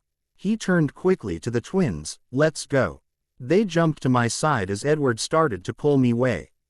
It's too late, Alice whispered. Edward growled and the rest of the family gathered around us. What's coming, Alice? Carlisle asked. Nomads. They were passing by and heard the game, they're just curious. How many? Emmett asked, cracking his knuckles. 3, Edward replied. Northwest corner. The family turned to watch the north end of the field and Edward turned to the twins and I. Stay still and try to calm yourselves. We could just jump out of here, Will offered.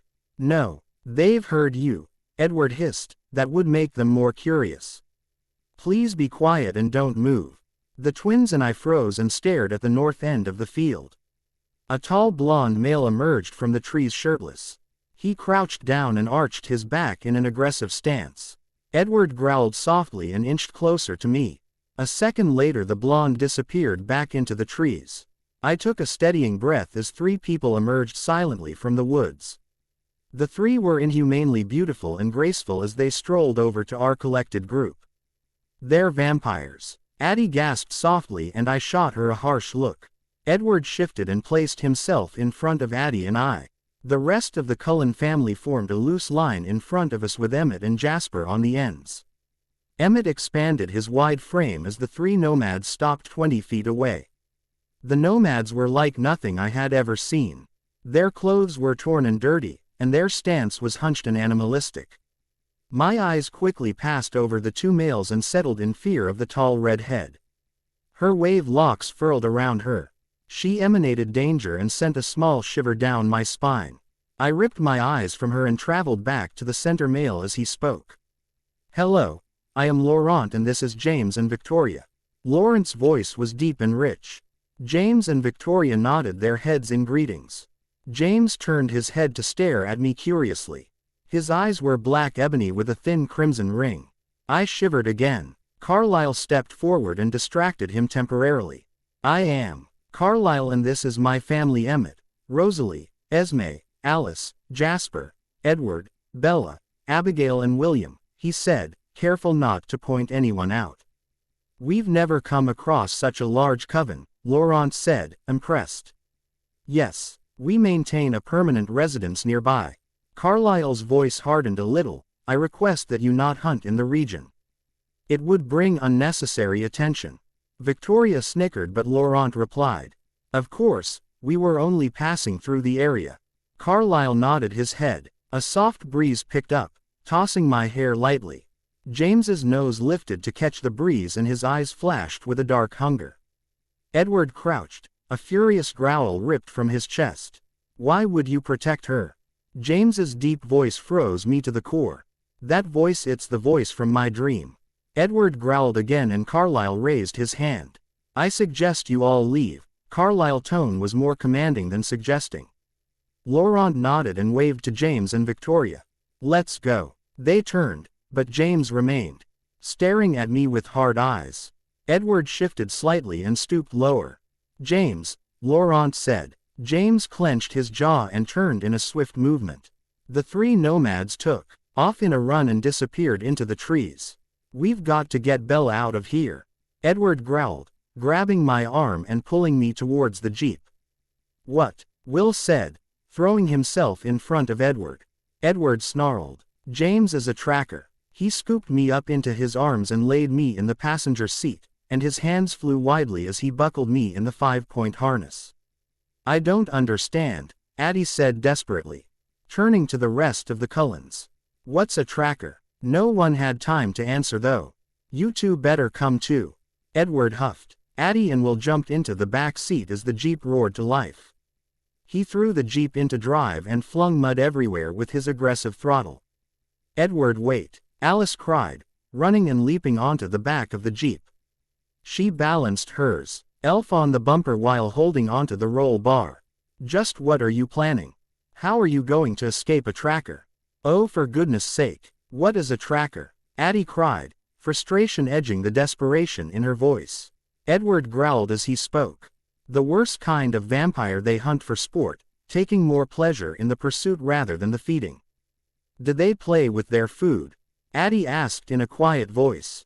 Edward didn't need to answer the question. His silence said everything. Why do I need to leave? I questioned. My reaction tipped him off.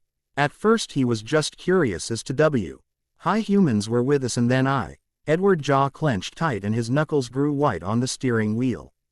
He turned to me with fierce eyes. He'll never touch you. I won't allow that. Alice piped in from the back. Edward, that plan won't work. We can't use any public transportation. Bella's scent is so unusual and strong, he'd easily pick it out. Wait, I can't just leave. What about Charlie? My heart raced as I considered the danger my father was in. The danger he was in because of me. If James knows my scent so well, he'll track me to Charlie's house. Edward, I can't endanger my father. I can't do that. The longer we hang around, the more dangerous it will be for everyone. Edward's voice grew more desperate. I heard his thoughts. I need to get you out of Forks now. My heart raced and my breathing picked up. James could kill my dad, torture him to try to find out information. No, I said firmly. Edward growled. Bella, you understand the severity of the situation. Think I grasp how bad it could be for my father. I crossed my arms. There has to be a way to lead James away from the house, lure him away and then disappear. Alice's web pulsed and surged with power. That just might work, she said with disbelief. I think Bella's right. Quickly a plan was forming in my mind. Take me home, I demanded to Edward. He shook his head. Take me home for 5 minutes. Give me 5 minutes to play a story to Charlie and led James away. I don't like it, Bella, Edward whispered. She's right. Alice broke in. The plan will get her out of Forks safely. I can see that far clearly. Take her home, Edward, just for a few minutes. She can pack her things and then come back to the house.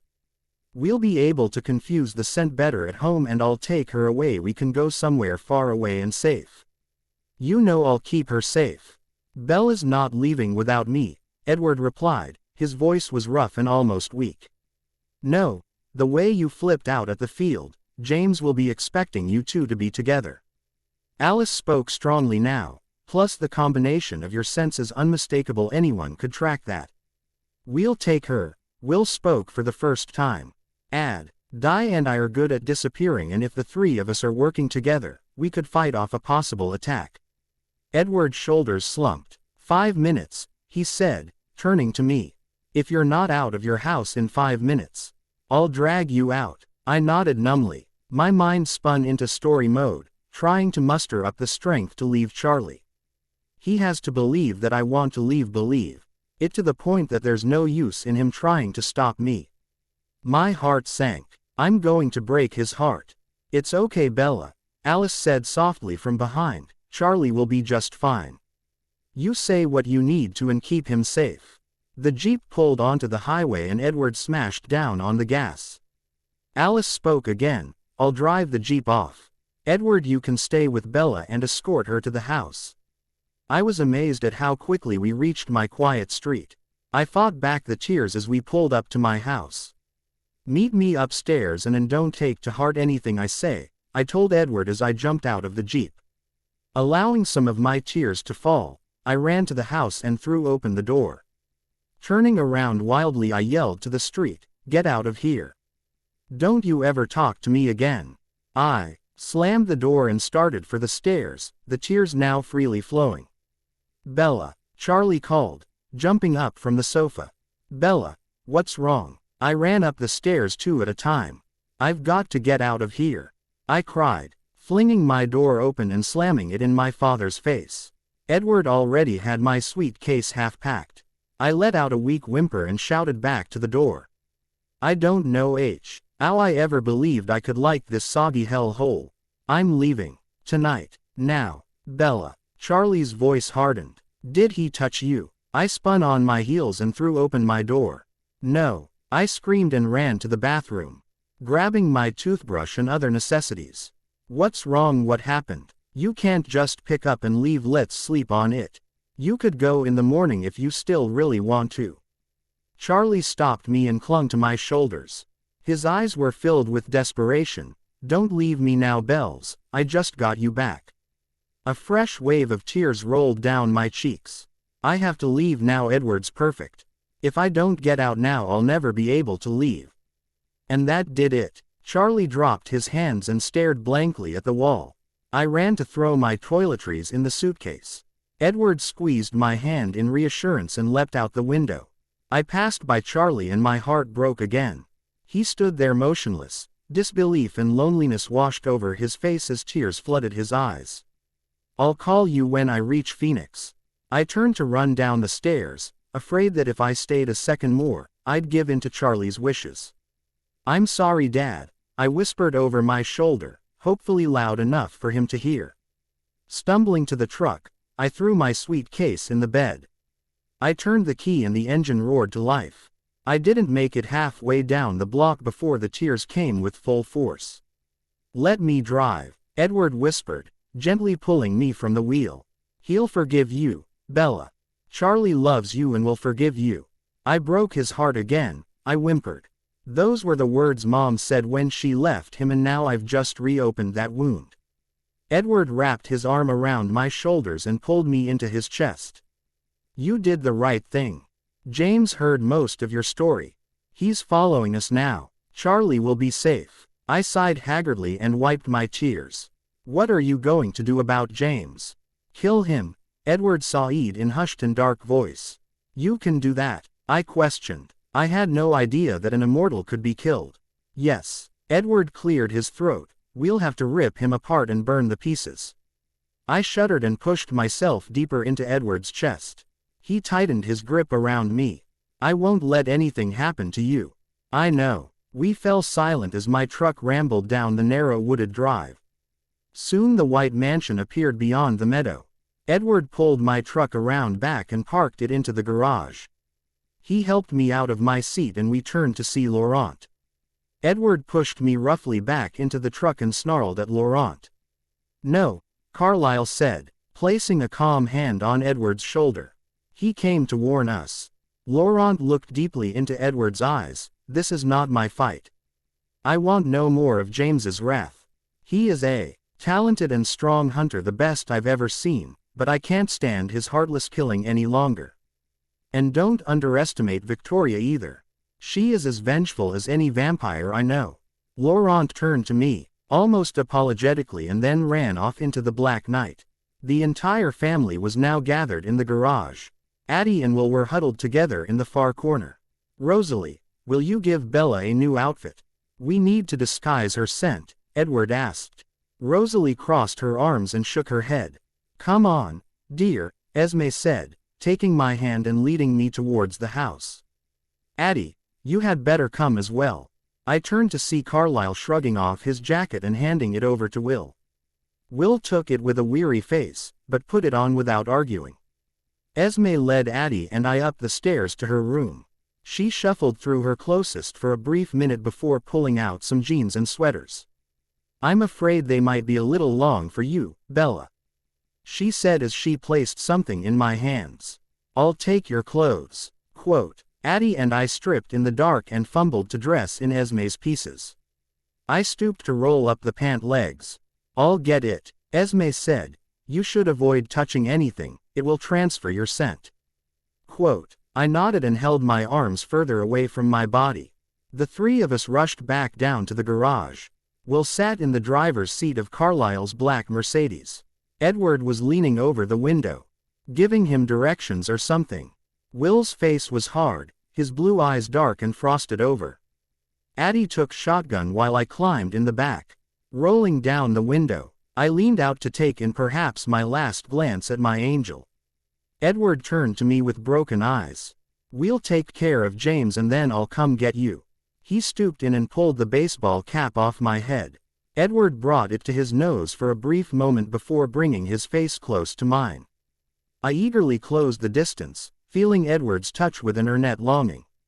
Our kiss was heart-wrenching, full of yearning, haste and fear. I pulled off his baseball cap and ran my hands through his thick and unruly locks, deepening the kiss. Too quickly for my needs, Edward pulled away. Be safe, he told me. I nodded and fought back the tears. I love you. I memorized the picture of Edward as Will pulled away. I memorized his bronze hair, the strong lines of his face and the love pouring from his soft topaz eyes. I truthfully didn't know what to call the emotion that poured from those amber pools, but somewhere, from deep within me, I believed it was love. I love you, Edward. Return to me, I thought to his web as it faded in the distance. Will sped off into the moonless night. As the darkness engulfed the small car, my grief overwhelmed me. I sobbed silently, releasing every tear I had inside of me. Every tear for leaving my father. Every tear for pulling the twins into my nightmare. Every tear for running for my life and in doing so, running from my life. I was leaving Edward, leaving the reason for my every breath. Edward, you are my existence. Sometime in the night, I ran out of tears and fell asleep. I woke up to the early morning light. The warm desert sun was just beginning to peek over the purple mountains. Addie had her window down, filling the car with the dry, chilly desert air. Where are we? I croaked with a raspy voice, pulling myself into a sitting position to look out the window. I-40. About an hour out of Flagstaff, Will said, turning to look at me with a very worried face. Are you okay? I shrugged my shoulders. How did we get down south so fast? I thought we wouldn't be out of Oregon in the morning. Bella, you slept for more than a day, Addie said, completely turning in her seat to watch me. We've only stopped for gas and food. Been on the road for 26 hours. Will and I have been trading off driving. Just a couple more hours and we'll be home. Phoenix. Yes, I thought it was a good idea, Will said through a yawn. I mean, what vampire? E is going to believe you're going where you actually said you'd go. Isn't that rather dangerous for you too? I asked with disbelief that I was returning to my desert sanctuary. Addie laughed. We know how to keep a low profile. Besides, we've got a little place that's safe and secluded. The car fell silent again. I watched as the sun rose over the mountains, casting a warm glow on the desert landscape. I cracked my window and breathed in the morning air, dry, warm and dusty. The smell brought back many memories and an odd churning in my stomach. Something is wrong about the smell. Bella, you want some breakfast? Will asked, looking at me in the rear view mirror. Sure. We pulled off the highway at a truck stop. We've got time to kill and I'd like to stock up before we actually get to Phoenix. Will said, parking the car. Let's get a real meal. The twins got out of the car and stretched enthusiastically. Their apparent stiffness made me feel worse. Didn't even help in the driving. Addie saw my downcast face. Hey, she said, grasping my hand. I don't want to deal with a depressed Bella. We're going to be fine and the Cullens are more than capable of handling the situation. So perk up, and try to enjoy our little vacation. I smiled weakly and followed the twins into a sleepy diner. A sweet older lady with richly tanned skin and deep laugh lines seated us at booth in the corner. "What are ya kids drinking?" she asked, pulling out a notepad. "Black coffee," Will said through another yawn. Addie held up 2 fingers to request her own cup and I nodded in agreement. The waitress returned the pad to her apron and walked behind the counter to retrieve 3 mugs and a steaming pot of coffee. "It'll stunt your growth," she muttered in a mothering voice as she poured our 3 cups. "I'll give you a little bit to look over the menu." The twins gazed over their menus, sleep clouding both of their eyes. "I'll drive down to Phoenix. You guys look like you could use a nap." Addie nodded and Will turned to his steaming cup of coffee. "I guess that's okay, but you'll have to wake me when we get into the city. I'll need to show you to the house." "What house?" I asked curiously. Before we ran, we found a deserted place out in foothills. It's far off the beaten path, a perfect hideout. Addie's yellow-green eyes glittered with excitement. "It's rustic, but we shouldn't be there for long. So the lack of running water or electricity shouldn't be a big deal." Silence fell over us again and the waitress returned to the table with the coffee. She poured Will another cup. "You 3 ready to order?" "I'll have your trucker breakfast with eggs over easy," Will said, folding his menu. The waitress turned to Addie. I'll have the Spanish omelet. Could I get that made with whites only?" Addie asked. The waitress eyed her curiously but nodded with a small grin. "And for you, sweetie?" the lady asked me. "I'll have a banana nut muffin and a glass of milk." The twins stared at me with disbelief. I shrugged my shoulders. "Don't really have an appetite." The waitress left and our table returned to silence. Will pulled out a pen and started writing on his napkin. He scrunched his face, deeply concentrating on his writing. Addie leaned over and piped in. "We have the camp stove there, but should probably buy some more propane." She pointed to the list and Will nodded, adding propane to it. "And I would go with dry ice rather than just block ice. We don't want to run out." "Anything else?" Will questioned, slightly annoyed with his sister. Addie concentrated on the list and then shook her head. Soon our waitress returned with our food. Will apparently had ordered the largest thing on the menu. Our table was quickly crowded with his 3 plates of food. He dove into his meal while Addie and I watched in astonishment. Will ignored our gaping mouths and devoured his meal. Eventually Addie let out an easy laugh and tore into her omelet. "Well, we now understand why Will can't keep a girl," she muttered under her breath. "What?" Will asked, his mouth full of sausage, pancakes and something else I didn't recognize. "Honestly, that's pretty gross," I admitted, wrinkling my nose up. Will rolled his eyes and turned back to his plate. The twins finished before I had half of my muffin eaten. Will pulled out a wad of bills and paid the waitress. Once she had left, I turned to Will with questioning eyes. "Carlisle," he responded before I had the opportunity to speak. "Edward tried to give me more but I wouldn't take it." We silently returned to the car, Ddy climbing in the back seat with Will sitting next to me. Will stayed awake long enough to ensure I knew how to get to Phoenix and then he fell into a deep sleep. The car filled with the sound of the twins' deep breathing. Within an hour we were at Flagstaff. I exited the freeway and parked in the Walmart parking lot. Turning to Will, I slowly and carefully pulled his napkin list from his clenched fist. There were 20 or so items on it. "Can't buy anything without money." I saw a few bills peeking from Will's pocket. I managed to extract $200 bills without waking Will. I cracked the windows and left the twins to sleep. Walmart was just opening. I quickly and quietly wove my way down the aisles, picking up everything on the list. My cart filled in a matter of 10 minutes and I was back out at the car in 15. Softly opening the trunk, I was startled to find it almost already filled. Sleeping bags, pillows, an ice chest and several other bags occupied most of the space. The Cullens didn't leave us unprepared. I loaded the perishables and ice in the chest and managed to squeeze the rest of the supplies in the remaining space. 5 minutes later I was back on the freeway. A smug grin on my face since my shopping hadn't bothered the twins one bit. A few hours later I gently shook Will's knee. "Will," I whispered. He didn't respond. "Will," I said a bit louder. Will. L turned in his seat and mumbled something. William, wake up, I cried, slapping his leg. He lurched against his seatbelt, blotting up violently. What? We're almost to Phoenix, I said calmly, placing a soothing hand on his knee. How do I get to the hideout? Will grinned at my words and stretched widely. We still on 17? Yes. Okay. Take it to the 101 loop out to Shea. Near McDowell? I questioned. Is it near the shack? Yeah, actually, just over the hills, on the back side. Will looked at me curiously. Is that okay? Sure. It might actually be nice to be so close to that extra power, you know, just in case. Bella, James isn't going to find us here.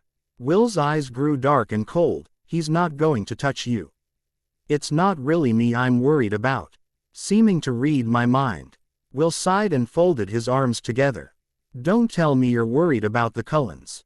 My silence answered his question. Look, Bella, there are 7 of them and only 2 on James's side. If that, plus with Alice and Edward, James doesn't stand a chance. I'm confident we'll get to the hideout, only to turn around and drive back. I hope so. We fell silent again as I merged onto the 101. Shoot, we need to stop for supplies, Will said, looking around for his list. I produced it from my pocket with a smile. Nope, I stopped in Flagstaff and picked it all up. We're good to go. Oh, even. Tually we turned on Shea and past McDowell. I gazed nostalgically at the worn sign as memories flooded back into my mind. Will pointed to a dirt road, and I turned and headed down the dusty road towards the foothills. I weaved around the rocks as the road's condition got worse. Soon it was nearly impossible to see what was road and what was desert. Okay, at the next riverbed we'll turn east and head towards that small outcropping of hills. Will pointed off into the distance. I nodded and turned into the dry bed. The walls carved by water stretched up above the car, narrowing till the car barely fit within their sides. Easy bells, nice and slow, Will cautioned as the mirror on his side rubbed into the dry dirt. We're in no rush. I slowed to a crawl, feeling even more enclosed at the slow pace. Thankfully the bed started to widen into a small valley. Up there, Will pointed. Barely standing was a tiny house. We climbed the hill and I parked around the back. Broken windows and a musty smell of rotten dust greeted my nose as I stepped out of the car. Will woke Addie. She emerged from the car to stand by my side. Not the Holiday Inn, but it will serve the purpose, Addie said. Come on, I'll show you around. Addie grabbed my hand and led me to the front of the dilapidated building. Throwing the door open, she pulled me into the musty room. This is it, she said, spreading her hands out. The room was maybe 20 feet by 20 feet. 2 wooden chairs and a small round table sat in a corner. Opposite the table was a large pantry. Addie walked to it and opened it quickly. She smiled happily as she took in the shelves. They were stacked with canned goods and bottles of water. Will, no one's touched our stuff. We won't have to make a food run for at least a month. Addie called happily through the thin walls. I turned to hear Will come in through the front door, his arms loaded with sleeping bags and other things. He grunted in response, dropped his GGH and walked back out into the warm sun. In no time at all, we had unloaded the Mercedes and settled into the small cottage. We stood in the small room, catching small glances at each other and fidgeting from foot to foot. It was the first time I ever remembered feeling awkward with the twins. So what now? Addie asked, finally breaking the silence. We both turned to Will, as he seemed to be heading up this adventure. Let's set up a watch. 4-hour shifts. I'll start. And Bella, you better call and reassure your parents. Will handed me a small cell phone before jumping out of the room. We heard him land softly on the roof. I felt as Will projected down the threads, searching the surrounding area. We can have visual sight for almost a mile here, and with the threads I can probably go 3, he called down from the roof. I shivered slightly. Addie placed a calm hand on my shoulder. Not that we really need to see that far. Will's just being precautious. You know Edward would never let James escape. I nodded weakly and flipped open the phone. I checked the time and was encouraged that Charlie should still be at work. I dialed the house and waited for the 3 rings. Hey Dad, I've arrived safely. Addie and Will came too, so try not to worry about me. I'll talk to you later. Love you. Bye. Pressing end, I dialed Mom's Sacramento house. The line rang and rang. Why wouldn't Mom's machine pick up? Feeling rather nervous now, I called the house in Phoenix. It rang once before going to the box. You've reached Phil and Renee. We're out on a baseball adventure. Leave a message and we'll try to get back to you as soon as we can. Thanks. Beep. Hi Mom. Don't know if you've heard from Dad, but I'm okay now. I've made it safely to Phoenix. I'm staying with some friends. I'll call again. Love you. I snapped the phone shut and handed to Addie. Is there something we can do? Something to keep my mind occupied. Addie smiled and pulled open the doors of the pantry. She floated off the floor and reached for the top shelf. How about a card game? We played several hands of some game, Addie winning every time before I gave up. I think I'm just going to sleep, I told her. Lying on top of my sleeping bag, I closed my eyes and wished for time to pass more quickly. I wished for time to fast forward and bring me closer to returning home. I longed for the moment I could return to Edward's arms. I faded in and out of consciousness for the next 8 hours, willing, if possible, to sleep away the time. It was late afternoon when Addie woke me. Bella, she said softly, nudging my arm. Bella, wake up. It is time for your watch. I broke out of my groggy sleep and stretched my stiff body.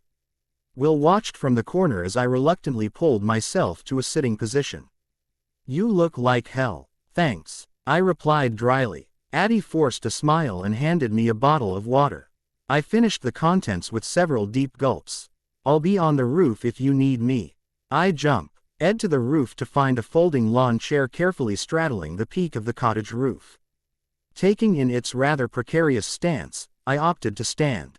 Throwing energy down several threads, I projected miles out into the distance. An old Cadillac was paying entrance to McDowell Park. A man in a wife beater was watering his lawn. A group of kids ran after an ice cream truck, waving money in the air. Nothing out of the ordinary, just a normal spring day in Phoenix. I continued to watch through the threads, searching for anything that might mean an oncoming attack, the quiet and sheer ordinariness of everything making me uneasy. After a half hour of watching Phoenix carry out afternoon activities, I was completely bored, but still strangely anxious. I listened below to the soft snore of Will and the quiet hum of Addie. I glanced down to see Addie mindlessly twirling her hair while reading a magazine. She's always so relaxed. I wish I could be as carefree as Addie. She encounters every obstacle with grace and ease. Sighing deeply, I returned to my job. We're going to be fine. Edward wouldn't let anything happen. I will be fine. I nearly jumped out of my skin as the chair next to me was suddenly filled. Addie had jumped through the blanket to sit next to me. Sorry, she said, realizing she'd startled me. I thought you'd like some company. I tried to give her my best smile and returned to my lookout. Nothing very exciting happening in Phoenix today, I told her. Nope, Addie said, pulling her knees to her chest. Did anything exciting ever really happen here? We did. Addie giggled at my comment. Yes. And I'm amazed quiet little Forks hasn't exploded from all the amazing creatures that exist there. It's a overload. A true smile cracked my dry lips. Poor, Innick. Town of Forks, those people are blissfully unaware of the danger they live in. What with vegetarian vampires and adolescent witches running around. Vegetarian? Addie questioned. I giggled. Yeah, that's what the Cullens call themselves. They consider their diet to be vegetarian since they only feed on animals. Addie nodded in understanding and then looked at me hopefully. You know, I have tons of questions about them that have never gotten answered. Mind filling me in? I shrugged my shoulders. I guess so. But I'm really not an expert. Whatever, Addie said, shaking her head. You're closer than either of us. What are your questions? I asked, not wanting this conversation to lag on. So how did the Cullen family come about? I relaxed my body into the threads of the blanket. See. King down to Addie's level but never removing my eyes from my watch. Well, I don't know a lot of details. Carlyle is the oldest. He was changed in the 1640s in London. Edward Said he was actually a sort of witch hunt when his mob came across a vampire. He led the chase and was bitten. I guess Carlyle was very upset with his transformation, terrified of what he had become. How did he get changed? Addie interrupted me. I mean, how do you become a vampire? Edward wouldn't give me much information on that. He said that they produce a kind venom and when someone is bitten, the venom enters the body. If it's allowed to spread then the person changes into a vampire. I sighed and turned to Addie. From what I could tell of Edward's hesitance and body language, the process seems to be very painful. It was definitely something he didn't want to talk about. But you're getting me off topic. Right, sorry. So Carlyle was changed and upset, please continue. Yes, he tried to destroy himself, believing he was a monster. But he couldn't find a way to kill himself. Addie gasped softly, then how are they going to kill James? Edward Said they'd have to rip him apart and burn the pieces. I guess that's the only way to kill a vampire. I don't think we possess that kind of power, Addie admitted softly. They so strong, we wouldn't be able to do that. No, probably not. I sighed again and pushed more energy down the threads, bringing Phoenix's evening activities to my eyes. So what did Carlyle finally do? Well, he secluded himself and tried to starve to death. Eventually he became so disoriented with hunger he mindlessly attacked a deer and fed off of it. That's when he realized he could feed off animals instead of people. He regained his strength and traveled, living in Italy for a while with some other vampires. Eventually he grew tired of their lifestyle and moved to America. He began practicing medicine, using his finely attuned senses to help people rather than kill them. He really is a beautiful and compassionate person, Addie said softly. Yes, very much so. I smiled at the truth of the statement. Carlyle is the most compassionate being I've ever met. Carlyle was living in Chicago when he met Edward. Edward was dying of Spanish influenza. Carlyle had been treating him and his parents. Edward's parents died of the fever and he was going to follow them soon. But for some reason, Carlyle decided to save his life. Do you think he was just lonely? Addie asked. I don't know. Either that or he was very sad that he couldn't do anything else to save Edward's life. Whatever the reason, Carlyle changed Edward and the two of them lived together. Not long after Edward, Carlyle found Esme. She had fallen off a cliff and was brought to the hospital with the expectations that she'd never live. Carlyle changed her too and they fell in love. What about Rosalie? I froze as vivid pictures of Rosalie's horrific last hours of life flashed before my eyes. My heart was overcome with the memory of her helplessness and shame. He changed her too, I whispered. Addie looked at me curiously, obviously noticing my change in posture. But thankfully she didn't push the subject. And Emmett and Alice and Jasper. Did Carlyle just make the entire family?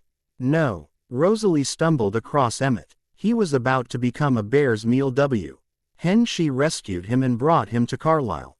Carlyle did change him, but Alice and Jasper were changed by other vampires. I rubbed my hands against my arms. The warm desert air began to chill as the sun dipped below the horizon. They don't know who changed Alice. She doesn't remember any parts of her human life. And Jasper, well, I really don't know his history, but I understand that they found each other and then met the Cullens. Are there really lots of other vampires out there? Addie asked with wide eyes. I shook my head slowly. Probably more than we realize. They seem to be very good at existing without drawing attention to the public eye. Addie nodded and we fell silent. The wind blew softly, sending small shivers down both our backs. Addie disappeared for a moment and reappeared holding out a jacket. Here, you'll want this. I took the jacket and threw it over my shoulders. Immediately I was overcome by a warm, familiar smell. Plunging my nose into the fabric I inhaled deeply.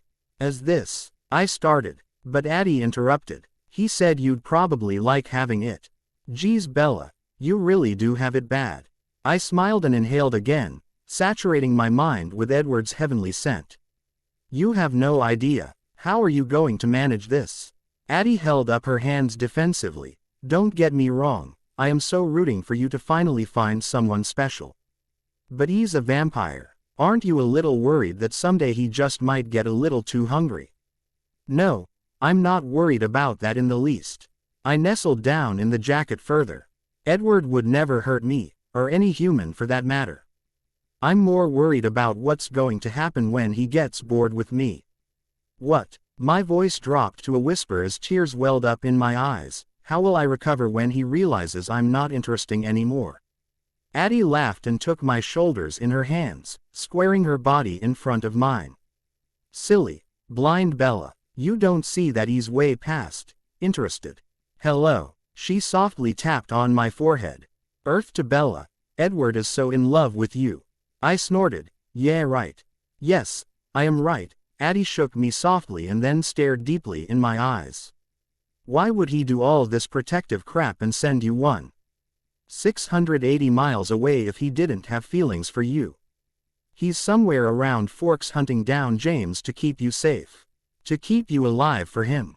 Edward would try to save any human's life, so would Carlisle or Esme or Alice. Sure, but not to this extent. I shook my head and freed my shoulders. He doesn't love me. I know he doesn't. And how do you know that? Addie snorted softly. Did you ever ask? 'Cause it's obvious you can't read his body language or interrupt his actions. My head dropped. I hid my tears behind Edward's jacket. I told him I loved him and he didn't say anything, he just stood there. He doesn't love me. You told him? Addie's voice dropped off and came back with a new intensity. What? When? Why didn't you tell me this earlier? I thought we were friends. How could you keep such a thing from me? I didn't actually speak it. I thought it to him just as we left. I hugged myself in his jacket, taking in the richness of his scent and punishing myself with the knowledge that my little thought had probably scared him off for good. Maybe he'll just leave me out in this desert to die. And what chance did he have to say or think it back? Addie looked at me with unconvinced eyes. Just give him a few days to clear up this James mess and he'll be down here in an instant. Your pale white night back to sweep you off your feet, again. I sat silently, knowing that I'd never win over Addie and still unconvinced of Edward's emotions towards me. My heart yearned to believe Addie. It hoped with all of its might that Edward did love me. That somehow, he could love me. But my mind knew otherwise. I was a simple, plain human, and when the excitement of my power wore off, I'd be unable to stop Edward from leaving. I could try to make him stay. But I knew I didn't possess that kind of power. And I could never see him disappointed like that. When he's done with whatever relationship he chooses to give me, I'll simply have to let him leave. Seeing him unhappy would break my heart again. Addie yawned deeply as I spoke to her. You better get some rest. Will's shift is next, but then it will be your turn. She nodded and disappeared off the roof. I heard quiet movements below me as Addie settled into her sleeping bag. The rest of my watch passed slowly.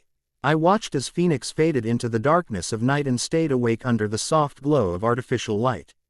I extended my shift by a few hours, unwilling to wake Will from his peaceful slumber.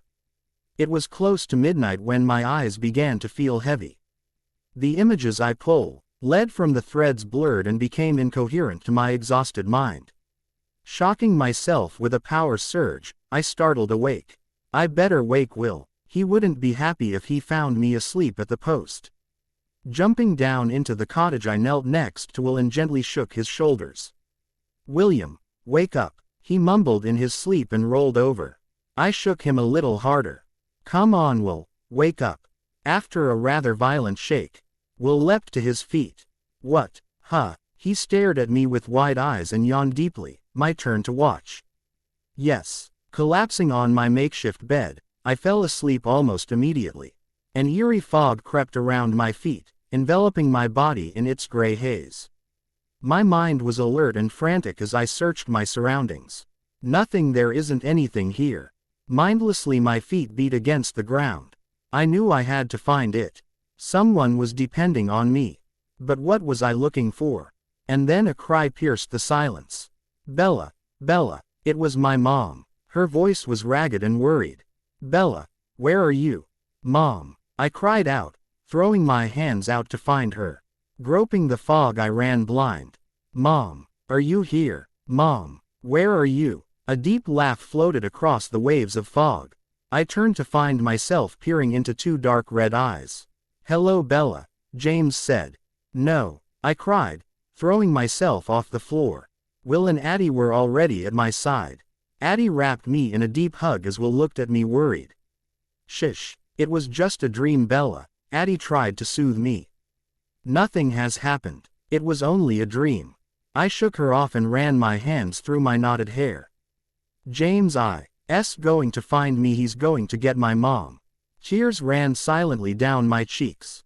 Furiously I wiped them away. I will not let that happen.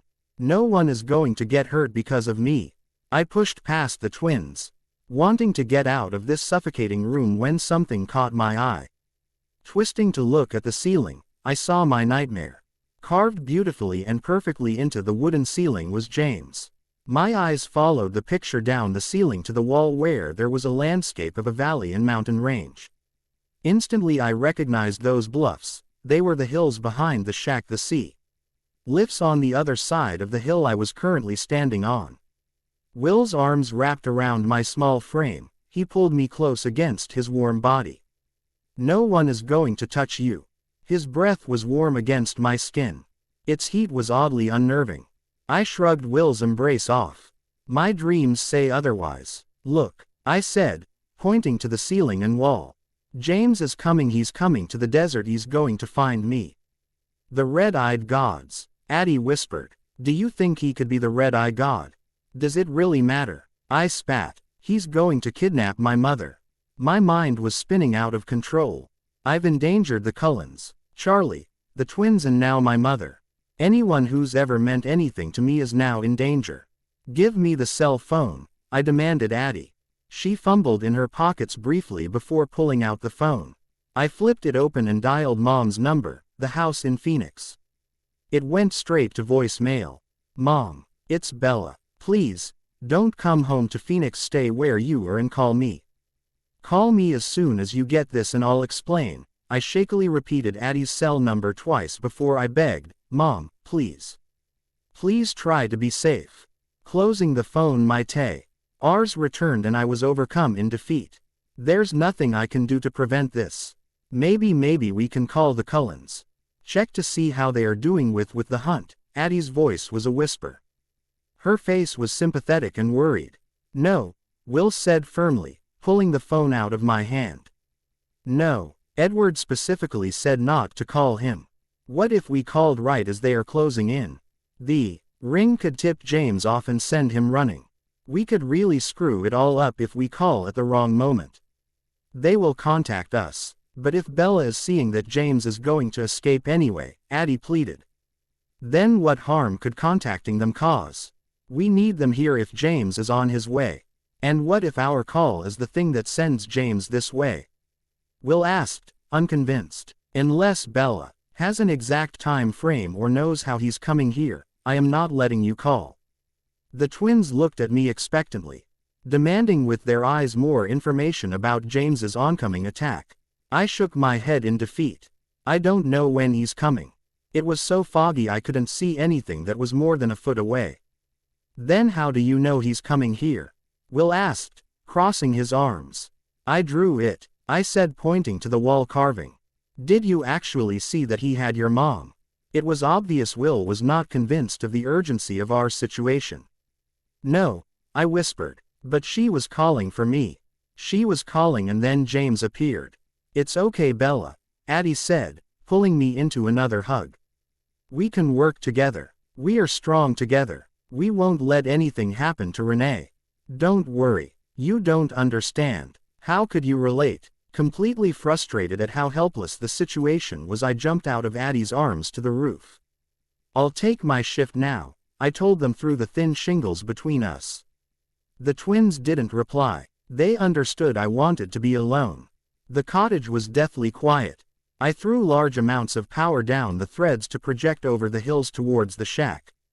I will not let you hurt anyone. James the First will do everything within my power to keep my loved ones safe. The twins left me alone for the next 8 hours. I told them I'd watch until I was tired and they let me.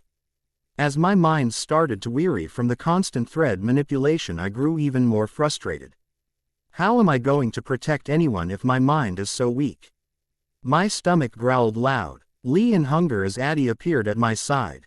You need to eat if you're going to keep your strength up. Addie handed me a sandwich, a drink and bag of chips. I took them reluctantly and nearly inhaled the food. I'm sorry, Bella. Really. I wish I could be more help. I nodded and forced a weak smile to try and soothe Addie. I really wasn't mad at her. I wasn't even angry with Will.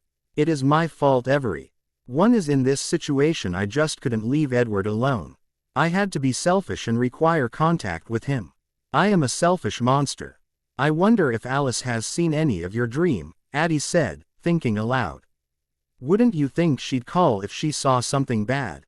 Alice's visions are dependent on people's decisions. James probably hasn't figured out where we are yet or hasn't decided that he's coming here. Or maybe Alice doesn't recognize the area. Would you be able to identify these hills if we hadn't spent so much time at the shack? So she won't know until he knows. Yeah, something like that.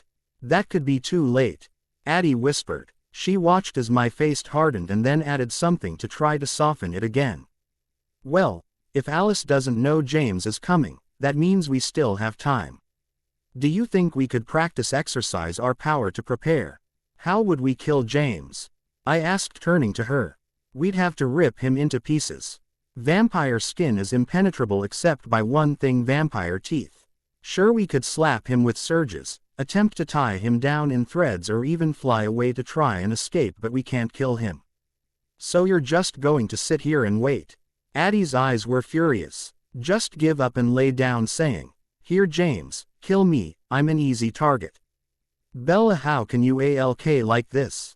If it keeps everyone else safe. I turned my face from her.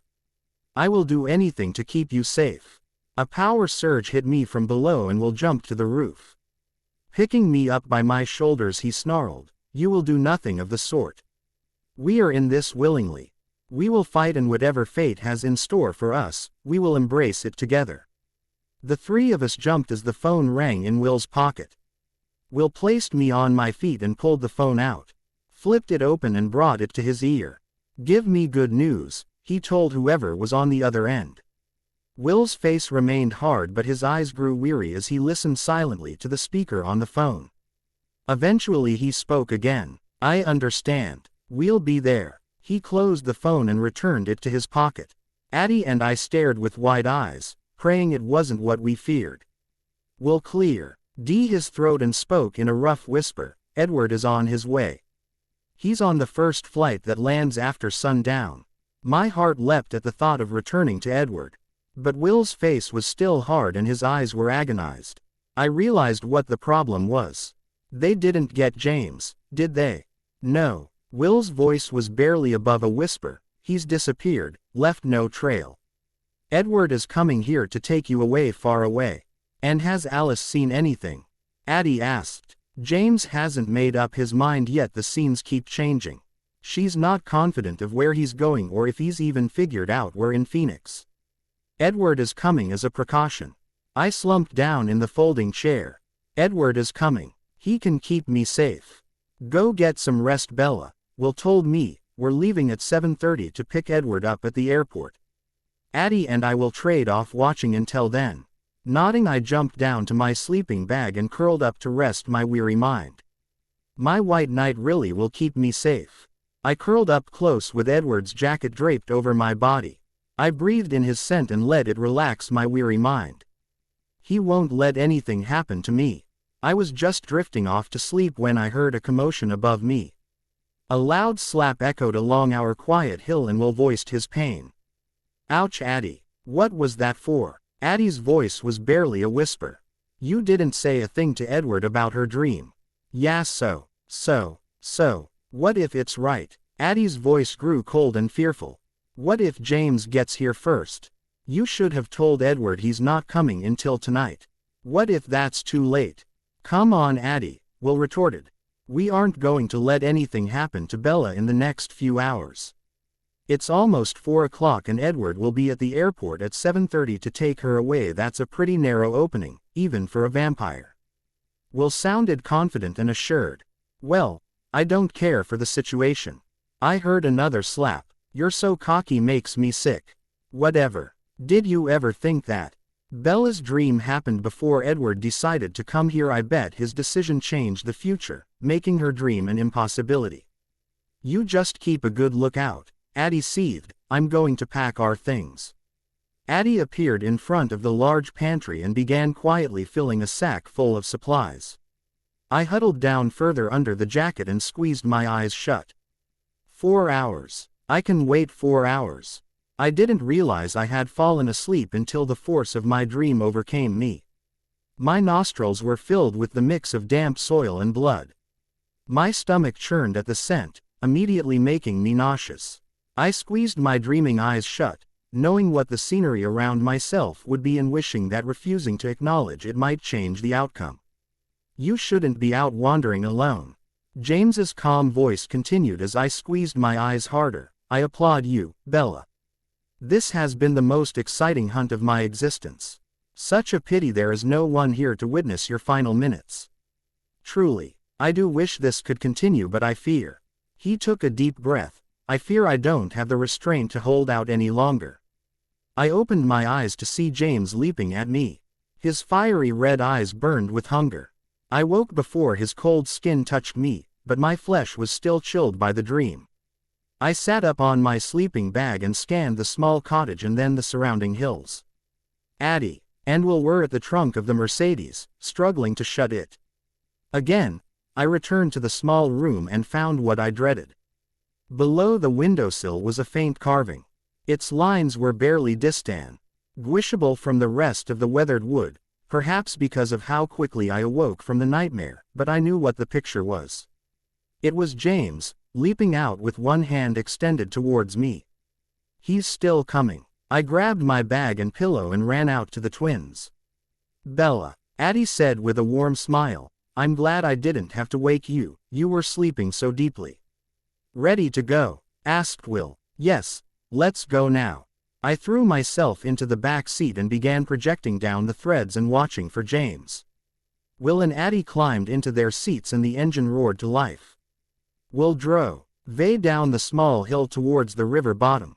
Soon the car was engulfed in the sandy walls of the dried creek. You better speed it up. This storm could bring flash floods, Addie whispered, peering out her window to the sky of dark clouds. Will nodded and the car sped faster down the narrow lane. Just as the wash began to open up, the cell phone rang. Addie quickly glanced at the number and then handed it to me. Your home phone. I looked down at the screen to see the Renesmee Phoenix number. My hands began to shake. Hello. I answered softly. Bella. Bella. My mother's panicked voice mimicked the words of my dream. Bella. Where are you? I'm in Phoenix, Mom, staying with some friends. I'm safe, Mom. Really, please calm down. I tried to steady my voice to reassure my frantic mother. But who says she is safe? A voice asked pleasantly. Oh, Mom. James laughed lightly and spoke again. I'm sure your friends are with you now and that they can hear your side of the conversation. If they can, please just say, yes. Yes. My throat was dry. You do realize that no one else needs to be involved in this. I'm sure it is not your wish for your friends and your mother to suffer because of you. Wouldn't you agree, Bella? Yes, I whispered. Good girl. You will need to find a way to abandon your friends. Do you think that's possible? Answer yes or no. Yes. My eyes clouded over with tears. Excellent. There's no need for anyone else to get hurt. After all, James chuckled pleasantly. I look forward to seeing you again, little girl. Come home, Bella, and be fast. Your mother is awfully appetizing. The line went dead. I looked up to find Addie's wide eyes staring. I placed the phone in her outstretched hand and shook my head slowly. I'm sorry, I whispered before I jumped out of the car. I jumped across town. landing for brief seconds only to jump somewhere else. My trail was ragged and random, ensuring the twins would not be able to follow me to their death. Satisfied that they would be unable to track me, I headed home. 3 jumps later I was in my backyard. The sun was just setting, but already the sky was dark with the threatening storm. The wind picked up as I crept silently around the patio furniture to the sliding glass window. I peered into the dark house and projected down the threads. No one is here. Confused and suddenly nervous, I jumped inside. "Mom," I called out softly. No one replied. I flipped on the lights and my eyes traveled to the bulletin board in the kitchen. Written in a rough hand was my name and an address, the ballet studio just down the street. Focusing on the wooden floor beneath the arched doorway of the studio, I twisted the threads and jumped. "Mom," I called out quietly. "Bella, Bella." Her cries echoed in the dance hall. "Bella, where are you?" Following her voice, I ran to the closest and threw open the door. "There you are, Bella." My mother's voice was relieved. I watched the television screen in horror as her arms wrapped around my crying body. "What are you doing in here?" she asked me as she pulled the hair from my face and straightened my ballet costume. "No," I cried, hitting the television with a power surge. The set exploded and the room was plummeted into darkness. A deep laugh rose from the darkness. Turning on my heels, I twisted threads to flip on the lights. James froze, crouched on the floor. His black eyes stared at me in surprise. "You don't even have her," I said, relieved as I had never been more relieved in my life. A small part of me though was also disgusted I had believed his lie. "Real smart, Bella. Now you are in this alone." James rose from his crouched stance, towering over my small frame. He laughed again, but I could see the hesitation in his eyes. "Why would I bring unwanted witnesses?" He smiled calmly and pulled out a small camcorder. "I hope you don't mind if I do record this for some friends of yours. I'm sure Edward is dying to see you one last time." Immediately James was at my side.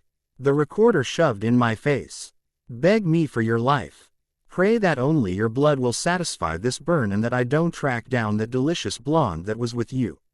"You'll never touch any of them," I murmured, opening my body to the blanket, knowing that this time would not be a repeat of my frozen panic in Port Angeles. James laughed lightly and stretched a hand to trace a line from my cheek to my jaw.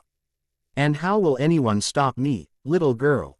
he asked softly. He turned the camera on himself and smiled into the lens before turning it back to me. "Edward will not be able to save you." Against my will, my eyes began to fill with tears.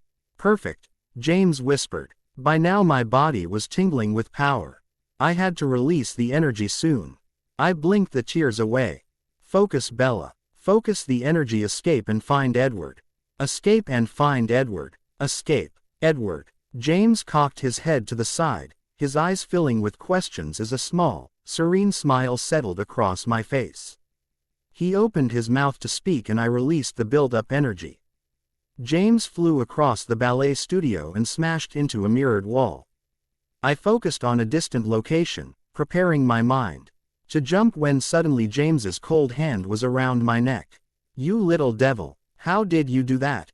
James's voice was filled with frustration and amusement. His fingers curled tighter around my neck as he refocused the camera. "Looks like we could make this much more interesting." James released me. I fell to the floor, coughing and gasping for air. "Do you realize that if you fight back, I will only make this more painful?" He picked me up by my arm and pinned me against the wall. I struggled weakly against his grasp. "Why don't you be a good little girl?" His talon-like fingers found their way to my hair. Knotting in it, he pulled my head back with a jerk, exposing my neck. James inhaled deeply. "What a rich scent," he whispered, slowly moving his face to my neck. Something cold and wet ran the length of my neck and I snapped. "Get off me," I yelled, throwing up a matter shield and launching James into the air again. I threw myself into the air and flew towards the door. I was inches from its freedom when I was tackled from behind. "You are feisty." James flipped me to my back and pinned me under his legs. You remind me of the only one that did escape. She had the sweetest scent I'd ever crossed. James pulled my wrist to his nose and traced my veins there. Even more delicious than you. I was furious to find that old vampire crouched over my meal. He never had a chance to fight back. No one comes between predator and prey. With disgust he threw my arm to the floor. James growled fiercely. He contaminated her sweet blood with his vile mouth, and so I left her there. Left her to die, to bleed to death. It wasn't until a few days ago that I found out she had survived the change. Alice, I believe, is what they called her. James laughed, but no longer lightly. It's odd. I remember her patient information named her as Mary Alice. But who knows what is correct? Asylums don't care if their information is accurate. I struggled under his legs and attempted to throw him off with the blanket. James felt the movement of the threads around him and threw me a hateful look. I think we've played long enough. James set the video camera up on the wooden bar that stretched the length of the mirrored wall. He balanced it and focused it on my trapped body. Any last words for dearest Edward? Go to hell, James, I spat, manipulating the space threads around him and hoisting him high into the air. His eyes grew wide and he flailed wildly.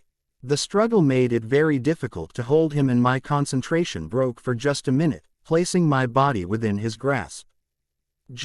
Ames saw the opportunity and swung wildly at my neck.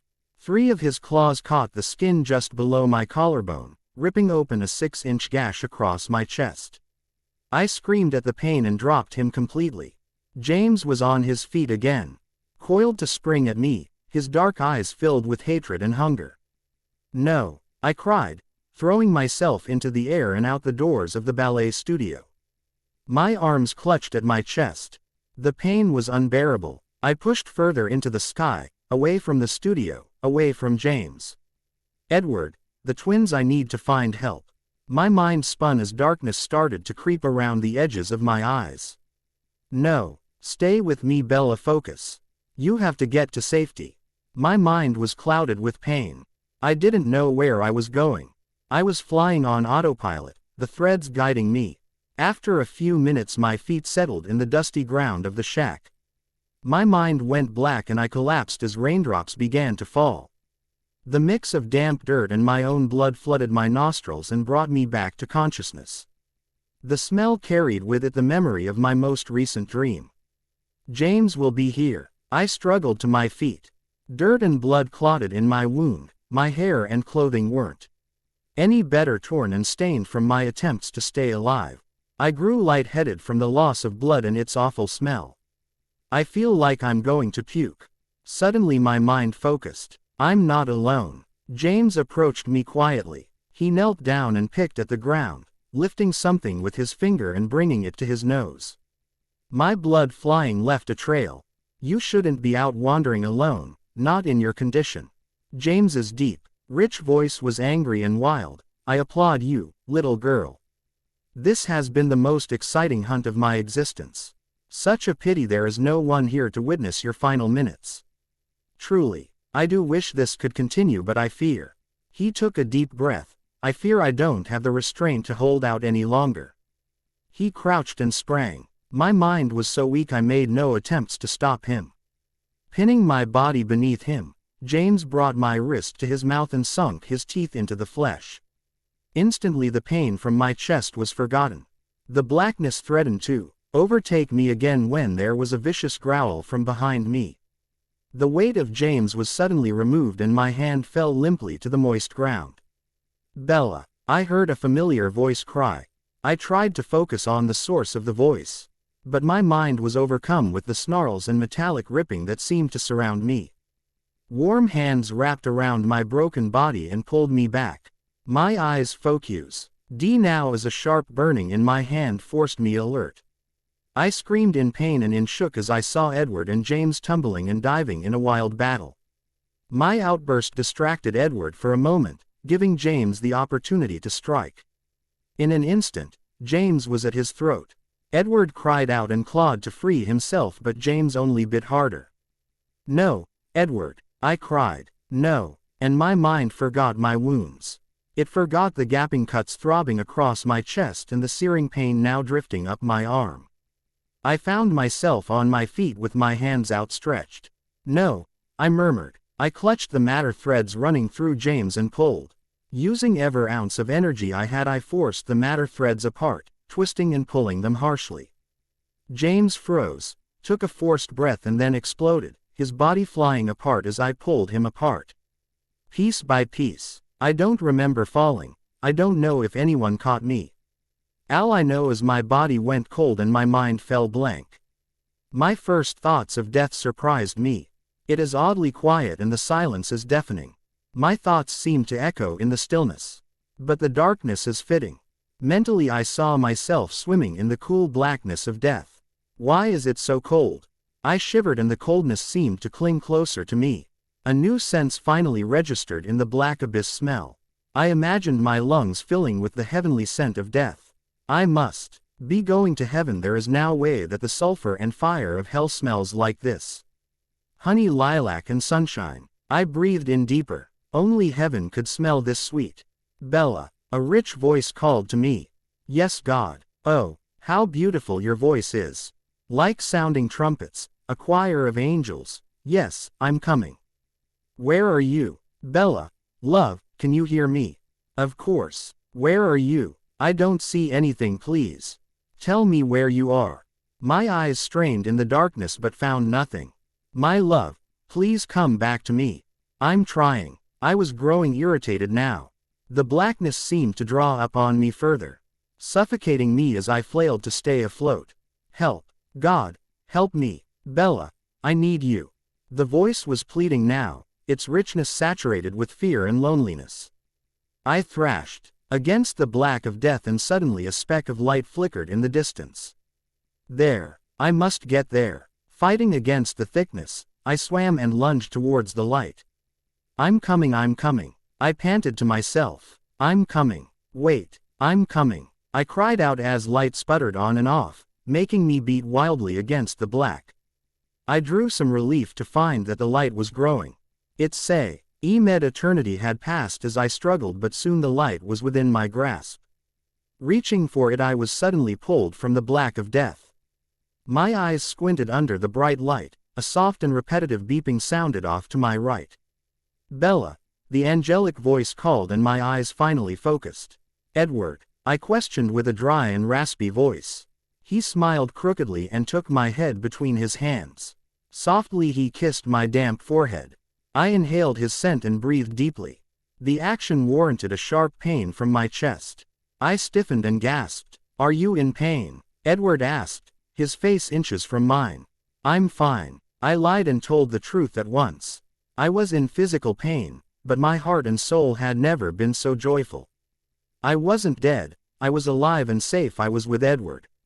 A throat cleared from across the room and I realized we were not alone. Edward pulled back and settled in a chair at my side, his fingers intertwining with mine. I turned my head to watch Will and Addie approach the bed. Addie shoved past Will and leaned in to give me a hug. We are so relieved you are okay. I cringed slightly at the light pressure of her hug, but soon Will pulled her off of me. Damn it, Bella, don't you ever pull a stunt like that again. Will's eyes were dark and cold. I'm sorry. Will didn't let me finish, but tousled my hair and smiled at me warmly. Don't stress yourself. His smile dropped as he continued. But understand that next time we might not be able to find you. We are a team, Bella. You can't go running off like that. You could have been killed.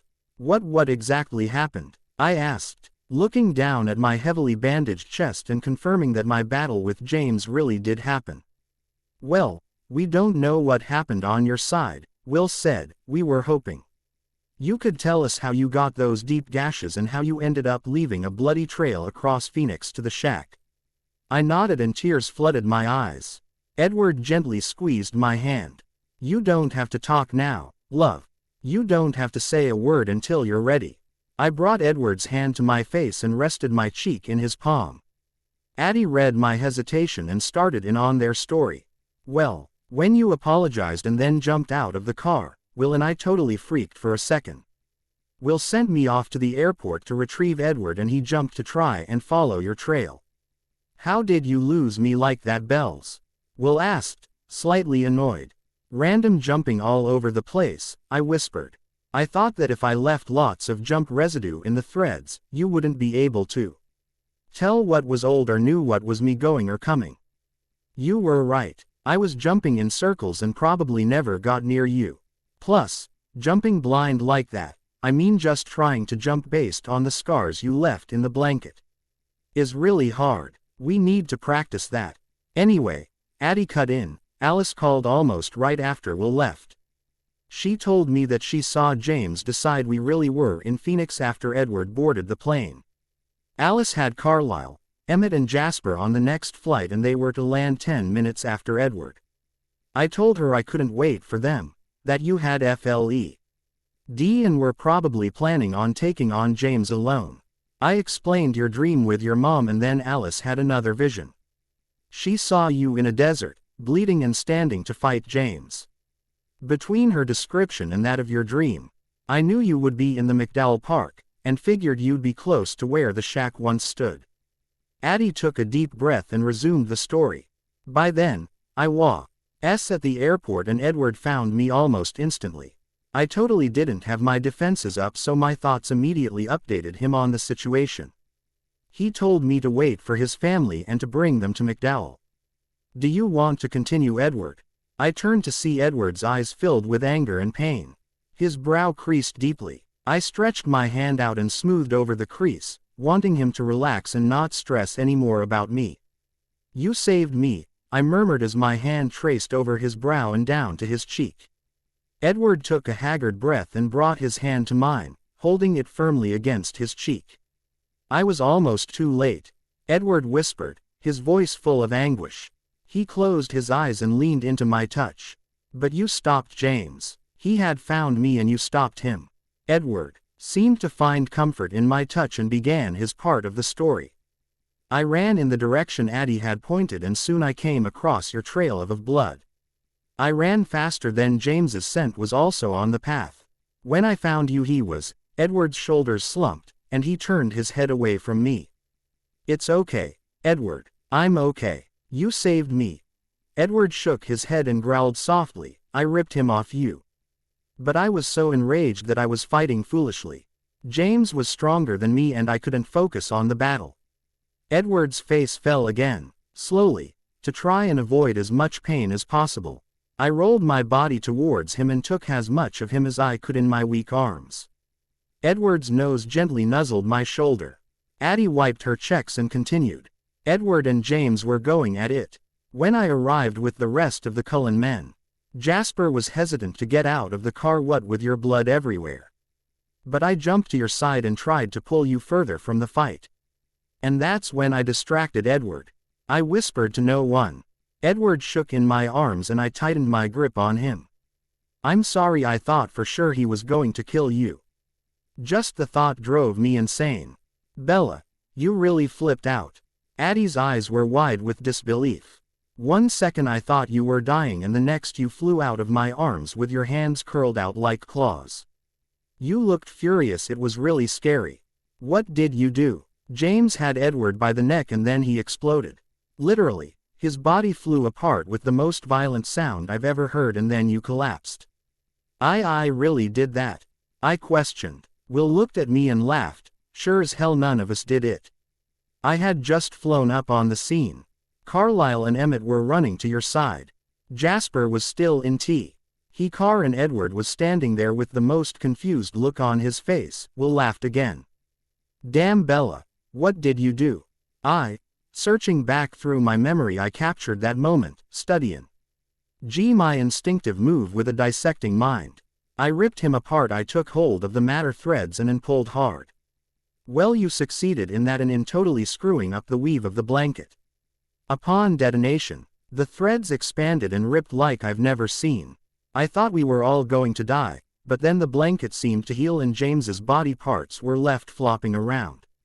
Will crinkled his nose up in disgust. That is a sight I hope never to see again. Addie nodded in agreement. Yeah, you then went totally cold and Carlisle rushed in to revive you. He tried CPR and even had a defibrillator there, but you didn't want to come back.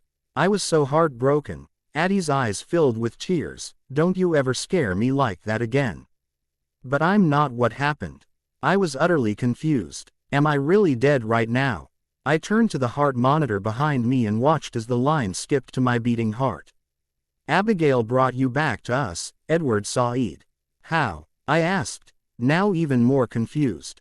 Addie smiled and spoke like a giddy little girl. "Bella, I've got some of my mother's natural talent." She clapped her hands and Edward looked at her questioningly. She saw his GL. Anson realized it probably wasn't the best moment for a giddy outburst. Addie regained control and explained. "I suddenly saw what the problems were with your body. Well, the physical wounds were obvious, but that's not what I mean. I saw several key time threads disconnecting themselves from you." I gawked at her words and motioned for her to continue. "So I fixed them. I held the threads back together and then shot them with energy. Your body jumped and your heart took a couple of beats but then fell silent again. So I did it again and again, and after the fourth power surge through the mended time threads, your heart began beating weakly on its own. I released the threads and they stayed connected. Bella, I repaired the time threads and brought you back to life." Will shook his head. "If I hadn't been there I would have never believed it happened." He patted Addie on the back and smiled at her. "That was some feat of strength." Addie smiled. "Carlisle started to treat your chest wounds when you began to scream in pain. He saw the bite mark on your wrist and called Edward over." Edward pulled his face away from my body to watch my reaction. His black eyes were weary and there was an odd hue in them.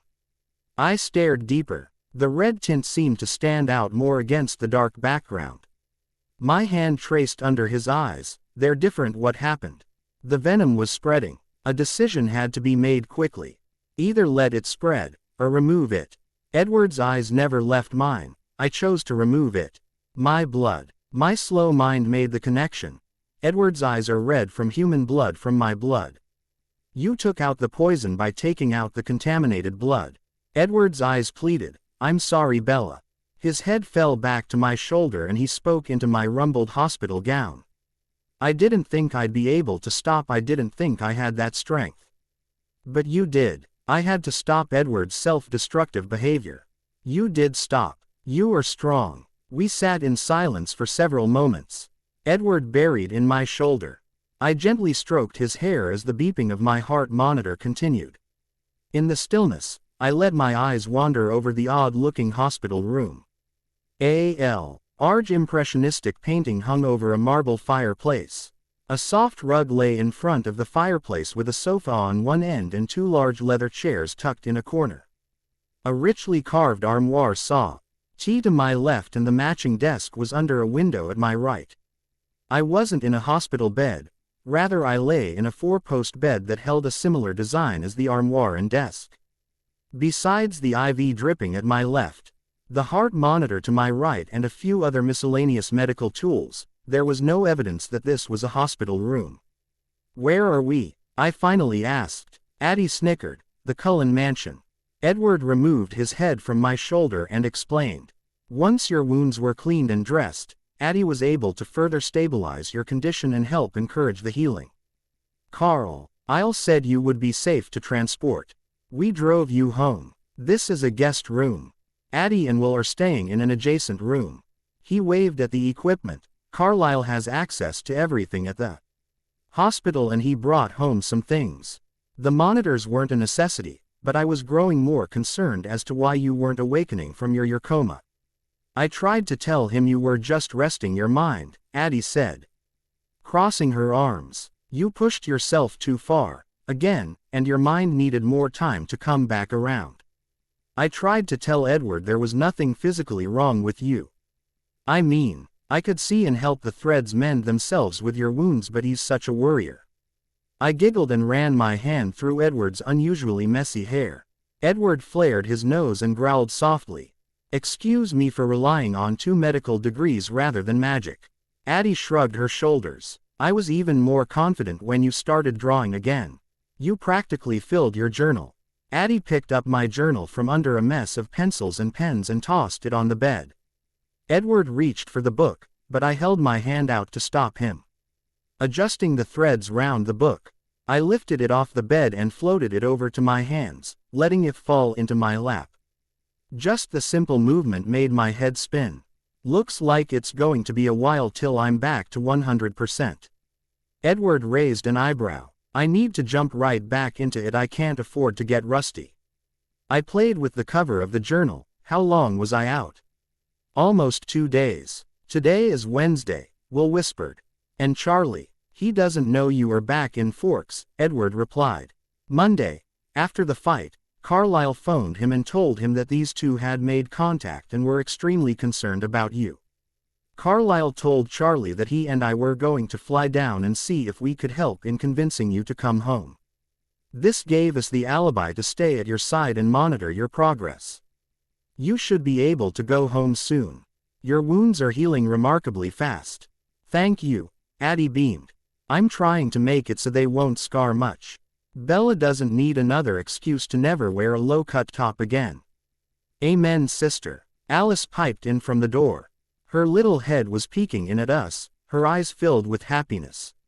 May I come in? Of course, Alice. I held up my arms as she danced over to me, wrapping me in a firm embrace.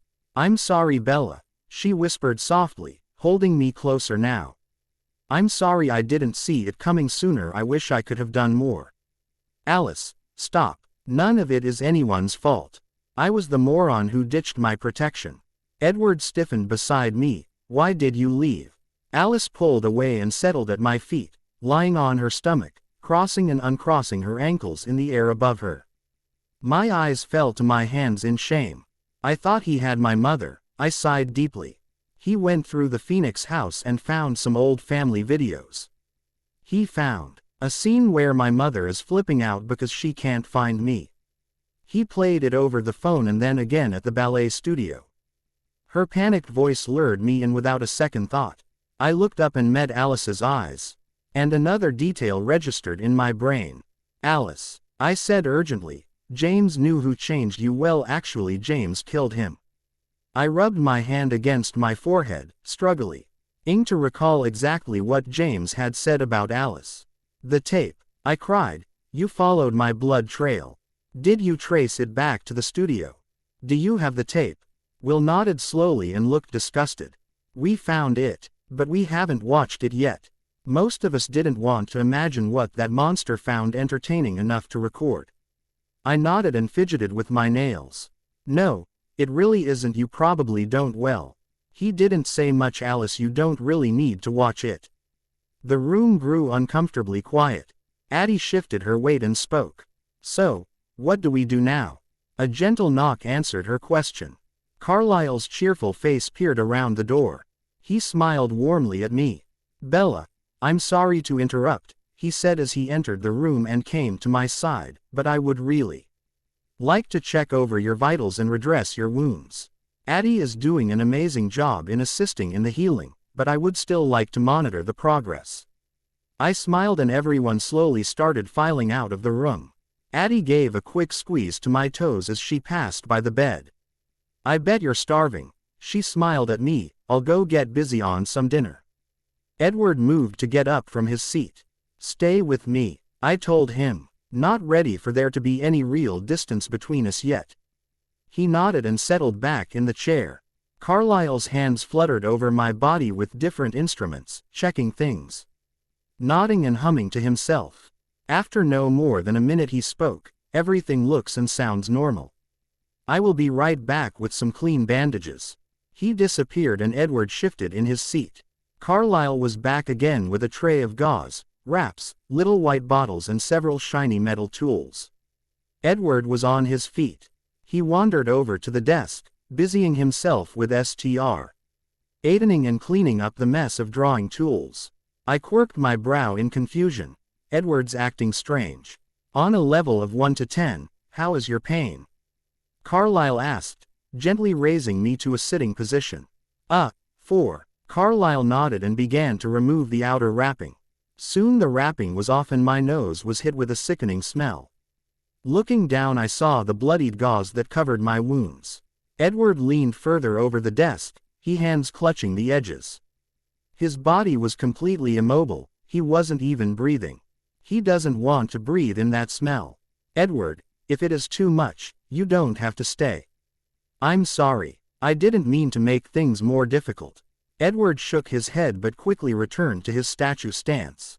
Amazing, Carlyle uttered. I looked down at the 3 pink scars that ran from my right collarbone across my chest to the edge of my dirty bra.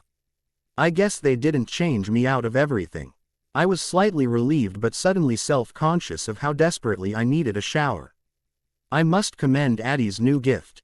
It appears that you won't need any bandages now at all. Carlyle cleared away the soiled dressings as I retied my hospital gown. He threw the items in the fireplace and lit a fire, igniting the flimsy dressing in an instant. Edward took a small breath. Carlyle gave him a brief, sympathetic glance and then unplugged the monitors and gently removed my IV. There is nothing more I can do, Bella. You are welcome to return home whenever you like.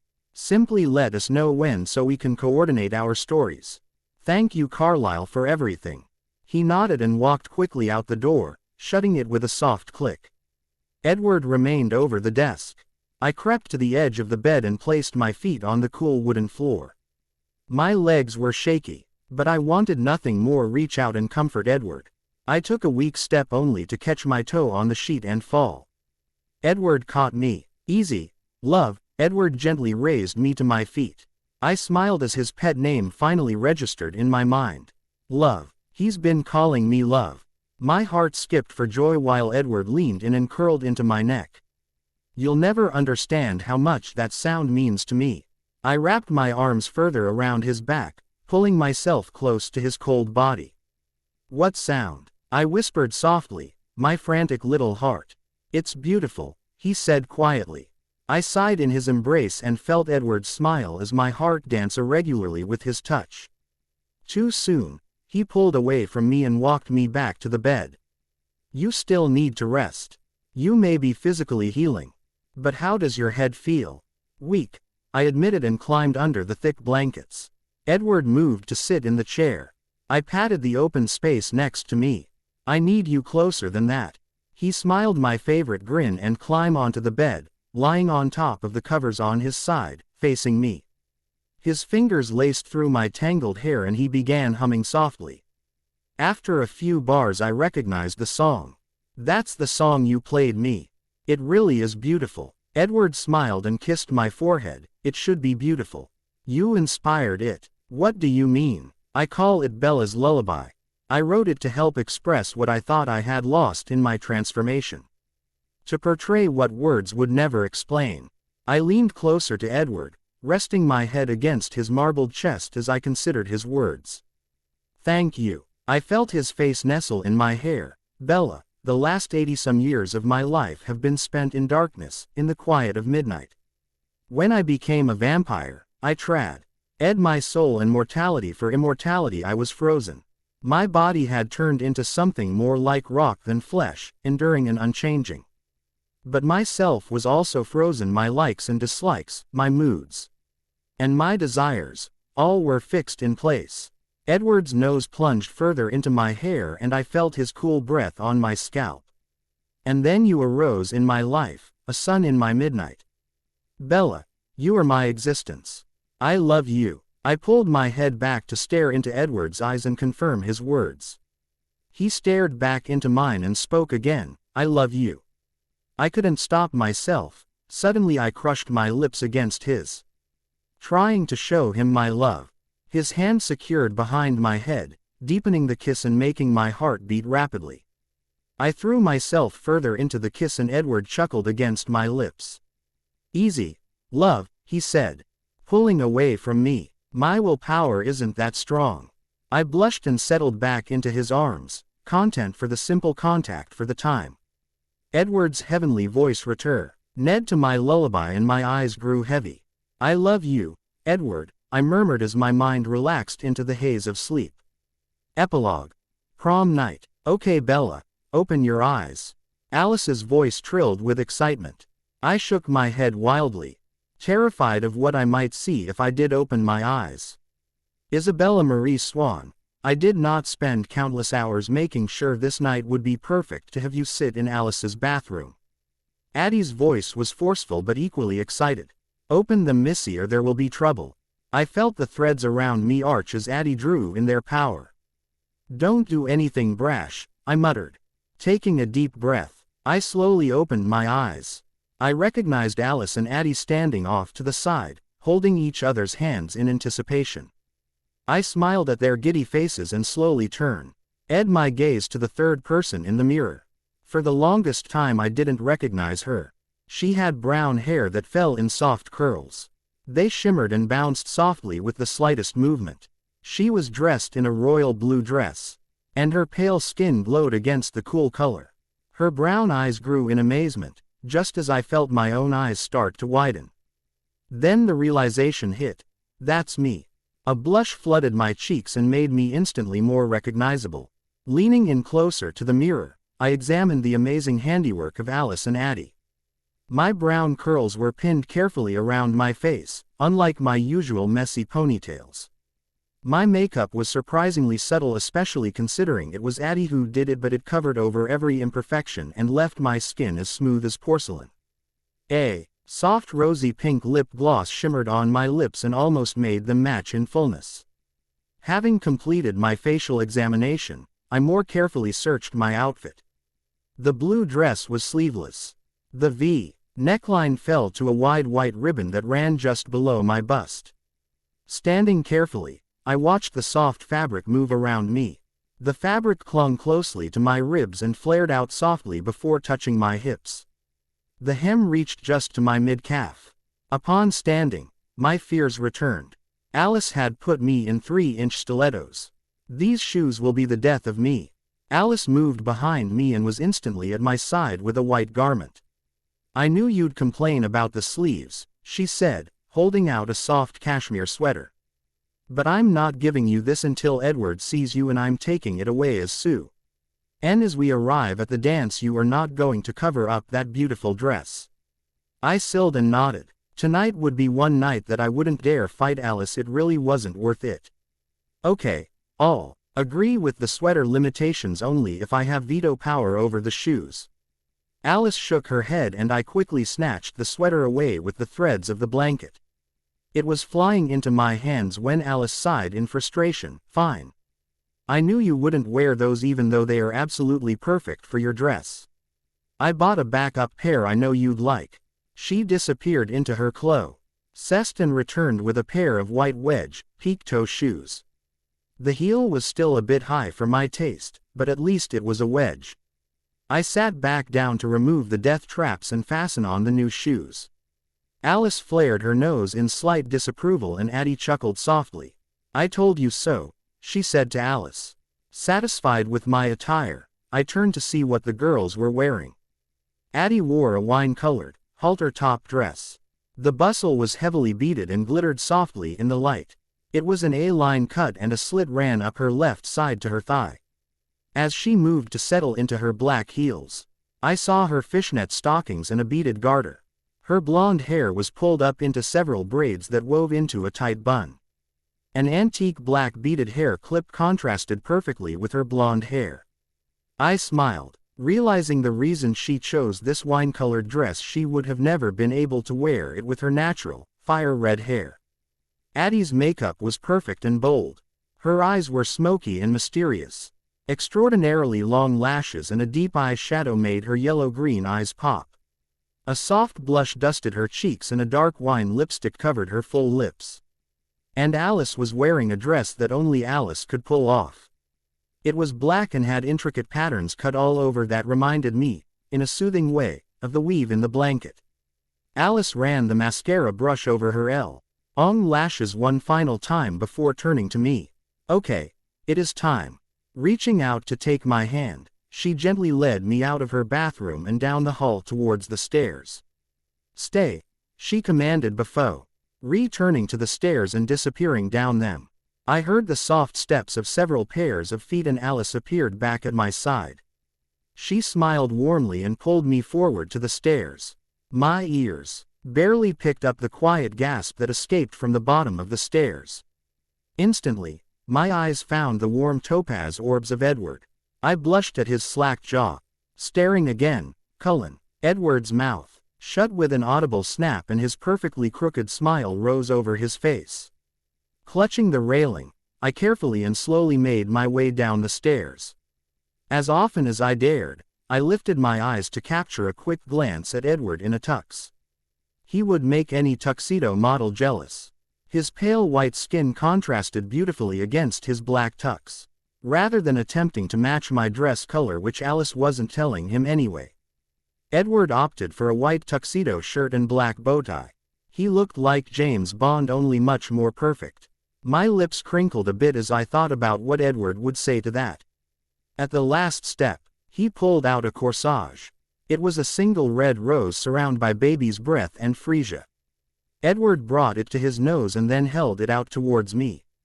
"May I?" he asked softly. I nodded and Edward quickly pinned on the flower, placing it closer to my shoulder than anything else. I giggled at his innocence and obvious discomfort in pinning anything to my bodice. Taking my hand, he brought it to his lips and kissed it softly. "It almost smells as lovely as you do," he said through his crooked smile. I blushed at his compliment. Edward raised his other hand to brush gently over my flushed cheek. "You know this is my favorite color on you. Bella, you look absolutely beautiful." My blush deepened and Edward chuckled softly. Finding my voice, I finally spoke. "You don't look half bad yourself." Edward raised a perfect eyebrow and shifted to my side, lifting an arm for me to take. "Shall we?" he asked. "Let's get this over with," I mumbled. "Bella," I heard from over my shoulder. I twisted to see a fierce-looking Addie running down the stairs. "We let you skip out on the Sadie Hawkins dance only because of your illness. You are not getting out of this one. We're all going, even we'll trap a date. Stop complaining, who knows, you might actually enjoy yourself. I intend to do everything within my power to make it so," Edward whispered in my ear. I shivered with his words. Wonder how far I could make that go. Our relationship was quickly developing. We spent almost every waking and all of my sleeping hours together. Our conversations touched on every subject. There seemed to be nothing that we couldn't talk about, and his mind never ceased to intrigue me. It felt like we'd been friends my entire life. There was nothing that separated us, nothing except the small fact that I was human and Edward still thirsted for my blood. Edward played it off well, but occasionally, I saw the shift in his eyes. His normally soft honey eyes would darken and grow cold. His body would stiffen and his breathing would stop completely. I witnessed him do everything he could to quench his thirst. Every few days, it seemed, he was off hunting, gorging himself on animal blood. But it did little to make my blood less appealing, especially since he had now tasted it for himself. To counter this, Edward remained very innocent with his touch. Whenever possible, I made contact with his cool skin, holding his hand, tracing patterns on his arms, anything that kept us close. It seemed to help. My touch seemed to soothe him and his eyes changed with less frequency. But still, against my wishes, we hardly kissed, and when we did, it was soft and pure. The battle with James left me weak for almost 2 months. It was only recently that I was able to fully test and explore the new limits of my powers. I didn't have any revelations like Addie's healing, but my powers did expand. Things I struggled to do before came with ease. Often I found myself changing things within the blanket without making a conscious effort. For instance, if I couldn't hear the teacher, my mind automatically manipulated the threads to bring his words to my ears. I was trying to use this fact to my advantage, reassuring Edward that I could protect myself if he ever lost control. But then again, I was worried that if I was attacked, I might overreact and hurt him. I didn't trust myself. I'd kill one vampire on pure instinct. I could do it again without even thinking. Perhaps Edward understood my hesitation, because his actions were always slow and controlled. He took care never to startle me. Emmett, on the other hand, had found my overreactions amusing and was always looking for the opportunity to force them out of me. Just days after I had returned to school, I had asked permission from my math teacher to use the restroom. As I was walking out of the restroom, I opened the door only to be pounced on by Emmett. I screamed and shot out a matter shield that grew out of control and blew up. The heat from the mini explosion caused the water in the pipes to expand rapidly and burst. Emmett's body left a huge hole in the ceiling and the restroom immediately flooded. I was soaked and had to fly home dripping wet to get a change of clothes. I could hear Emmett's booming laughter all the way from my house. Edward and Alice apologized for days, telling me they didn't know what he was doing until it was too late. After my heart rate returned to normal, I was able to laugh it off, but it was only funny the first time.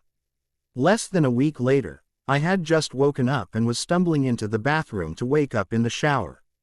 I pulled back the shower curtain and Emmett leapt out of the shower. Again, I screamed, but this time I didn't just fling Emmett through the roof, I used so much force that he ended up in the ocean outside of Port Angeles. The roof over the shower and 3/4 of the shower wall were destroyed with his body. Thank goodness Charlie was already at work that morning. The twins and I had to knock down a tree branch and lay it carefully in the damaged area just to cover up my action. Charlie and I had to shower and use the bathroom down the street at the twins' house for over a week while a repairman fixed ours. Edward sent flowers, over 5 dozen roses, to try and apologize for Emmett. After the 5th delivery of roses, I told Edward to stop.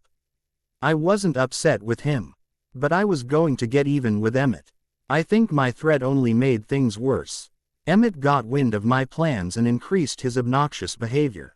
Finally, when I set fire to the sea, Ullen's kitchen, don't even ask how that happened, but I found out that you can create a spark off of vampire skin. Esme and Carlisle put their foot down and told Emmett to stop.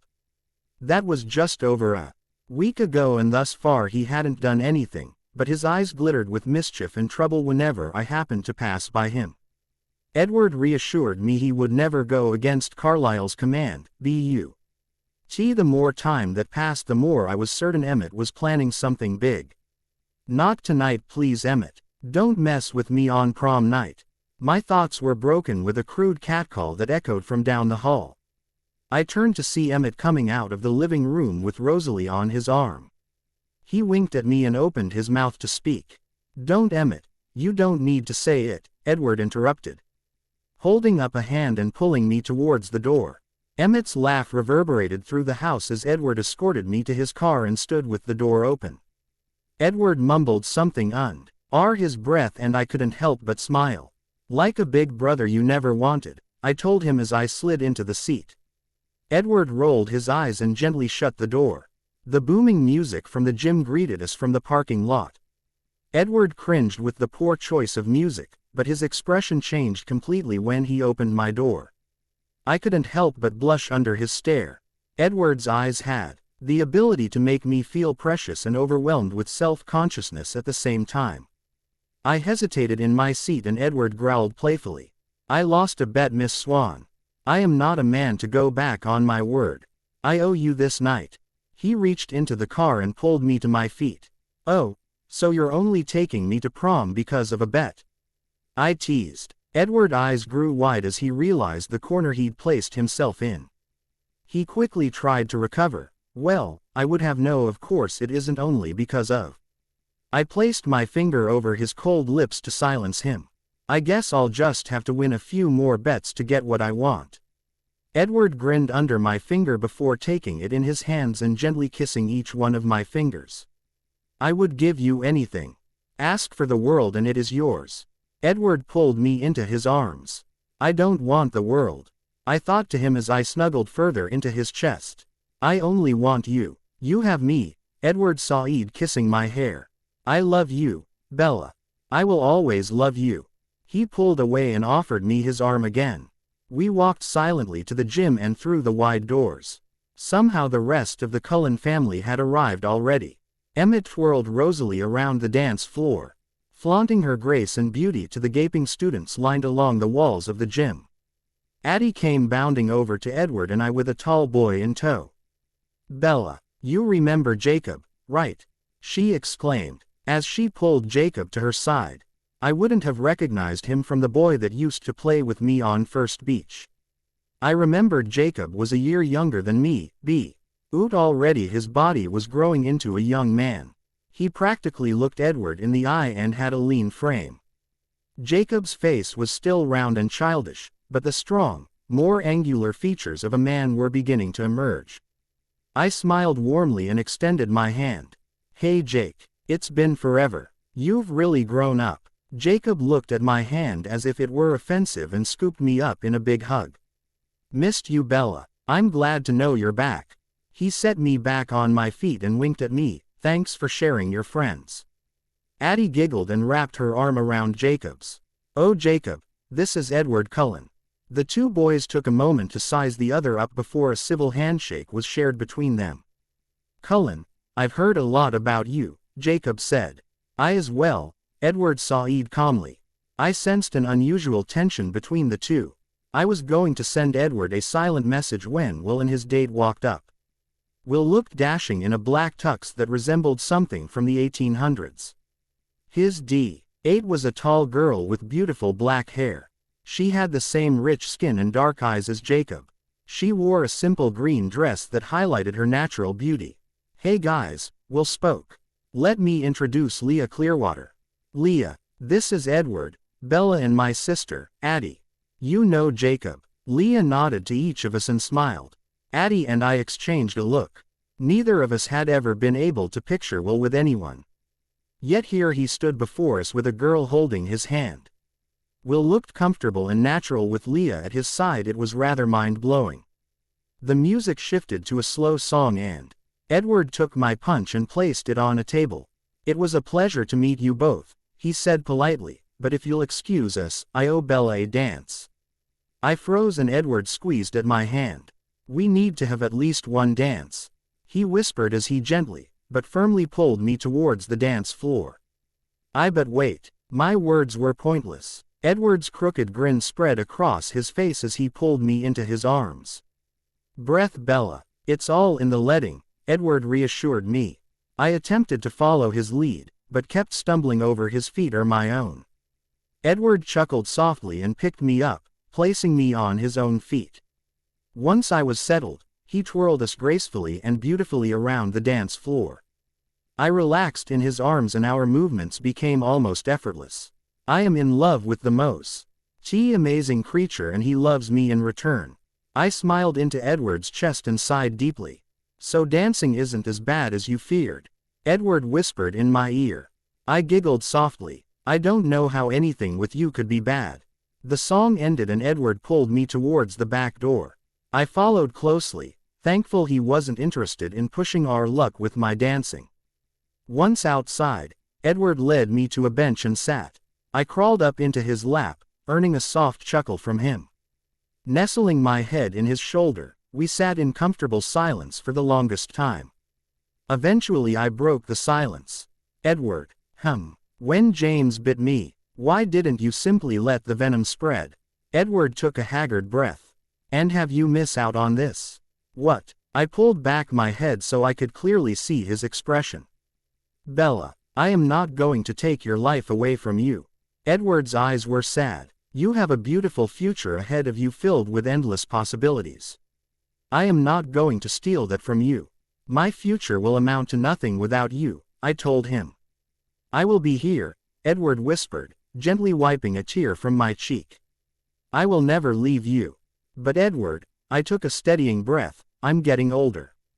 Every second that ticks by ages me. Every breath I take could be my last." Edward's jaw flexed and he returned my head to his shoulder. "As is the way of life. I will not trade your life for an endless death. I love you too much to damn you to an eternity as a monster." "You are not a monster." Edward sighed and pulled my face towards his. "Then cherish the time we do have together." And before I could speak again, his lips touched mine. Our kiss was sorrowful and longing. Before I was ready, Edward broke it and set me on my feet to lead me back into the gym. "This conversation is not done, Edward," I thought to myself as we wandered back towards our friends. "You are my life now and I will find a way to spend it with you. I need to be with you forever." The end.